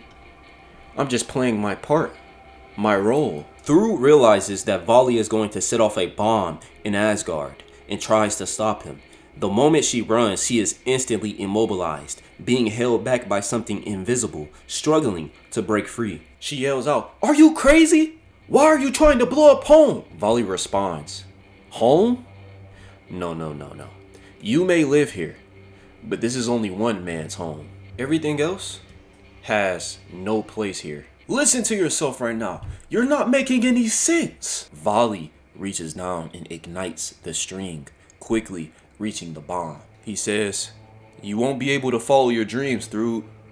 I suggest you give up." Thrud yells out no, and the bomb explodes. You hear people screaming. The real Thrud looks away from the vision, no longer able to stomach her memories. Atreus, who was watching the whole thing, asks Thrud if she's okay. Thrud angrily asked him what caused those visions. He tells her Helheim does that. It reaches inside your brain and pulls out memories, usually bad ones. Atreus, being confused at that last part of the memory, asks Thrud why did Vali decide to attack Asgard, but she doesn't answer him, only urging him to go and get the piece of the mask they've been looking for so they can hurry up and go home. The scene returns back to the original, with Atreus not finding any piece of the mask, leading to Thrud getting mad at him. They start to head back and we get the infamous racist Heimdall scene. Half-breeds. Don't call me a half. I will call you whatever I like, Junior. After Heimdall is done bullying both Atreus and Thrud, they return to Asgard empty-handed and Odin sends Loki to his room. As Atreus walks out, Heimdall talks about his expedition and he also tells Odin that the giant spotted in Helheim will not be a problem because it is practically dead already. When Atreus is in his room, he is overwhelmed by his mistakes, and when he hears Odin knocking, he hides his Eider blade back under his bed. Then he lets Odin in, and their talk plays out the exact same way. Atreus wants to go home and Odin is okay with that, but takes the mask and Ingrid back. The Ravens send him to his home, which you walk out, fight Hellwalkers, and then use the door to get back to Sindri's house. Atreus returns to see Brock and Sindri fighting off the wrath of Hel, Kratos being MIA, and Tyr being a little bitch. You are forced to fight off the Hellwalkers, but with no way to close any of the realm tears. You fight them off until you are overwhelmed, with one of them getting the better of Atreus and almost eating his face off, but then getting a spear thrown into his head. Kratos has returned to save the day. Kratos puts Atreus on his feet, and here is where you will switch back to playing as the God of War. Here is where you will get Spartan Wrath just like the original, but this time you'll notice that your wings that were broken from part 7 are now prepared again. Brock and Sindri repaired Kratos' wings of gold off screen, giving you a new move. After any successful parry, press circle right after to perform a winged strike. This will do some damage and also creates a small wind current after impact, causing launch potential. Use all of your tools to decimate the Hellwalkers. Instead of Freya using her magic to close the realm tears with the help of Atreus, everyone will just be fighting until they eventually stop coming. When the enemies stop coming, the portals will get smaller, but they are still active. Tyr makes a fool out of himself, to no one's surprise. We have Kratos and Atreus finally reuniting. Nothing has changed here. He tells him that he freed Garm and is berated by Tyr and Mimir. Kratos shuts them down, defending his son. They decide to go after and stop Garm, leaving Mimir with Tyr. Ratatoskr unlocks their way to Hel and they embark on this mission immediately. The Helheim section for the most part will be the same. Their conversations consist of them trying to catch up but holding back on stuff because they're both keeping secrets. The beginning encounters are the same, except you will notice a lack of sigil door puzzles. They reach Garm face to face for the first time. Atreus tries to calm it down with no success. They continue on. When Kratos mentions about how he agrees with Odin on not wanting Ragnarok, Atreus presses him on why he has a new spear. Kratos says to protect and that all that matters is if he is safe. And here we'll have Atreus say, "But that's not all that matters. Who's keeping you safe?" And Kratos' response is, "I do not need you to protect me." You sure about that? Then you will fight the Traveler in the shipyard of the Fallen. Once you deal with him, you move on once again with Atreus, not giving up on trying to tame Garm. Garm's still destroying everything in sight. They close in on the foul beast, and they follow Atreus' plan. Kratos tries to sneakily pull Garm's chain to subdue it, but fails as the beast stops them and runs away. When Atreus returns, Kratos asks him if Odin taught him to control his transformations. Atreus of course says no, and the impatient Kratos decides to do things his way. Now as for the Garm fight, I'm going to be making 0 changes to this boss fight, except for one small one. Garm's stomp shockwaves and chain attacks can be hopped over using the wings. Other than that, Garm will take you for a ride the moment his health gets low, smashing you into the wall. Kratos makes Atreus push the pillar that's connected to the chain in order to snap the dog's neck. Garm lays down lifeless. Atreus is sad that it ended once again with violence. Kratos tells him that sometimes there is no other way. They begin to make their way home, only to realize the Garm still lives and is attacking you. This section also plays out the same, with Kratos and Atreus making a run for it. Garm tries to stick his nose in and gets a wet willy. They keep on running, everything being the same. Garm then finds them, attacks Kratos, and sends them to the second phase of the fight. There will be Also, zero changes here. The main way to deal damage with him is via Draupnir. You get his health low only for it to regenerate. Atreus then comes up with the plan to put the knife's soul inside of it, realizing Garm doesn't have one. Kratos latches his blade onto Garm so Atreus can run along it. Kratos launches Atreus into the air, but this time Garm looks up at Atreus and goes for a bite. He bites Atreus and eats him. No, I'm just playing. He successfully lands on top of Garm's head, jamming his knife right into it. This causes Garm to run away. They go follow him once more. Atreus explains to Kratos what he just did, just like the original. Here, they open up a little more. Atreus, why do you feel the need to protect me? Atreus tells him about the prophecy of him being dead. Kratos tells him that he knew this already, and one day he'd have to survive without him. They find Garm, who is now Fenrir. Kratos tells the dog to sit and then go home. Now, with Garm being defeated, they can go home and live happily ever after. As they begin to head back, Kratos admits what the spear was made for, which was Vali. Atreus then admits that Vali was the one who came and attacked him in Midgard. Atreus says, when he attacked, he said he came to avenge Baldur. But in Asgard, Odin said he wasn't the one who sent him. He betrayed Asgard and came for revenge on his own. And you would believe the words of Odin? I wouldn't, but I've kind of seen proof. He attacked Asgard. I'm not sure what side he's on, but if he doesn't like Odin, maybe the next time we see him, we can try to talk to him. Do not count on it. He has threatened to take both of our lives. I know, just a hopeful thought. But you're right. It's probably going to end how it usually ends. A moment of silence is shared between the two until Kratos breaks it, saying, Atreus, do you blame me for Freya? Atreus says, no, I never should have went behind your back. You only did what you had to. Kratos says, I did what I was used to. When I took Baldur's life, I did so to preserve something good. I should have tried harder to speak, reason. What I did was easy. But today, Atreus, you have done what I cannot. I wish she was still here with us. As do I. They then reach the realm travel door, where Kratos will take a seat and reflect with Atreus joining him. He tells his son that he's proud of him and that he was the one who wasn't ready. Atreus tells him he doesn't have to change just because he's not there. They both agree to guide each other on in spirit. Now, with the father and son bond restored, they return to Sindri's house to see everyone there, telling them that they dealt with Garm. Instead of Freya asking Atreus what he learned from Asgard, it will be Tyr. Atreus gladly shows them about the mask. Atreus tells everyone that he's sorry about how he left. Everyone forgives him, with Sindri being reluctant to. Tyr then apologizes for not doing anything about the Hillwalkers.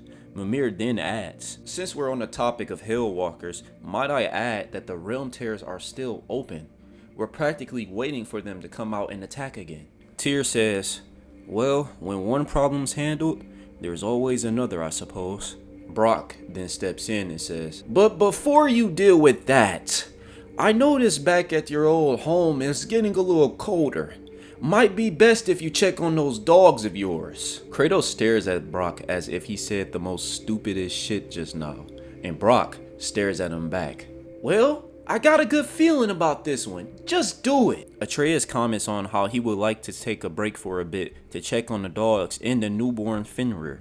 Kratos silently agrees and they go on home. When returning to Midgard, Kratos tells Atreus to stay ready for anyone who could possibly come and attack them. But to their comfort, they go home and see no one. They hear the dogs howling and Atreus runs over eagerly to see them. Kratos follows behind. When they reach the dogs, they will be very shocked to see that they have been visited by a very unexpected guest. Freya, who is kneeling down on one knee, is petting one of the dogs. He turns over to look at both Kratos and Atreus. They both go into a battle stance. Kratos demands, how did you find us? Freya casually walks towards them and says, you really need to take better care of your wolves. As Freya continues to walk, Atreus raises his bow and Kratos says, "What do you want?" Freya scoffs and then says, "You know, I am taking a very big risk coming out here. I could lose the respect of my team. If you've come here to seek vengeance for my sister, yeah, I would. But she's not dead." Kratos and Atreus are very shocked to hear this news. Atreus excitedly goes up to him and says, "She's alive? Freya's alive?" "Oh yeah, healed her myself. So no, I'm not here to fight. What I need is help." Help? Help with what exactly? Starting this off, there really isn't any gameplay changes like that, but I would like to make a quick update to the spear delay combo I created in part 8. To make it a little more different from the Shatter Star Shield counter, not only will this delayed attack parry whoever's in front of you, but the wide swinging of Kratos' spear will parry everyone within his vicinity. This allows you to punish enemies trying to sneak up behind you and hit you at your blind spot. There will also be another addition to this attack. If you were to hold R1 instead of simply pressing it, Kratos will do the spinning animation, but this time, instead of finishing it off with a slash, he will hold the spear up, allowing it to glow, and then he will slam it onto the ground. This causes a massive shockwave which will knock everyone back. There will also be a retreating R2 attack for the spear, but all he does is step back and throws the spear. Freya looks at the two and says, "Gentlemen, how would you like to start Ragnarok?" Atreus looks as he is about to say something until Kratos says, "We will not aid you in any war." Freya then responds saying, "Oh, so I guess my sister's blood on your hands was enough for you." "That was never what I wanted." Freya and Kratos both look at each other with high tension and disgust. But then Freya will say, "We're not actually starting a war. I mean, as much as I hate Odin and would love to do that, I can't. But my realm is out of balance. And you two are apparently the last living non-Aesir warriors, according to Brock. So Brock sent you." They suddenly hear Brock say, "Yes, I did." The three of them look over to see Brock walking up to them, followed by Tyr holding Mimir. Brock says, "You go and play cleanup and you'll be square with the Vanir folk. Also gets the all fuckers' fingers off which it don't belong." Atreus looks at a still considering Kratos and says, "It's not like we have much of a plan. I think we should do it." Freya goes face to face with Kratos. Brock here says, "You used to know Freya." Kratos responds, "She was our friend." I find that hard to believe. So prove it. Kratos agrees to tag along and help Freya, but says that they will leave the realm once they are done. Freya says that is completely fine by him. Kratos walks over to Tyr to retrieve the head of Mimir, who wishes to have a slightly more pleasant trip to Vanaheim this time. Freya hears Mimir's voice and immediately shows his hate towards him, just like the original. Tyr looks down at Kratos and says, "I'll be joining you too. Try to help in any way I can." Kratos tells him very well, but then Freya looks at Tyr and says, "For a moment, I thought I was going crazy. You're alive? And on our side? This is even better." But then Brock tells them to hurry up and let's get going. Atreus asks Freya what is it he needs help with, but he says he'll tell them when they get there. Our characters step foot inside of Vanaheim for the second time. Tyr is immediately mesmerized by its beauty, saying that he already feels more calm and at peace. Freya points to the sky. "Everyone look up. Tell me what you see." They look to see a beautiful night sky full of stars. Atreus says, "It's beautiful, but where's the moon? Is it gone?" "Not gone. It's still up there, but you can't see it. Our celestial king, Mani, is supposed to give it light, but he's been taken." "Mani being stolen?" "It's just like what it said." Freya asks what is he talking about, and Atreus tells him about the prophecy that they saw. Freya says, "Did this prophecy of yours happen to say where Mani was taken?" It kind of left that out." "Well, that's our first problem. I sent my team out on a search mission to discover where he was taken.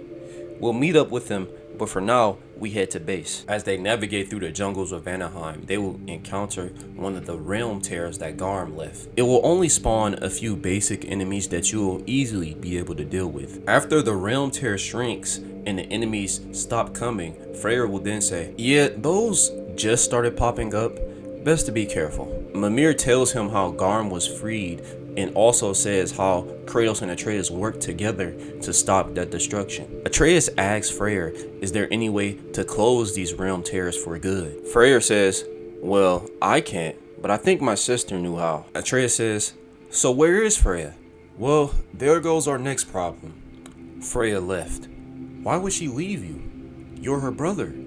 I guess she hates me as much as she hates you. They all walk through the jungle until Freyr sees a wall of bushes. Freyr opens the bushes and sees nothing but sky and says, well shit, we're on the wrong island. Oh, I forgot. Everything is in the sky here. Almost everything. I'm going to assume that not everyone here can fly, so we're going to use this to get across. Freyr reaches inside of one of his pockets to get something, but before he's able to grab it, the entire ground shakes and rumbles. Everyone looks around and wonders what's happening. Freyr steps back and looks up to see golden sparkles drawing themselves in the sky and falling down like glitter. Freyr says, oh, never mind. What's happening? All of the islands are coming together. That would have been convenient our first time here. It's all becoming one land again. One land again? So it was like this before. Aye. Vanaheim was originally on the ground like the other realms. It was only until Njord separated the main lands and sent them all to the sky. Do me a favor, Mimir. Don't ever mention that old bastard again. I don't need a history lesson. I was only telling the lad. They hear an enormous thud, which lets them know that all of the islands have combined into one land. Now Vanaheim is almost identical to the original game. Freyr tells them not to get used to this. At random times, the islands combine and separate. When he opens the wall of bushes again, he will see more jungle instead of sky. When they reach Freyr's camp, his entire team will be gone, except for Lunda and Brock. Freyr walks off and tells everyone to get ready before they head out and join the rest of his team in the search of Amani. At this point, you'll have a moment to upgrade your gear, and Brock introduces Lunda to you. Once you're ready, everyone will begin to walk out of the camp. But before you can even walk out, Kratos will suddenly be wrapped around by a bunch of vines and yanked towards the nearest tree. The vines pin him against it. Kratos looks up and sees a bird in the sky which dives towards him and transforms into Freya, who holds her sword to Kratos' neck. The malice and hatred never left. She says, you shouldn't have come back. Everyone runs towards the two, surrounding them from a distance. Freya runs up to them and goes, whoa, whoa, whoa, whoa, Freya, wait, just hold on a second. Freya turns towards her brother and yells, you bring these people here, Yngvi? After what he's done? This isn't what it looks like. It's only temporary. How could you think of yourself as a leader when you are siding with an enemy? Look, I had no choice, okay? The moon is gone, your ex is everywhere. You've seen what I'm working with here, it's not much. No, he still has to pay for what he's taken from me. She turns her attention back to Kratos, but Freyr continues. Bolder, right? You know I know what it's like to lose a son. Don't you dare compare that to this. You never cared for yours as I did mine. Atreus tries to plead with Freya, saying, Freya, listen, we're only here to help with the realm. After that, we'll leave. Please, you don't have to do this. He's right. We don't want any trouble. All of these cries and pleads fall on deaf ears. But then Kratos speaks. Freya, this will not be like last time. I will not fight you. If you still seek revenge, you may have it. What? No, you can't. Atreus lifts up his bow. Atreus! Remember our agreement. Remember who you are. Help these people. Help the realms. Kratos turns his attention back to Freya. I could never make up for what I've done. But I promise you this. Your pain and your suffering. My death cannot take that away. Here is where we'll have Freya turn away to have her think and breathe heavily until she turns back and yells. When she does this, the vines will release Kratos, causing him to fall over. Freya tells him that he has more use to her alive.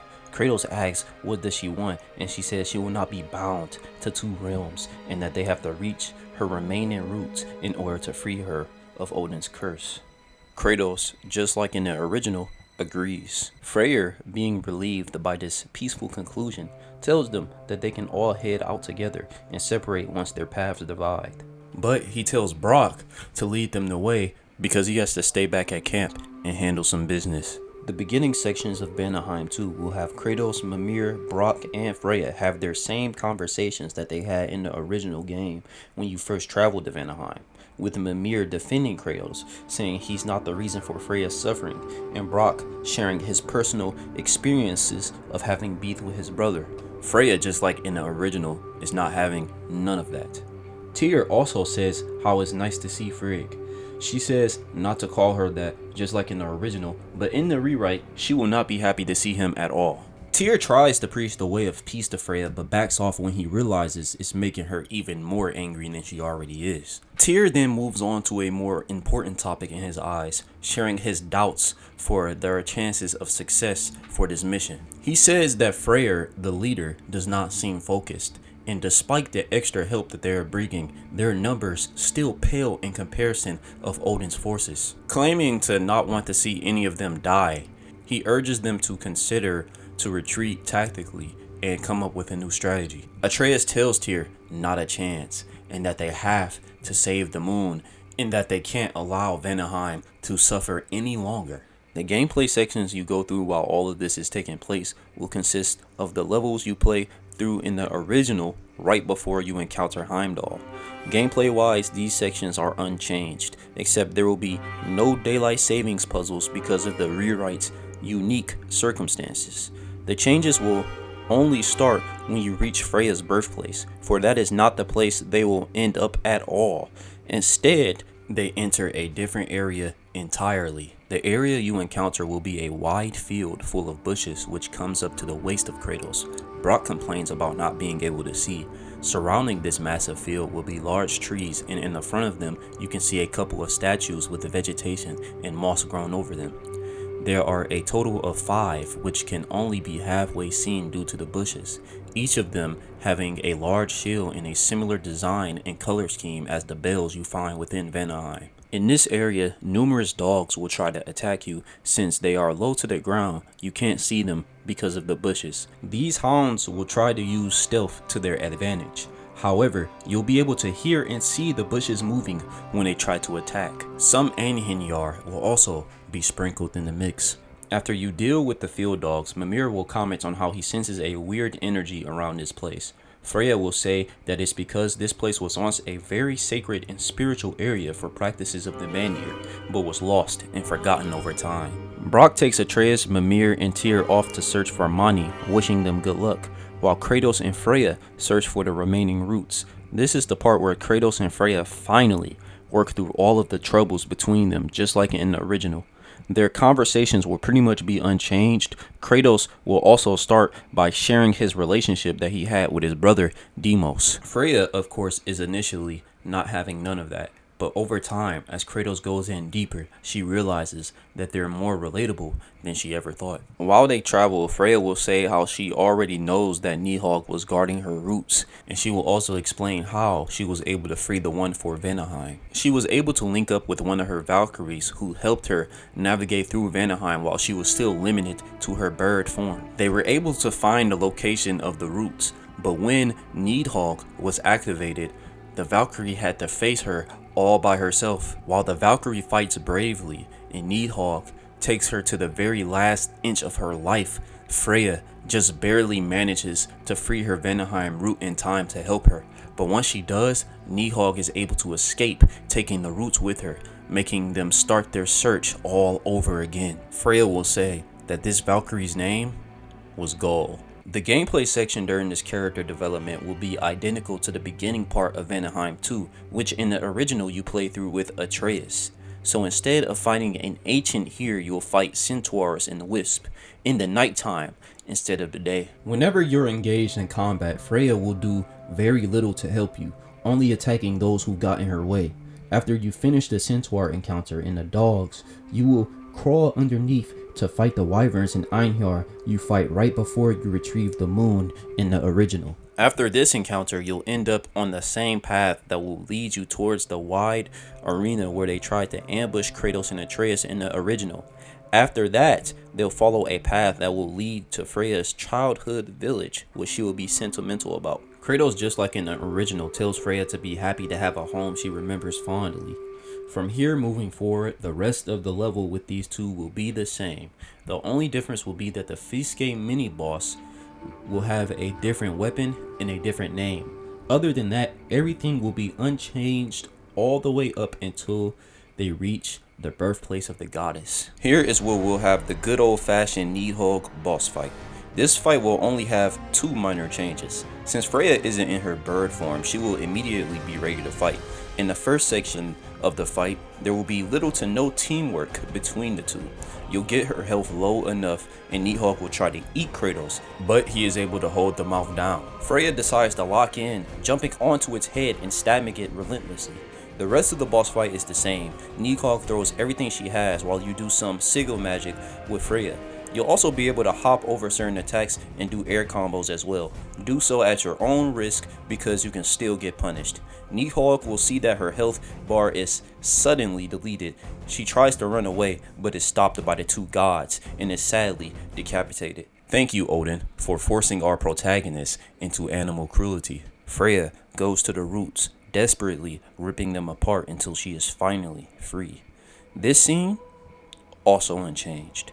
Kratos asks Freya what she wants to do from here on, and she decides to focus on her revenge against Odin. Now, with setting her hatred aside, she decides to first deal with her brother, then after that help the rest of the team secure Mani.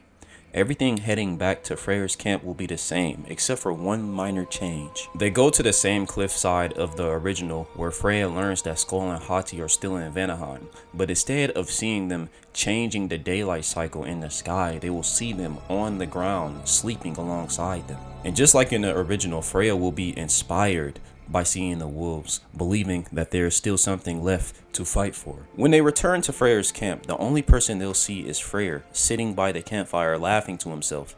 He sees his sister happy for her to be back, wanting her to reclaim the throne and rebuild. Freya tells him that she's only going to rescue Mani, after that she's leaving. Freyr will have a problem with this, and this will lead to their argument just like in the original. They then reflect on everything they've been through to have that bonding moment. Freya still decides to leave, and her brother will respect this decision. Brock will then come in to shut all of this dramatic shit down while holding Mimir. He goes to his workbench to square a few things with our characters, such as collecting heads and bow upgrades.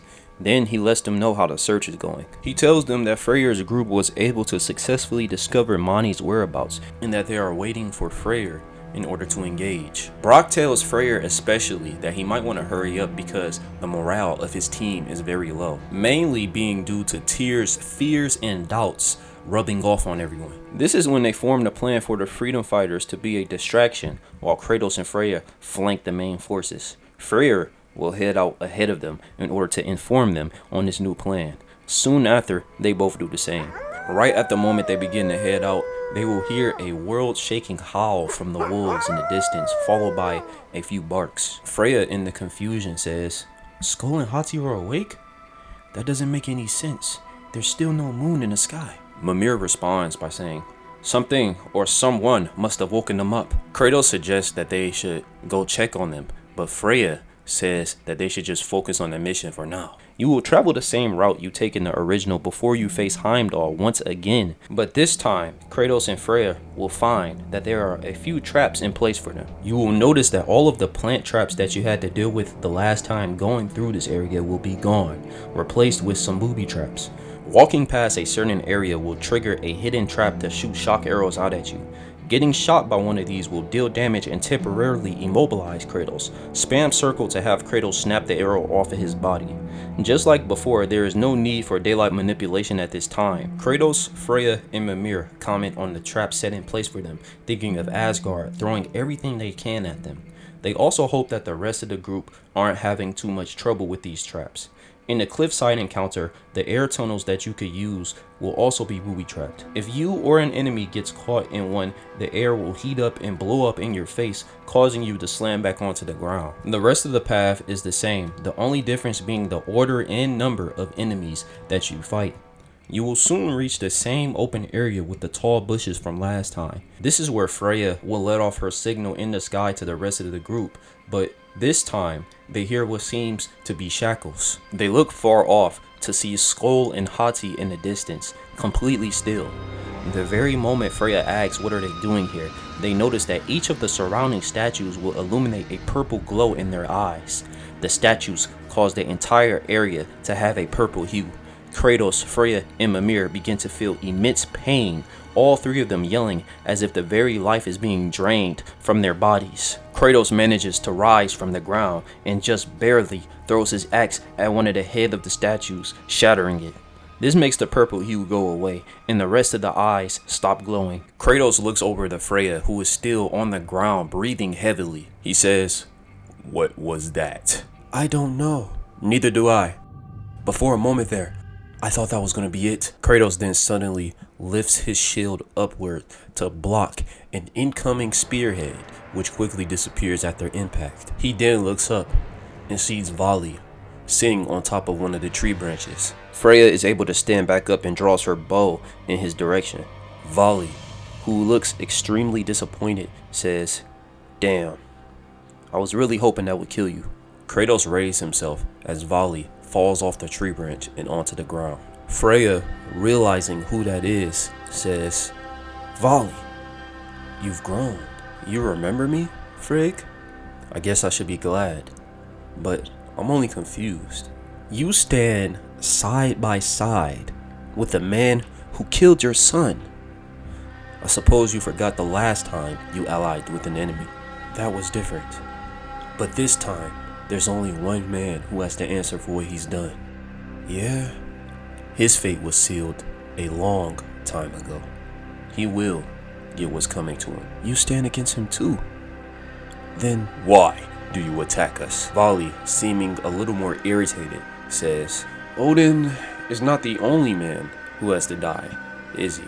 Odin is the cause of all of this. To everyone's suffering. Odin is our common enemy, and if he is yours, then this fight is not needed. Help us stand against him." As Freya says this, she slightly lowers her bow, but Vali's expression becomes cold as he says, "And why would I help you when you refused to help me? You had your chance to stop him. And what did you do? You watched as he gained more power, as he destroyed more lives. Why would I help one monster replace another when I can just do this instead?" Vali turns around and walks towards Skull and Hati. The closer he gets, the more uneasy he makes the wolves feel. These realms are too broken for you to fix, which is why I'm going to erase it all. The return to Ginnungagap, which means these dogs gotta die. Before he could even finish, Freya raises her bow and shoots at Vali. He doesn't even flinch as the arrow is deflected by something invisible. "You will not touch them. You think destroying the realms is going to solve anything? You have no idea of the harm this will cause, lad. You'll be worse than what Odin could ever be." Vali responds by saying, "There's nothing worse than what is. So, are you ready to die?" This is where Kratos will say that the burden is his. Freya initially refuses, then realizes she is needed elsewhere and leaves. Kratos says, "Freya is right. This battle is pointless." Vali responds by saying, "Kratos, they've told me a lot about you. I just had to see for myself." "So you're the god of war. Wanna know what I'm the god of? Vali lifts his hand and a spearhead appears out of purple energy. And this will mark the beginning of the Vali boss fight. Vali will come at you using the broken spearhead to do basic slash and thrust attacks. These consist of one 2-hit combo where he slashes at you from both directions, and also a 3-hit combo where he double stabs at you and finishes off with a wide slash. His health will have 10 bars, and this phase of the fight will only last for 2 bars. When the 2 bars are down, R3 will appear for you to engage in a cutscene where Vali tries to stab Kratos but is parried, making him drop the spearhead. Kratos decks Vali clean in the face, making him stumble back. Kratos goes to follow up with another, but is countered with an uppercut to the beard, which makes him stumble back. Vali rushes him. Kratos throws a right to try to catch Vali coming in, but he deflects it with his left hand and backfists him with the same hand, followed by a right palm strike and a left uppercut. Then, quickly summoning another spearhead with his left hand, he slashes at Kratos. Kratos manages to catch and hold the blade, which makes Vali jump and do a spinning sidekick, knocking Kratos back some meters. He looks up to see Vali leaping towards him with his blade. A quick time event pops up where you must press L1 to block his strike and toss him aside. Vali lands on his feet and dodges an incoming Draupnir spear. Vali, noticing what he just threw, says, "Hey, that's a new one you got there. Let's see if it can match up against mine." Vali takes his spearhead and expands it into a long, double-bladed silver spear. He lifts his spear up and spins it around before slamming it onto the ground, causing a massive purple shockwave. Kratos defends against it, but the shockwave causes every single bush in the area to be incinerated, allowing them to see the ground in this field, which consists of stone engravings covered by mossy grass. Here we'll have the boss fight continue, where Vali really starts using his abilities. Vali's 2-hit combo is upgraded into a 3-hit one. The first 2 hits he slashes at you using both ends of his spear, and the third hit will be a yellow circle attack where he thrusts at you. His 3-hit combo will also be changed. Instead of the third attack being a wide slash, it will be a wide sweep attack. If you are caught in the sweep attack, Kratos will fall to the ground, allowing Vali to get a guaranteed stab. Vali will pull the blade out of Kratos' chest, turning around and walking away as Kratos gets up. He'll have a red circle unblockable where he swipes his spear upward at you with one hand holding the end of his spear. If you are hit by this, you'll be launched into the air, allowing Vali to attach a rope/hook onto Kratos and yank him onto the ground, dealing more damage. Vali will have a charge attack where he quickly dashes forward, spinning the spear around. He does this a second time, being slightly closer to you, and finally dashes a third time, being within Kratos' hitbox and stabbing him with the spear. He will have a ranged attack, pulling out a bow from purple energy and shooting you with a shock arrow. If you are hit by this, you'll be stunned like before. Attempting to go Spartan Rage in this battle will be a bad idea, for Vali will have the ability to feed off of your rage and drain it drastically. Vali will taunt you while you're in this state. His health regenerates the more rage he feeds off of you, and if you don't cancel your Spartan Rage before he feeds off of all of it, you will be punished by getting some damage dealt to your health. His moveset, however, will not be the only thing you'll have to worry about. Sometimes when Vali's idle, or when you successfully defend against one of his attacks, you'll be hit by something invisible, with no hints whatsoever. Every time you are hit by this invisible force, a blue after image will form around Kratos temporarily. This is where the similarities to Heimdall will show up, with Mimir pleading to you the more you get hit. And just like Heimdall, in order to overcome this disadvantage, you have to throw the spear at him and press triangle to detonate. Not only will the spear blow up in his face, stunning him, but the impact of the spear shifts the very realm. A shockwave will emerge from Vali's position, and it will form purple particles around you in the air. And you notice that Vali's health bar turns into a different design. Then, as Vali is kneeling down, another Vali will appear and try to attack you, having all of the same moves. His health will be nowhere near as beefy, so you'll be able to quickly take him down. The original Vali will rise from the ground and say, "So you can see what I see." He then manifests an astral version of himself to fight alongside him. The astral version will do an identical attack to Vali before vanishing, and Vali will quickly follow up with a move of his own. At this point of the fight, Vali will start to say, "You're the first person to have the honor of seeing my world. You just achieved what Odin tried so desperately to on a whim," which makes it very sad that you'll be the last. Vali throughout the rest of this fight will occasionally summon his doppelganger, But not only will it take a form as a humanoid, but it will also appear as a wolf, having the standard dog moveset. These spirits will be quick. However, if you manage to hit them before they hit you, it will cause a mini purple explosion, causing extra damage to the original Vali. Take Vali's health all the way down to trigger a cutscene where Vali spins his spear around as Kratos summons his. They both clash the middle of their staves together, trying to push each other back and forth. Kratos pushes Vali off, but he quickly returns and slashes downward, which is blocked with Kratos' spear. But on the other end of Vali's spear, he detaches the spearhead and stabs Kratos. But then Kratos lifts his leg to do a Spartan kick, which sends Vali flying. The camera follows Vali, who manages to stick the landing and sees and dodges an incoming Draupnir. For a moment, everything is slow motion as the spear slowly passes the right side of his head. The spear detonates mid-air and blood splatters as the impact blows Vali's right ear off. Vali falls down and screams in pain, hand covering the right side of his face. With his right side being painted in red, Vali lays and rolls on the ground, breathing heavily. Kratos comes towards him as Vali gains control of his breathing. He says, "Enough." Vali, not hearing him, says, "What?" "Let the wolves go. Stop this hunt, and you may live." Vali begins to stand up slowly and says, "We walk the same path. We're enemies of Asgard, which means whoever walks from this has the honor of killing Odin. That is a path you walk alone." You don't have a choice! Odin's already made his move. There's only one way to stop him. We all want to stop what he's doing, but not like this. Destroying the balance, destroying the realms, how does that help anyone?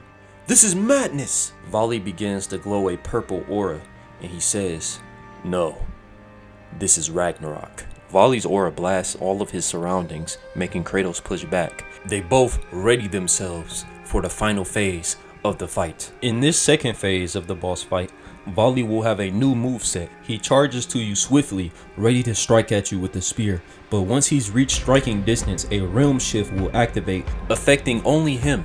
While he's in this slow motion state, a purple form of his arm and weapon will appear from his body and does a strike at you in full speed. After the strike is completed, the form will disappear and the realm shift deactivates, and Vali will do the same attack as the purple form. Vali will have a new unblockable where he takes a step back before quickly transforming into a black wolf with purple eyes leaping at you for a taste. If you are hit by this, Vali will gnaw at your arm, depleting health. Mass circle to have Kratos throw the mutt onto the ground and kick him back into his humanoid state. If you dodge the dog attack beforehand, he will slide onto the ground and quickly revert back to his human state. Vali will have the same 3-hit combo which ends in a yellow circle thrust, but this time after the thrust, he will do a step back into another thrust to counter and throw you off of any of your potential counters. But he can also mix up his step back attack. Instead of doing a thrust, he can also transform into his wolf form again. He'll have a new 2-hit combo where he does a spinning back kick into a tornado kick. If you parry these, Vali will be vulnerable in the air for juggles and potentially air combos until eventually regaining his footing. He'll have the same unblockable launch attack, but this time he will run up to you and then jump up into the air. When he jumps, he'll leave a purple after image on the ground to do the launch attack towards you, sending you to meet Vali in the air, where he'll be able to punish you with an airstrike. This combo consists of a spinning slash that when you're hit by it will send you slamming back onto the ground. He will then have another attack where he lifts his spear upward to do a downward stab. But right when he lifts up, a realm shift is activated, affecting only him. The upper body of his purple form appears and does a sweep attack with the spear.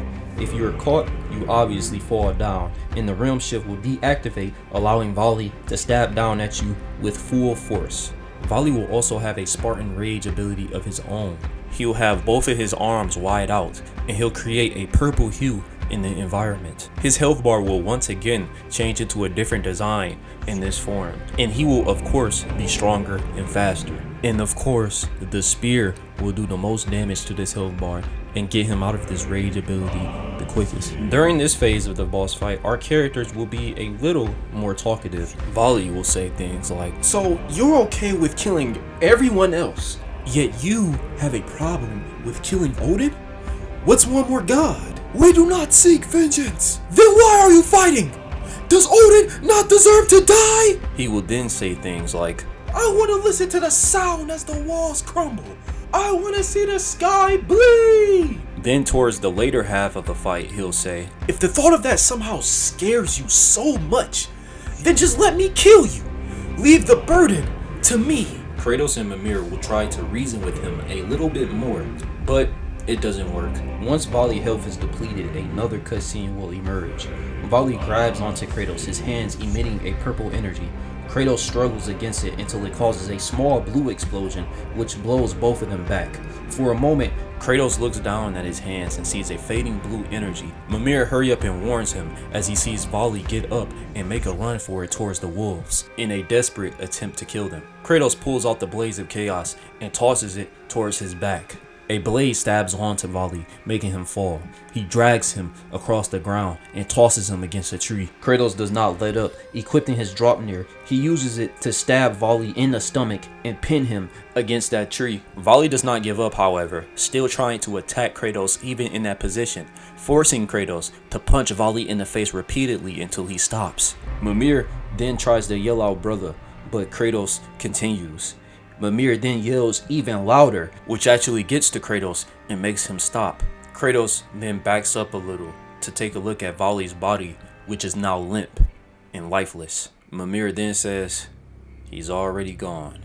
They look down on the ground and notice that Vali dropped the notebook. Kratos kneels down and picks it up. Kratos turns his attention and says, the wolves, and goes over to free Skull and Hati. While he's doing this, you'll notice that the ground is starting to shake again, and golden sparkles are starting to draw themselves once again in the sky. Once Kratos frees Skull and Hati, they immediately get up and fly away. Kratos then gets up and begins to head back to the group without saying a word, walking past Vali's body. But before he can even leave the field area, he hears Vali's voice once again say, I thought that I'd be angry if I lost to you. Kratos quick turns to Vali, his body still lifeless against the tree, but next to him is an astral form of himself sitting crisscross on the ground, looking up at his body. Vali takes a look at his hand and says, I feel no more rage. I finally understand. You will carry on my vengeance. Kratos responds, no, your vengeance has come to an end. Wrong. As long as Asgard and the realms remain, it will never end. Because those who bleed the world must drown in its blood, but at the cost of others, the cost of everything. That is how it must be. Do us all a favor. Don't lie to yourself. Don't run from yourself. Play your part and embrace it. Because if you don't, someone else will. With that, Vali's astral form fades away into purple particles. Mimir reminds Kratos that they have to hurry up and catch up with Freya to help them rescue the Celestial King. You will reach the edge of your current island, and you'll have to use your wings again, assisted by air tunnels to navigate onto another island. In the distance while flying, you can see smoke and flames rising up. Once you land, everything will play out the same as the original when you go and rescue Freya. The only difference is you're rescuing Mani instead. Kratos sees them come out of the first building holding an injured person. Then they catch up to take out the forces of Asgard. You fight alongside Freya, Freyr, Hildisvini, and Brock, who says, what took you so long? This combat encounter will be the same, but you will notice that you will have a brand new relic to play around with. This relic will allow Kratos to fight alongside his astral form. Every time you do one attack against an enemy, an after image of Kratos' arm and whatever weapon he was using will appear right after and mimic the same attack. This will simply be another way to stack up damage, with the after image's damage being only 10% of the originals. After you deal with the Einherjar and they manage to get that door open, you will see Mani for the first time. He'll have tattoos on his neck, which will barely be visible, similar to Angerboda, except they'll be blue. He'll be super skinny and wear a faded in colored robe, which is torn on his left shoulder, which you can see more tattoos from. He has dark hair wrapped in a pony or warrior's tail, but will be filled with white streaks. His eyes will also glow a bright blue. Kratos will offer to carry him, and this is where we'll have the running section with all of them trying to reach the river. This section will be similar to the original, except it will have a few extra scenes, such as Brock trying to get some action, and also Tyr will show up, but he only plays defense, blocking incoming projectiles with his shield. Freya will be fighting alongside his sister as more of his team begin to show up. Atreus also shows up, but he'll be in his bird form, dodging any enemy or environmental attacks. But he'll quickly revert back into his human form and start shooting enemies with the arrow. Freya will notice that and say, Where did you learn to do that? Long story. Lots of practice. They fight their way all the way to the river. Freya pulls something out of his back pocket and throws it into the river. It transforms into Skjoldmir, which will be slightly bigger in order to fit everyone onto. With haste, they hop on the board and sail away from the battle. The river eventually runs out and they ride into the sky. Everyone thinks that they've made it and that they're finally safe, until the wyverns show up for some last minute playtime. They prove to be too fast to hit with their bows as they shoot lightning from almost every angle. Björgir just barely manages to block an attack with his sword. He looks around and sees everyone struggling with the ambush. He slowly rises to stand up. He sees an incoming wyvern and he is completely ready to honor Vanaheim. But then he is shoved out the way by Kratos, who leaps off of the boat with his classic blades in each hand. He stabs into the wyvern's neck, who moves around uncontrollably. He ignites his blades of chaos with fire and it slams onto the other wyvern. The blades explode, blowing Kratos into the air. Both of the wyverns fall out of the sky. Kratos uses his wings to steer him into the direction of the boat, but he is quickly losing momentum. He falls just barely behind the boat and almost misses it, but his hand is caught by Freya.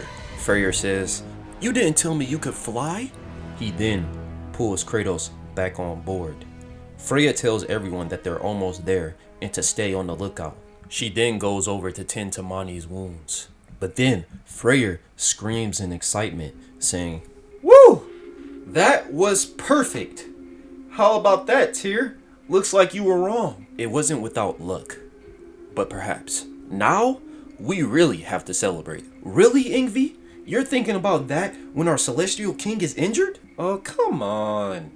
Your Highness will be fine. Freya sighs out of annoyance. We got the moon back. No one died.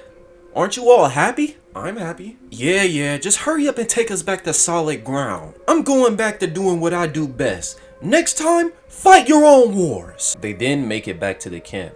Freya quickly looking to celebrate, while Freya still tends to Mani with the help of Lunda. Everyone starts to wind down from the mission. Freya then goes up to Kratos and Atreus and says, Hey, just wanted to say thanks. Probably couldn't have done it without you. You're welcome to this realm in our camp anytime, as long as you don't piss off my sister again. Atreus responds saying, It was our pleasure. Happy to help. Freya then shoves Atreus saying, You don't gotta be so formal anymore. He then laughs and goes back with the rest of his team to celebrate. Atreus turns over to his father and says, Freya told me why you stayed behind. Vali showed up. You were right. He did not serve Odin, but still, he left me no choice. He was going to kill Skull and Hati. We did it. We saved the realm. We got the moon back. Kratos then pulls out Vali's notebook. Atreus says, What is that? It was his. Maybe you don't know what to do with it. Kratos and Atreus turn their attention to Freya's camp. Almost everyone there is completely settled down from their successful mission. You'll be granted with another chance to manage your gear. This will also be where you'll be properly introduced to the camp. All of the dialogue in the original, which involves meeting these characters, will be present here, including Hildisvini's, but it will not be a cutscene. The main campaign only begins when you approach Freya, who is still tending to Mani. Freya applies the finishing touches to Mani's wounds. She asks if he's okay as she helps him to his feet. He tells her that he is, and he begins to stand up on his own. Atreus walks up to Mani and says, It's nice to have you back. Mani stares at Atreus, not knowing who is talking to him. I'm Atreus. This is my father. We've heard a lot of things about you, really. And what exactly have you heard? We saw a prophecy. The very moment the words prophecy comes out of Atreus' mouth, Mani's face transforms from calm to worried, and he begins to back up. He says, "So that is why you rescued me. You wasted your time." Not the only reason. Vanaheim needed its moon back. But the prophecy said... I know what it said! I know what my prophecy said! Mani's little outburst causes all of the celebration to turn to silence, and everyone begins to look in their direction. Atreus says, "Okay, I'm sorry. I didn't mean to upset you. I just have a few questions." The prophecy spoke of an eclipse, and Skull and Hati devouring the sun and the moon. What does it all mean? Mani says, it's the first step to the end of the world. It allows Ragnarok to happen. So, you control the moon, and your sister controls the sun. If we were able to find her, you can make the eclipse. And why exactly would I do that? Freya steps in and says, "Your Highness, with all due respect, Odin has to die. His reign over the realms has to end. And without Ragnarok, how else are we supposed to reach him?" Mani responds, saying, "You don't understand. The sun and moon is not just what we control, it's what we are. In order for this prophecy to work, we have to sit in the sky and let those dogs eat us." What? It didn't say that you... What did you think? Mani walks up on Atreus and he backs up.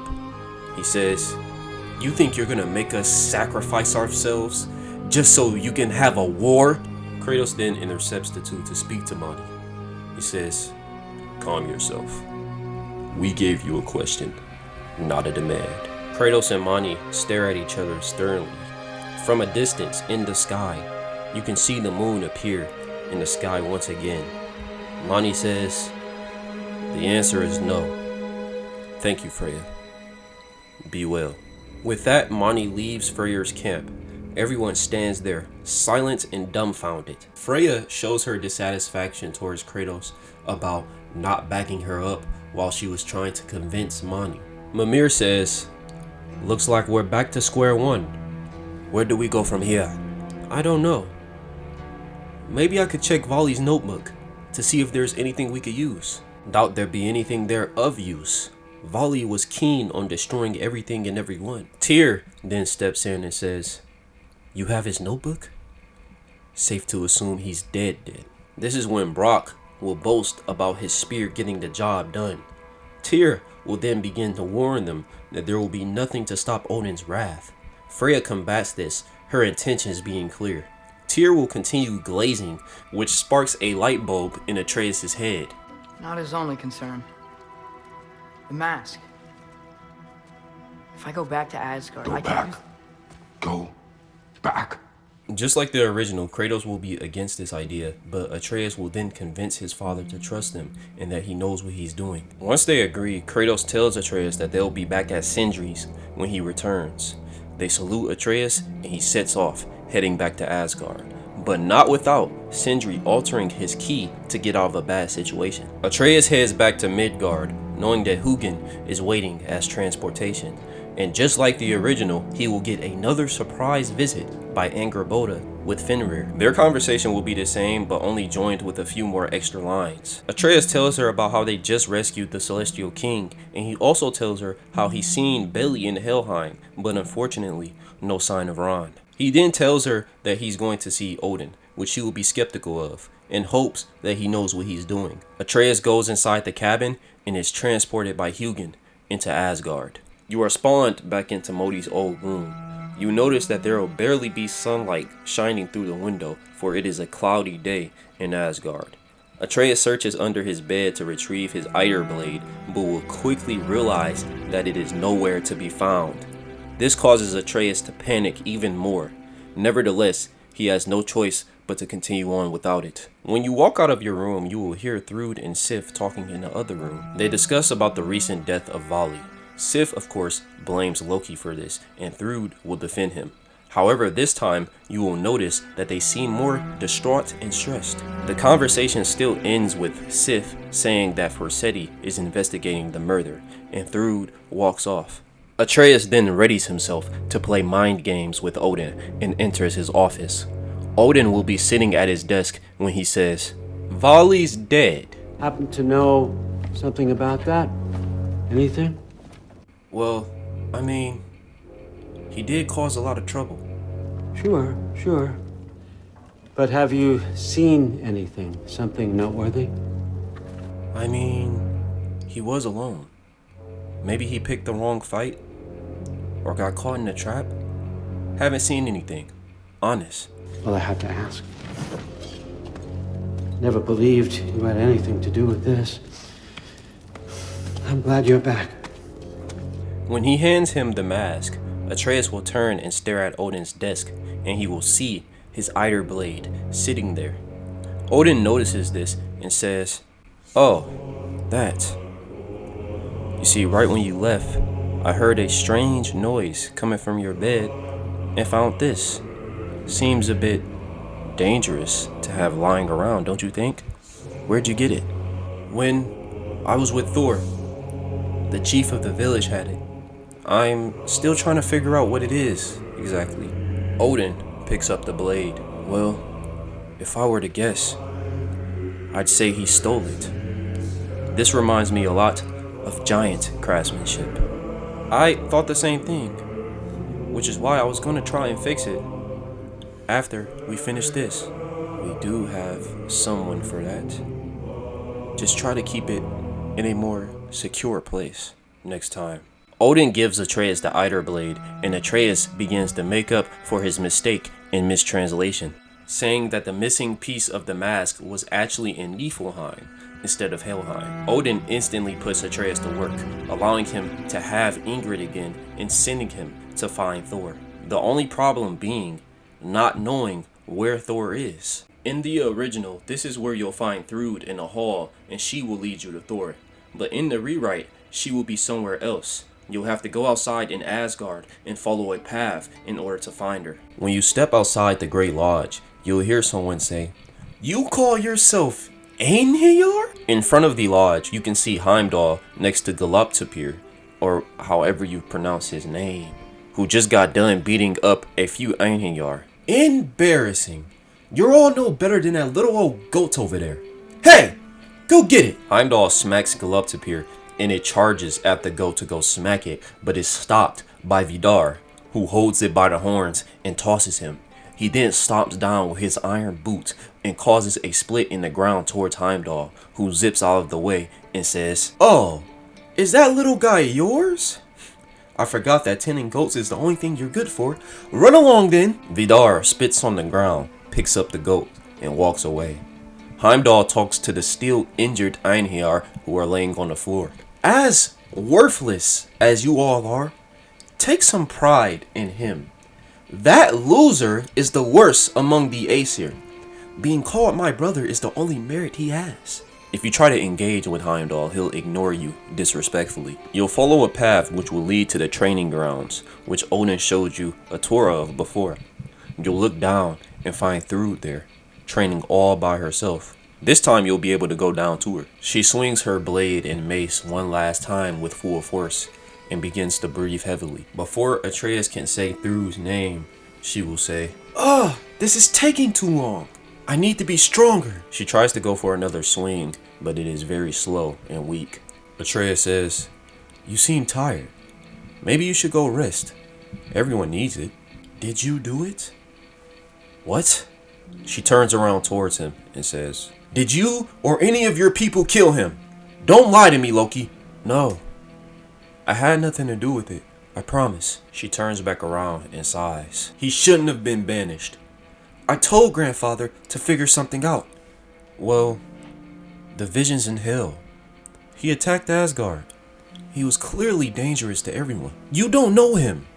You don't just do things like that for no reason. Which is why I should have..." Thrud fails to find her words. "You're right. I'm sorry. I came here because I need to find Thor." Thrud composes herself and instantly figures where her father could be. She tells Atreus to follow her, and he does. As they walk to the bar, Atreus mentions how he meant what he said back in hell about how he would help convince her mom to let her become a Valkyrie. Thrud appreciates this just like in the original. Atreus will then say, "So, I noticed you were training all by yourself. Do you have a sparring partner?" "I don't. The Valkyries are too busy helping grandfather." "I could be one, if you like." "Yeah, I'm not that desperate." "Hey, what's that supposed to mean?" "It means that you needed my help to move anything heavy back in hell. Strength isn't everything, you know. In this situation, it kinda is." They then make their way to the bar, where all of their weapons will be confiscated. The bar will be full of ashy, mean Einherjar trying to get lit. As you navigate through the crowd, you'll stumble upon Vay, who will be standing next to an Einherjar, with a wooden jug in hand. He notices Atreus and greets him. "Hey, kid!" Hey, Vay? What are you doing here? Ready to have your first drink and become a man?" "Actually, I'm here to find..." "Yep, he's ready! First one's on the house!" Before Vay can come and grab Atreus, Thrud intercepts them and tells him to take that crap somewhere else. Vay responds by saying, "This is my bar, and you better buy a drink before I kick your ass out!" Right when he says this, the Einherjar who was standing next to him starts shouting and cheering. Vay responds by decking him in the face, breaking his mug against his skull and knocking him out. He then yells in the distance, "Hey, we need more mead," and begins to walk off. They find Thor sitting down, drinking himself away, just like in the original. This scene will be unchanged, with Thrud and Atreus trying to get the God of Thunder to get up and leave, but he refuses until Atreus annoys him and he starts a bar fight. Ingrid will retrieve your bow, but not your Eider blade. This part will also be unchanged, the only difference being that Vay can be seen in the distance trying to get some action. Everything will play out the same until the big boy shows up and begins to manhandle you. The hammer of Thor will come to the rescue, officially ending the scrap.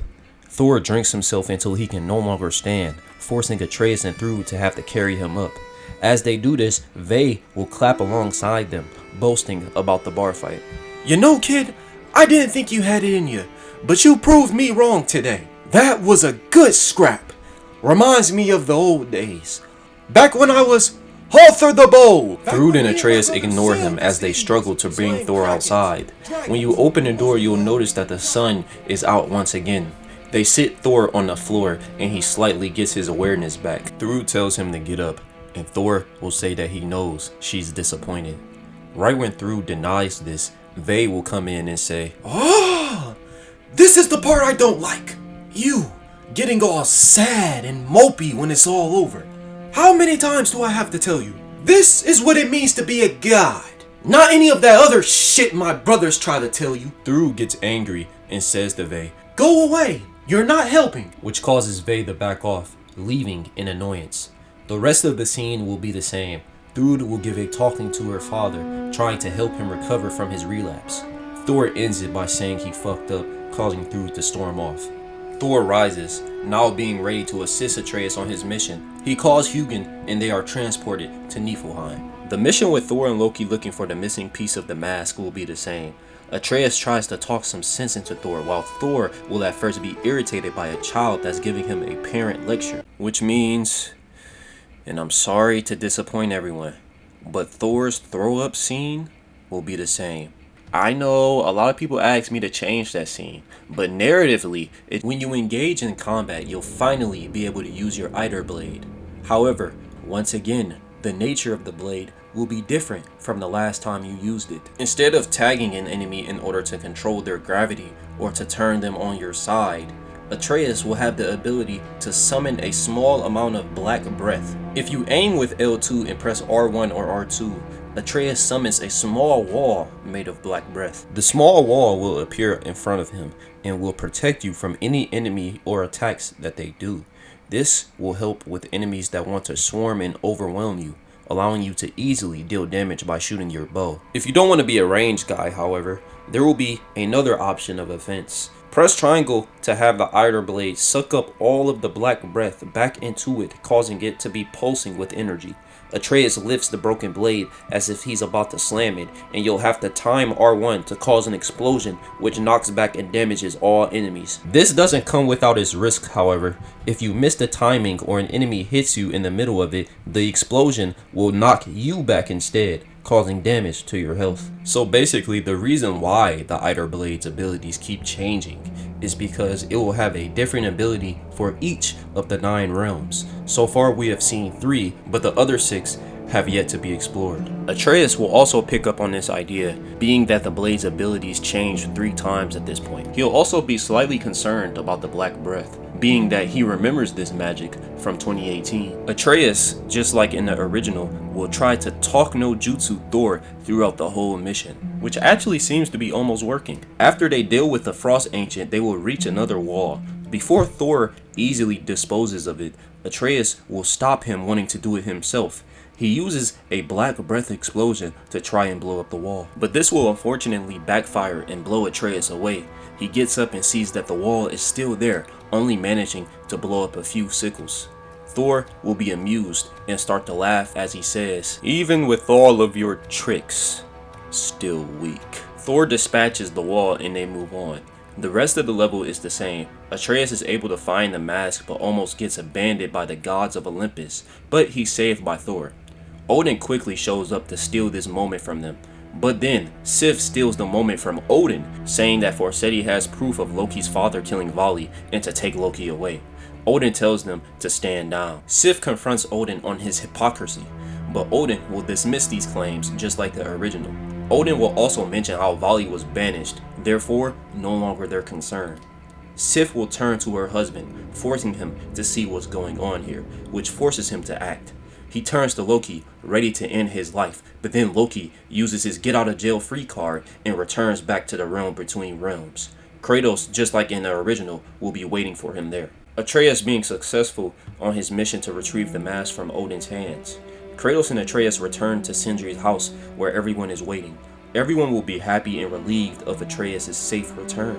Tyr will also be ecstatic, but quickly reverts to skepticism. The scene of everyone discussing the mask and what to do next will be the same.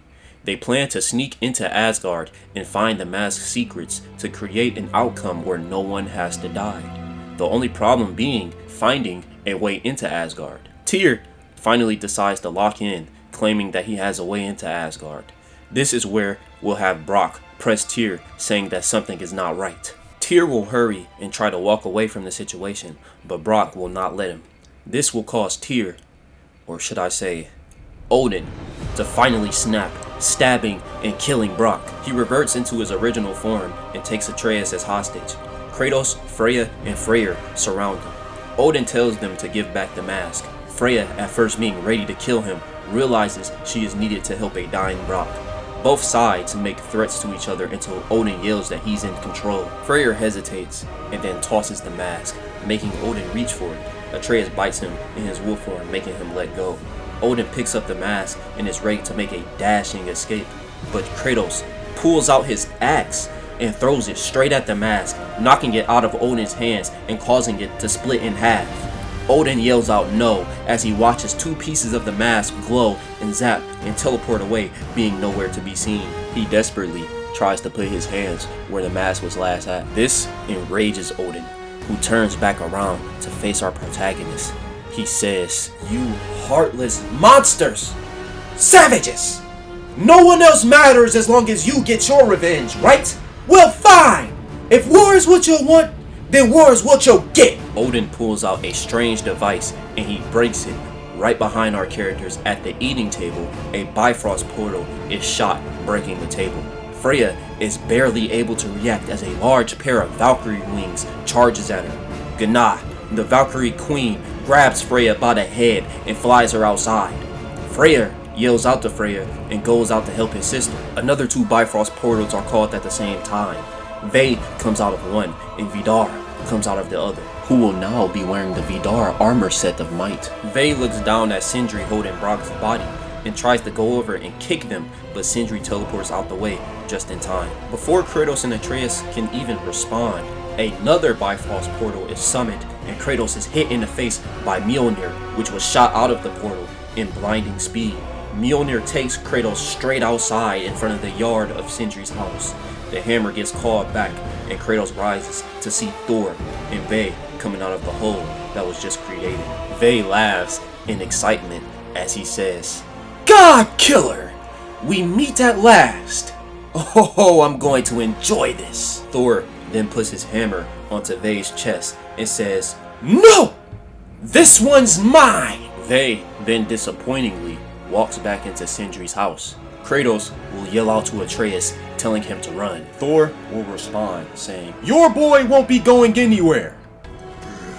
No more fucking games!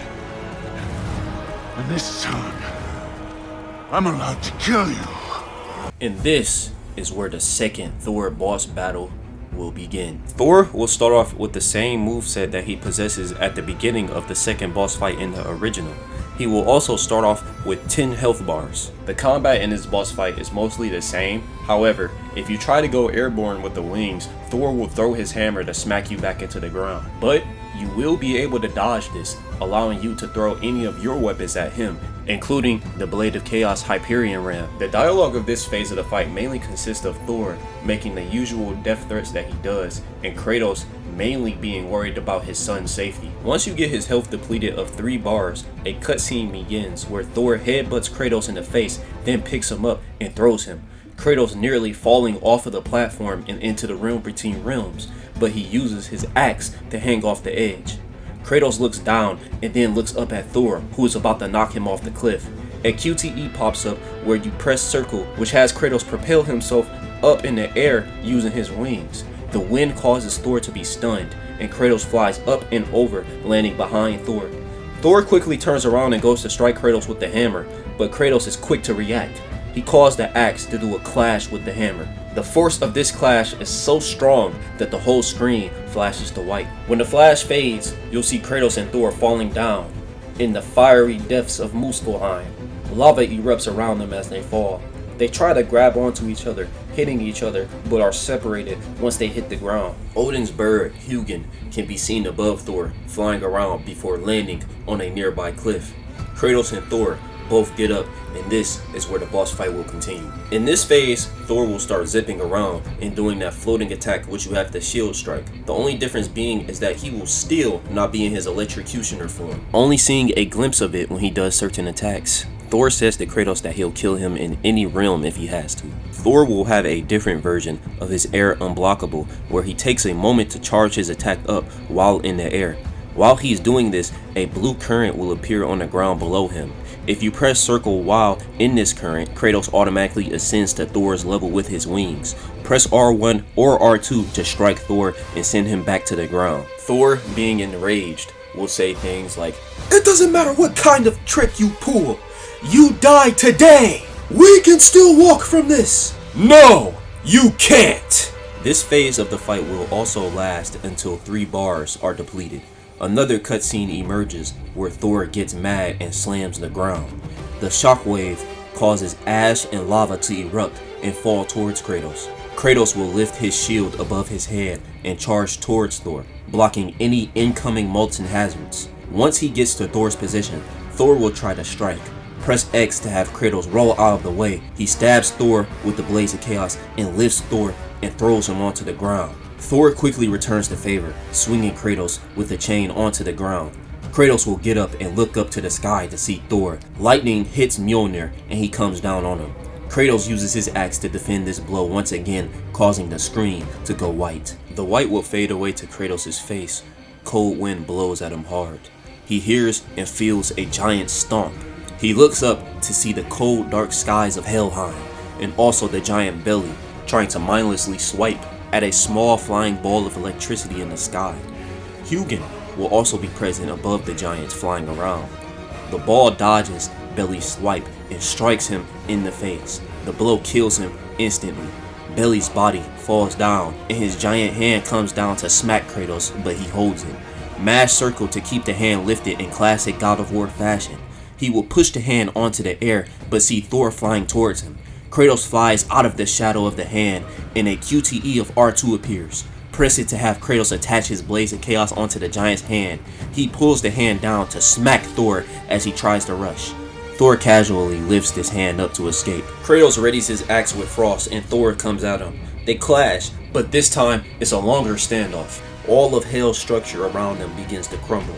Kratos says, "If any of you hurt my son, shut the fuck up and earn your right to see him die." Cracks and realm tears form around the area. Through the tears, you can see different realms, such as Alfheim, Niflheim, and Vanaheim.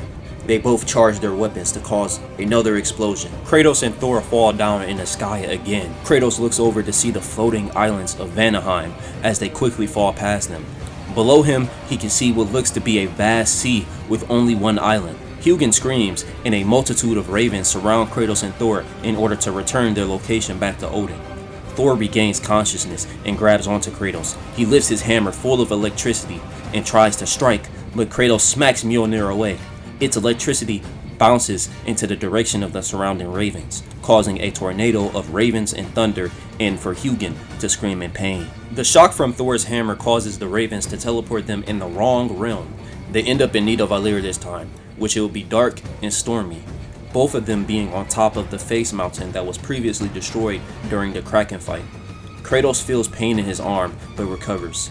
This is where the remainder of the boss fight will take place. Thor will now have his ability where he throws Mjolnir in the air to jump up and slam back down, but he still won't be in his Stormbreaker form. Thor will say, "Was this your idea to make a fool of me?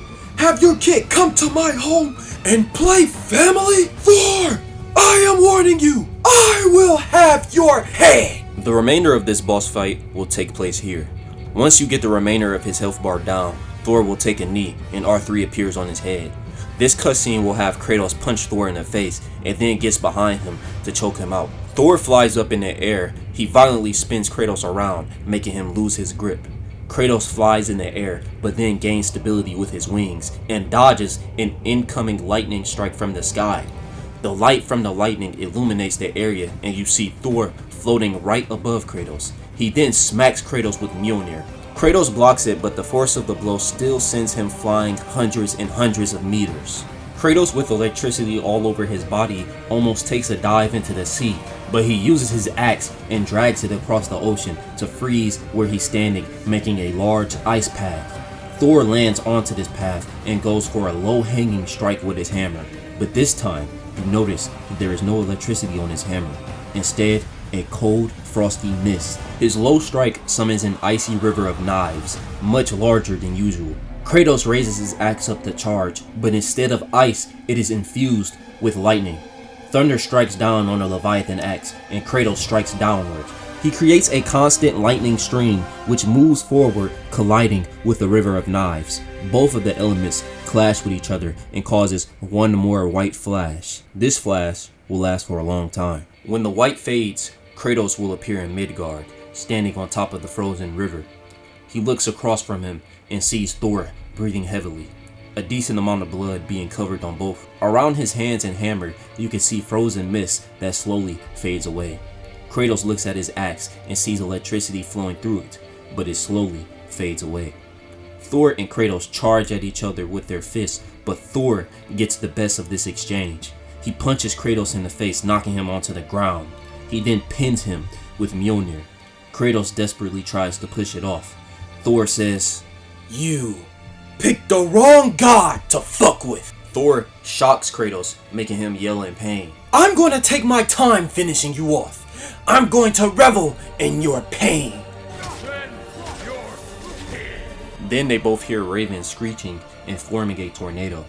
Odin appears, along with Vidar, who is holding Atreus captive, Gná, who is holding an injured Freya captive, and also the head of Mimir, yelling out to his brother, and Ve, who is holding Freyr. Freya yells out to Kratos, and Freyr yells out, "Don't worry about us, we're fine," in a light tone. Ve smacks him. Odin walks up to Thor and says, "Are you still fighting? We don't have time for this. Hurry up and get it done." Most of them start yelling, including Kratos, who yells out to Atreus. Thor turns back to Kratos and says that he got lucky. He lifts his hammer to finish the job. Atreus yells out no. Orange electricity forms around Atreus. Odin sees this, but before he could get Vidar to restrain him more, Atreus transforms into a bear and blows everyone away. He charges full speed at Thor and tackles him. Kratos tries to yell and get him to stop. Atreus starts Bjorning all over him, mauling and shaking Thor's fat body with his mouth, then tosses him. He goes to charge at Thor again, but this time Thor smashes him coming in right on the bear's head. Bjorn's body slides on the ice unconscious. Kratos yells for his son. Odin also yells out to Loki and runs over to him. His body reverts to a human. Odin scolds Thor. Who told you to do that? You don't think. I think. As Odin continues to cook Thor, Kratos starts breathing heavily. His fingers twitch as they slowly clench into fists. He sees the blood that's on him and begins to shake. His veins begin to pop out, and fire appears on his hands.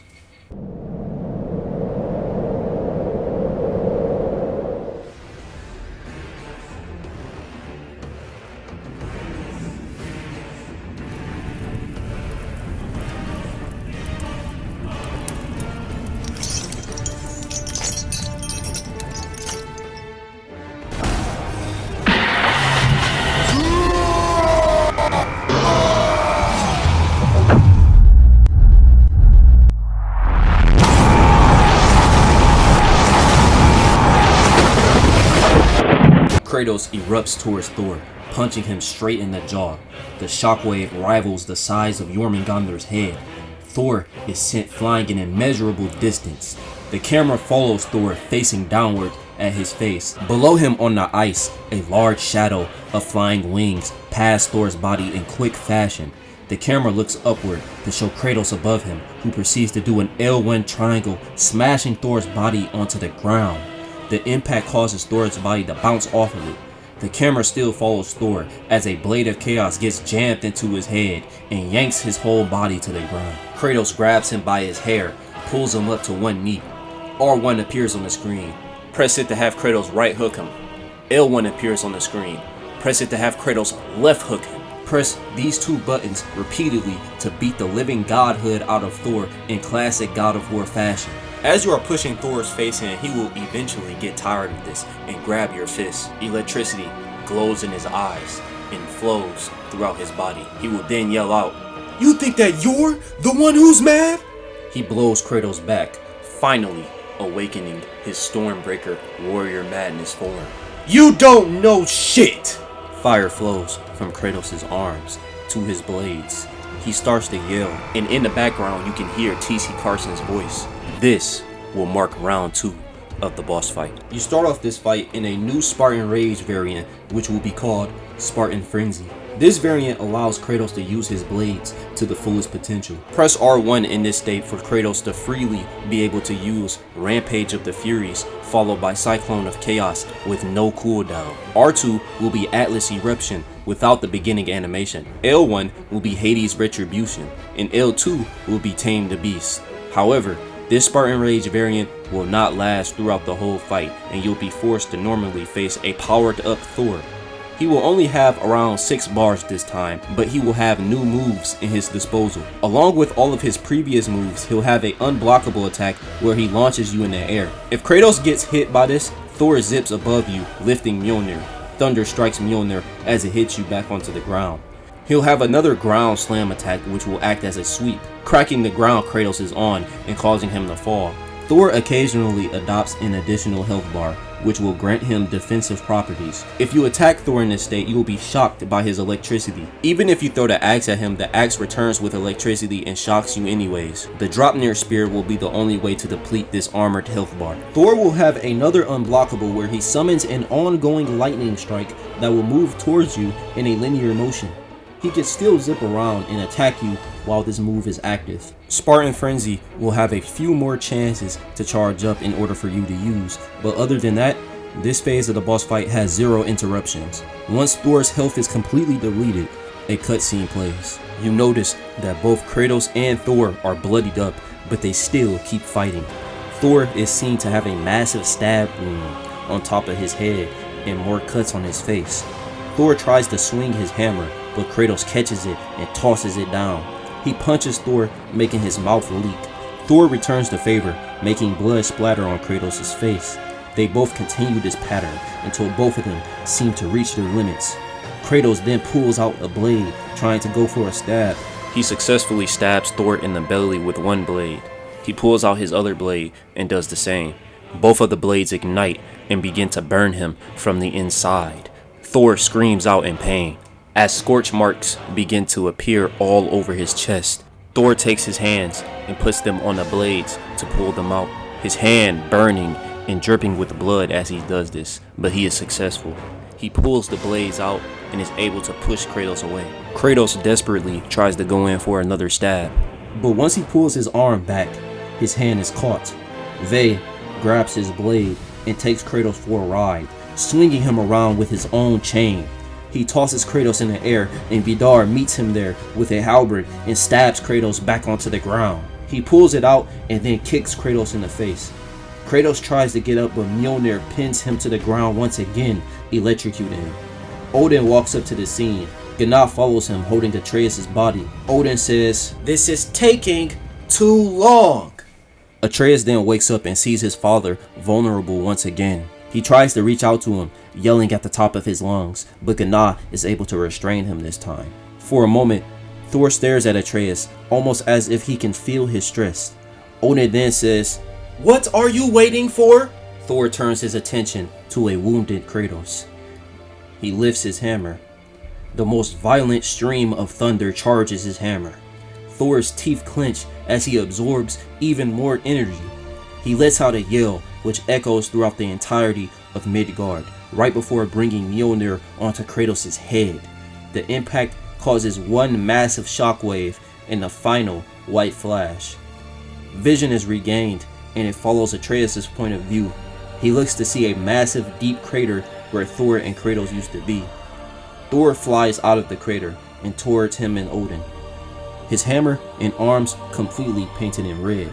On the other hand, he holds the Leviathan axe. He tells his father, "It's done." Atreus is in complete shock, not being able to say a word. Odin says, "Finally, now we can go." Wait a second. I believe he had a ring on his finger. Go back down and get it. Thor turns back towards the crater ready to go down, but before he does, Vay looks down at the crater and says, "Oh, come on! Why did you mash his head into pieces? That was supposed to go to my collection." I used too much power. I guess this will do. Give it here. Vay takes the bloody axe from Thor and says to Odin, "So? What about the other ones?" "Leave them. They won't be a problem anymore. Just hurry up and get the ring." Atreus begins to suddenly shake and his eyes begin to glow white. He opens his mouth and speaks the ancient tongue of the giants.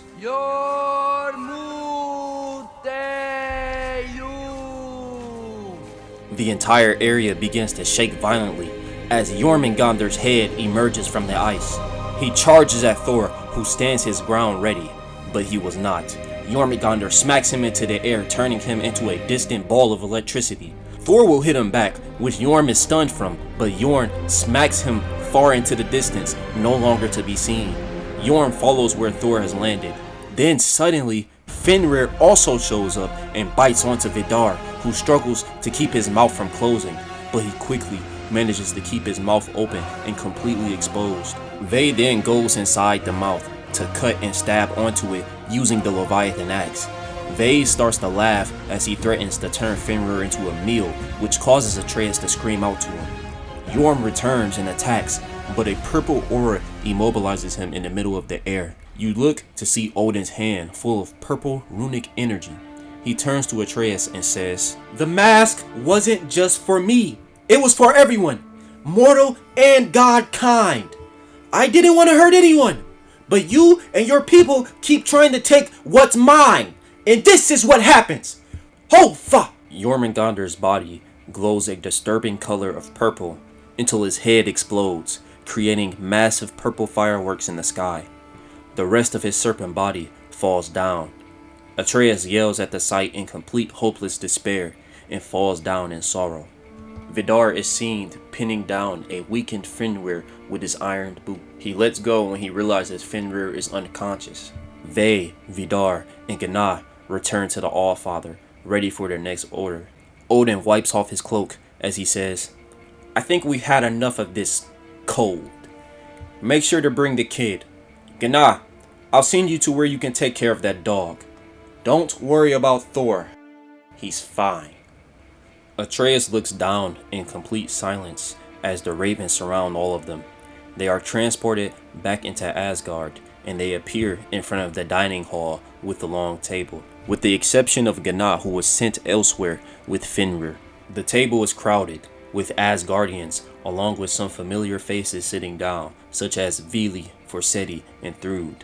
Heimdall will stand in his familiar spot. Ve goes up to the anticipating citizens and yells out while holding the Leviathan axe. Death to the God Killer! All of them begin to cheer in celebration and excitement. Some Einherjar raise their jugs, which inspires Ve for another drink. Vidar leaves the hall immediately, being uninterested. Vili can be seen staring down at the table. Thrud, who still seems to look sad, sees Atreus' demeanor and feels worse. Forseti looks mildly annoyed by the cheering, but he stays seated with a drink. Odin tells Atreus to meet him in his office when he's ready, and then he leaves. Atreus, not having no reason to do anything else, slowly walks out of the hall. Towards the wall Heimdall leans on, you can see an already drunk Ve talking to him. It was a classic! Violent! Bloody! Cries! Death! I do not care! Please go away! You're just jealous that you didn't... You're just jealous you didn't get to see it. Heimdall walks away out of annoyance. Ve tells him to wait up because he didn't tell him what happened. Let me guess. Atreus walks out and goes into Odin's office. He will be waiting down in the basement where Odin will try to have a talk with him. Atreus will begin to yell at him first, saying, Why am I here? We took the mask, destroyed it. What do you want? What do you want? We still have a lot of work to do. I'm not doing anything with you. Torture me, kill me, I don't care. I'm not helping you. And why would I do that? Because I betrayed you. You can't trust me anymore. You have no use for me. So stop wasting our time. Well, if that's the case, I should just kill everyone in Asgard. Start Ragnarok myself. Get it over with. See, that's your problem, son. Don't call me that. Thinking that we have to be against each other. That's what led to today, which I was trying to avoid. All I want is answers, which I am not giving up on. Now, you have a choice in helping me, of course. But before you give me your answer, I want you to think about those who died today. And those who lived. Atreus looks down in shame, no longer able to speak. You can still save them. We can still do great work together, Loki. We can stop this from ever happening again. Even after today, I still trust that you're able to make the wise decision. With that, Odin teleports away with his ravens, leaving Atreus in the cave alone. Atreus mindlessly roams the cave, his mind never actually leaving what just happened in Midgard. But then, he tries to bury all of the thoughts away, all of the guilt. He goes up to Odin's desk, looking for any type of scroll or book which would have information that he could use. He makes a mess of everything while looking, and then he suddenly hears a voice say, Of course. Atreus turns to see Heimdall. After everything that's happened, after all of the chances he's given you, you still desperately look for ways to deceive him? Atreus pulls out his bow and yells at Heimdall, telling him to stay away. Heimdall still approaches. You really are as dumb as they come. I am going to end this now. He deflects the arrow that Atreus shoots. He grabs his bow and kicks him away from it. He then uses his knee to snap the bow in half. Atreus pulls out his Eider blade and goes for a stab, but it gets smacked out of his hand. Heimdall backhands him to the ground, drawing blood. He says, No one's here to save you this time. He kicks Atreus while he's down, and then grabs him by the hair. Both of them are now dangerously close to the blue tear of death. Now, I'm wondering how exactly should I kill you? Should I beat you to a pulp? Or should I gut you like a fish using your own knife? Atreus looks over to the blue tear of death out of fear. Heimdall reads his mind. Oh, is that what that is? I'm gonna put your face in it now. Feel free to beg. Atreus proceeds to beg, repeatedly saying no and please out of fear as Heimdall tries to push his head inside the tear. Atreus does all he can to fight against the push, but he is eventually overpowered. He successfully pushes Atreus' face inside the tear. Atreus is sent inside this dark blue dimension, and his body starts to very slowly disintegrate into blue sparkles. Right when it seems to be all over for him, a blue hand appears and grabs hold of Atreus, yanking him out of that dimension, and he appears in Helheim. Atreus looks around, still startled by everything, confused about why he's in hell. He feels a cold hand touch his shoulder from behind, and just in classic Atreus fashion, he turns screaming. He turns around and sees a familiar face, Ron, who tries her best to calm him down, telling him that it is okay and that he's safe. When Atreus catches his breath and calms down, he goes to hug her and says that he's glad that she's alive. She says that she's glad that she was able to save him in time. He then says, "You did that? How?" "Well, I seen your death happening and I pulled you out. That's the best I can explain it. So, I'm not dead." "Nope. Although I may get in trouble for this. The Watcher of Hell is not supposed to interfere with the dead." "Wait, but Hrollsfigr is the Watcher of Hell." "For now, I've decided to follow my destiny. Hrollsfigr showed me that the future doesn't have to be a bad one." Atreus then looks down, sad and silent. Ron sees this and begins to walk away. Atreus says, "Where are you going?" Ron responds, "Come, I'm going to show you what I've learned." Atreus slowly gets up and follows her. They both walk into the distance until the winds of hell cover their trail. The screen fades to black and the credits roll. And that would put an end to the first game of the God of War Ragnarok rewrite. Now, I noticed the way that I ended the story, there would not leave any room for any post-campaign gameplay, which has become the standard in all of the open world titles, including the original game. Which means if you were to hypothetically complete the story of this rewrite, you will be sent back to the menu and given the option for New Game Plus. Now I know this may be a bummer for some, but I really don't know what to tell you. Like, replay the game. We used to do that with the old ones. And speaking of post-game content, I would like to address how I didn't rewrite any side missions in this series. I know that a lot of them will have to be switched out or changed in some way because of how drastically I changed the campaign, but considering how long this took, we would have been here forever. But in the rewrite, the Niflheim Arena and the Muspelheim challenges, I would probably definitely keep those in. I would probably even put the Niflheim Arena in the menu so it'd be easier to access. But anyways, I would like to take a moment to say thank you for all of the positive feedback y'all have given me throughout the year.